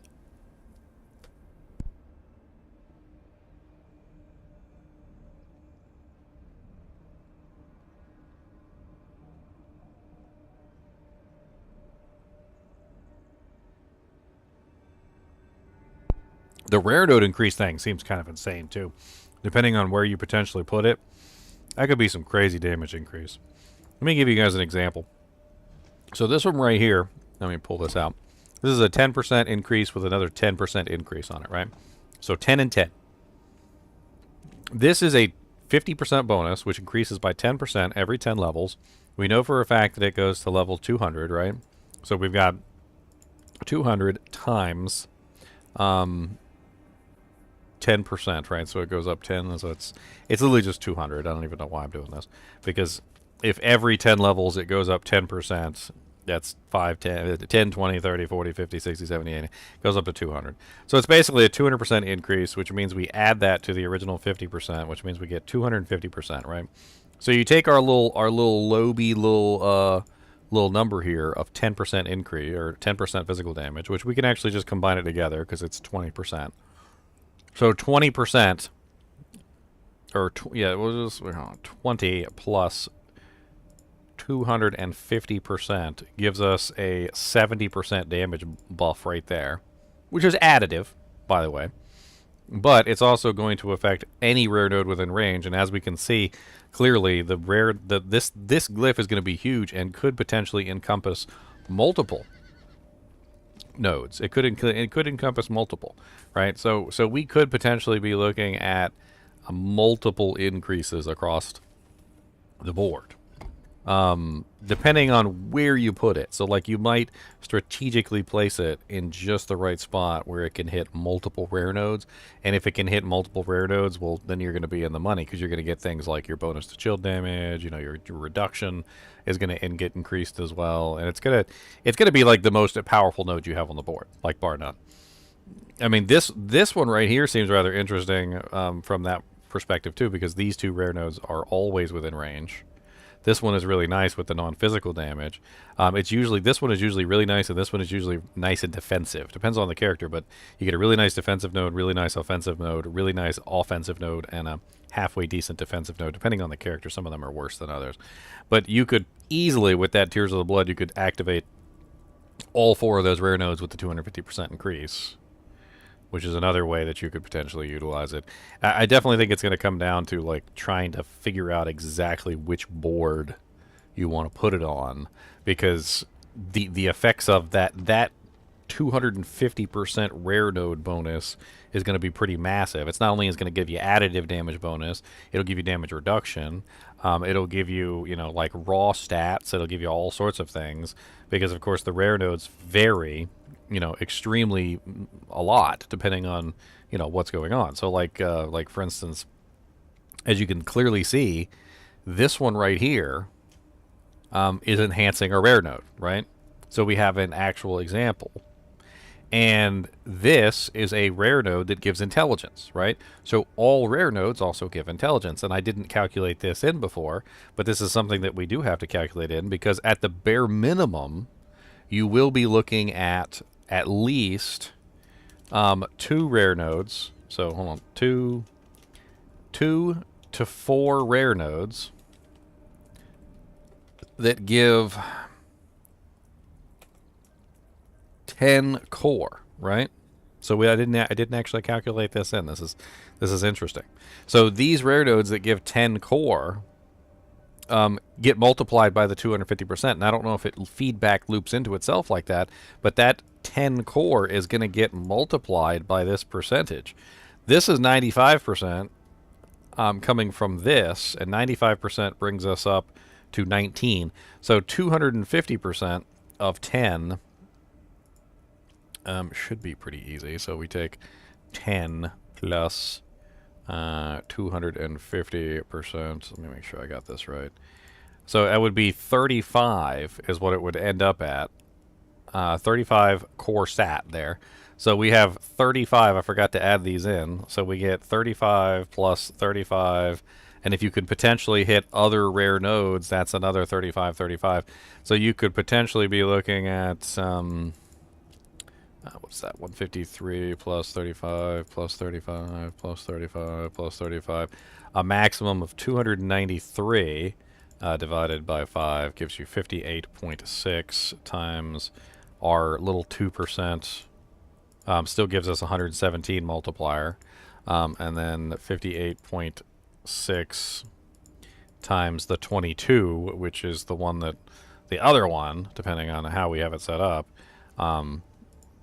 that's freaking ridiculous. I don't even want to think about that. The way that this node kind of feeds into itself is kind of crazy. The core stats, and then it also increases the rare nodes, and then the rare nodes also increase their core stats because they're rare nodes, and then you get the additive bonuses, and you get the defensive bonuses, and depending on where you put it, you're going to get like ridiculous optimal effect from it. It could be nuts. Like for pretty much any character that's utilizing it, could be absolutely insane. And that's coming pretty soon, and we're going to find out about it tomorrow, but I mean, it's on the 5th. It's not that far away.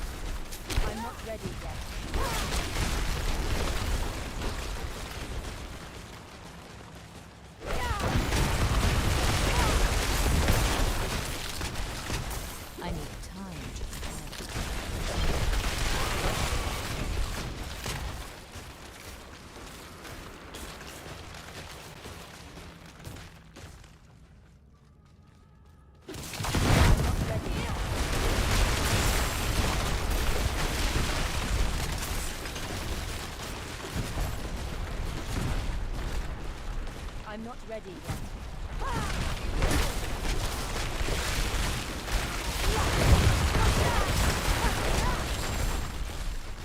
I'm not ready yet.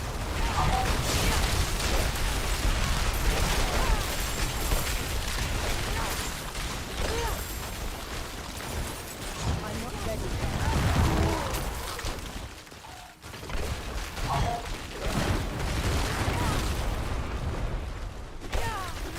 I'm not ready yet.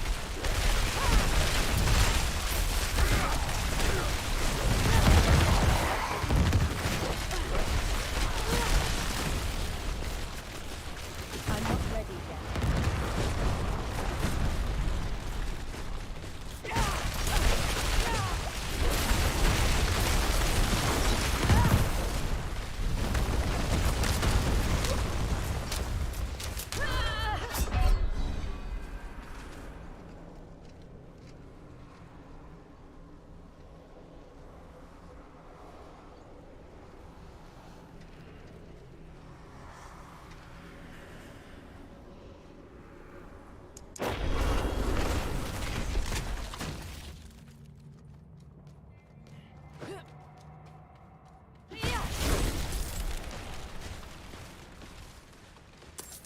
I'm not ready yet. I'm not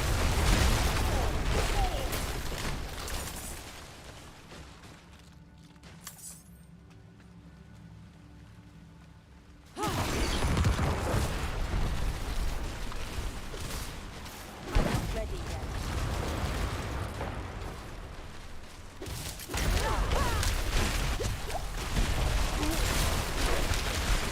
I'm not ready yet.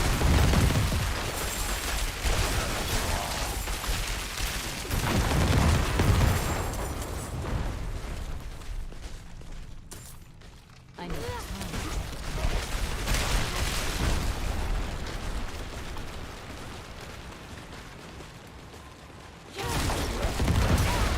I need time.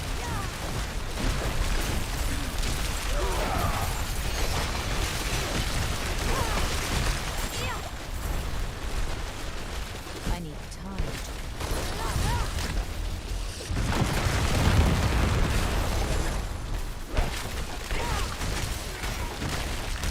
I need time.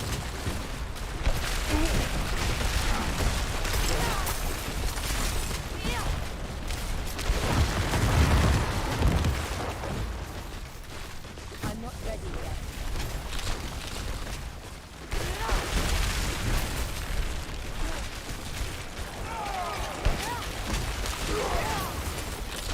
I'm not ready yet.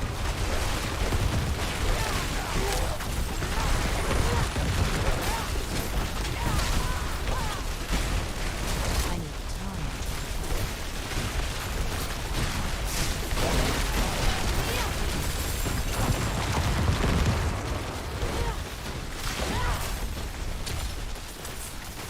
I'm not ready yet.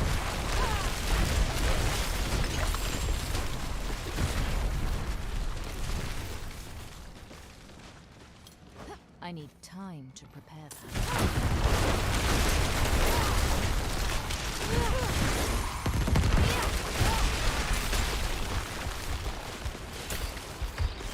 I need time.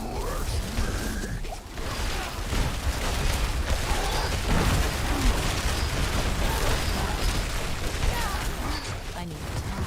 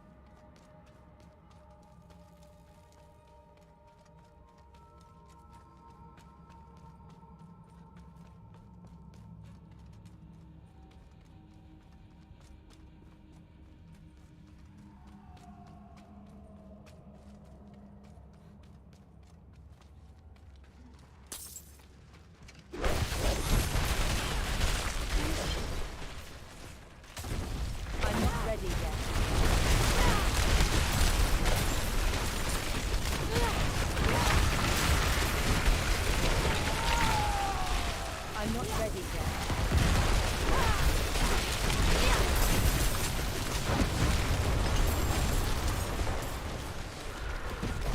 I'm not ready yet.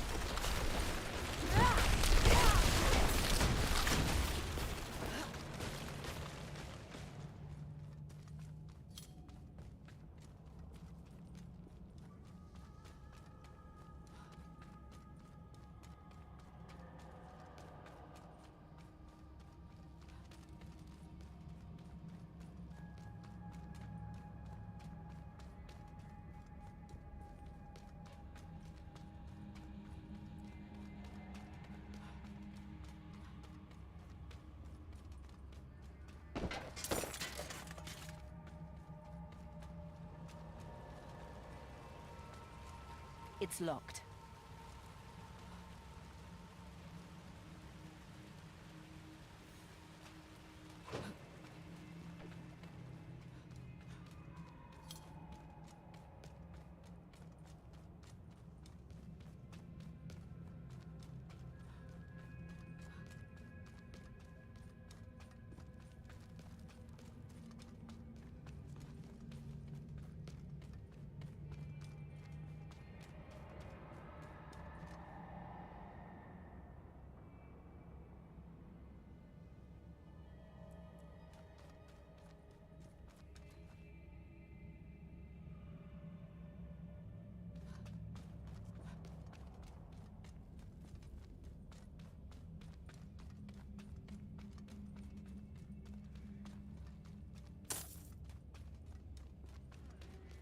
I'm not ready yet.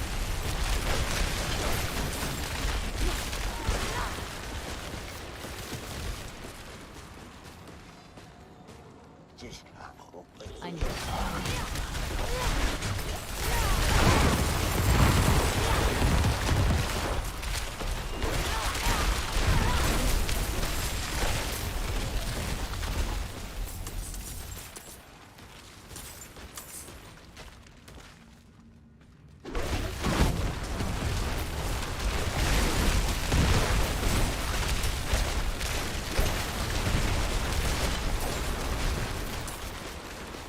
I'm not ready yet.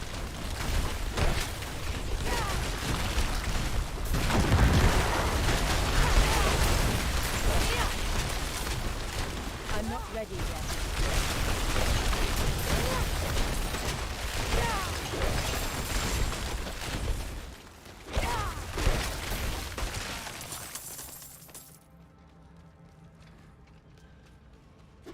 I'm not ready yet.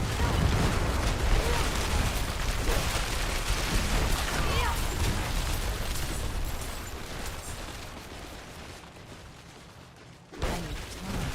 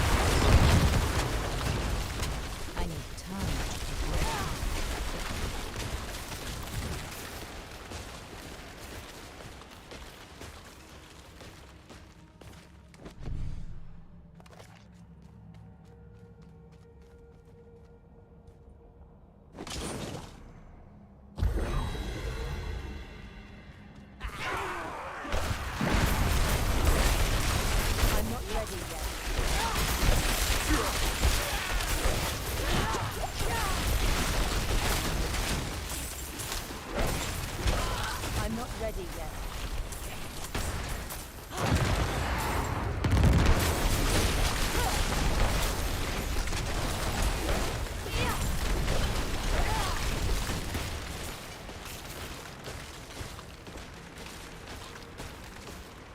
I'm not ready yet.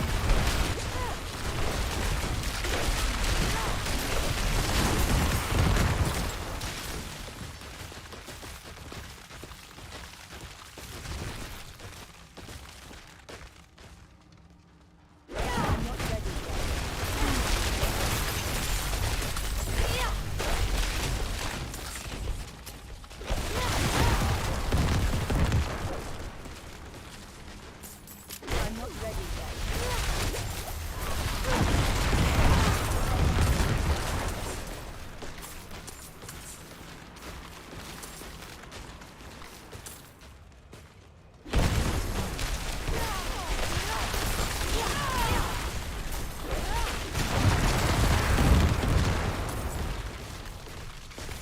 I'm not ready yet. I'm not ready yet.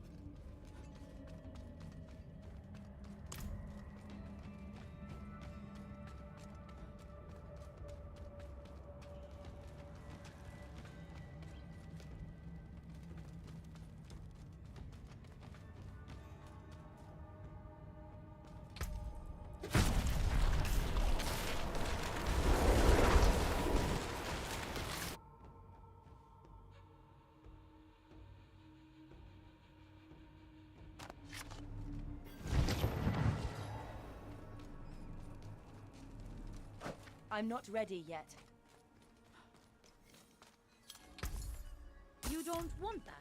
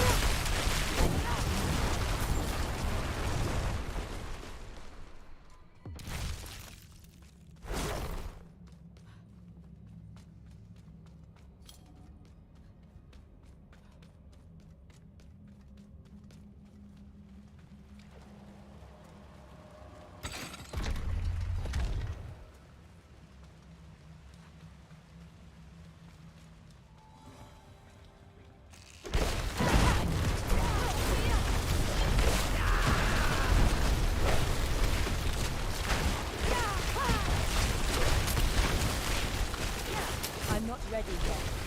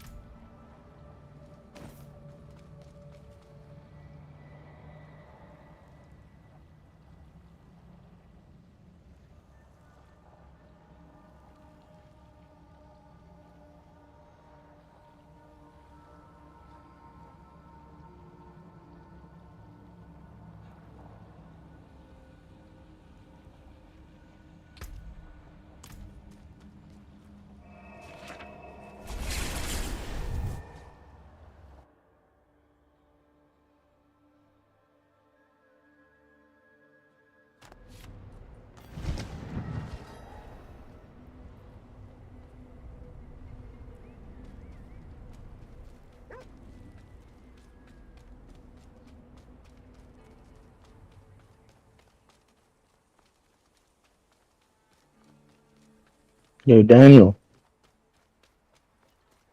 you there?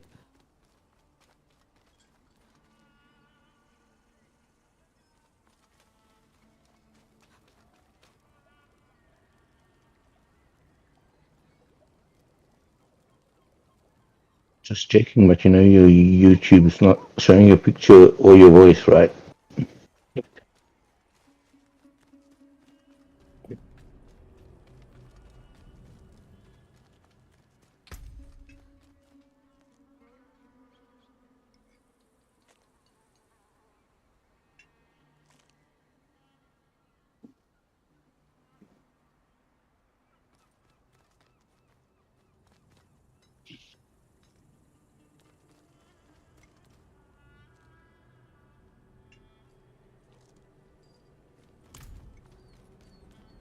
Really?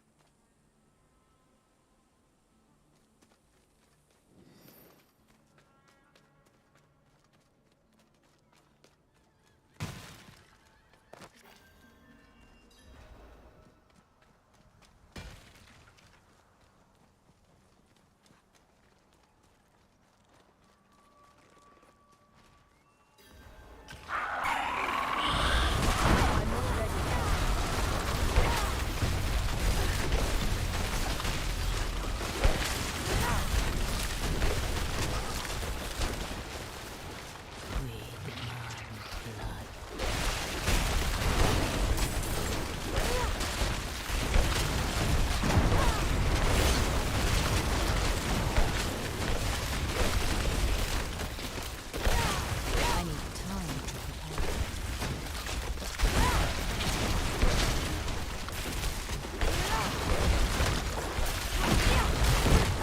I need time.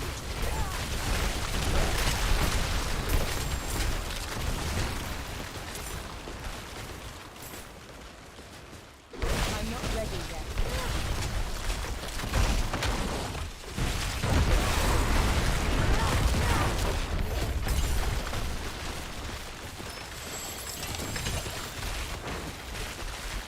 I'm not ready yet.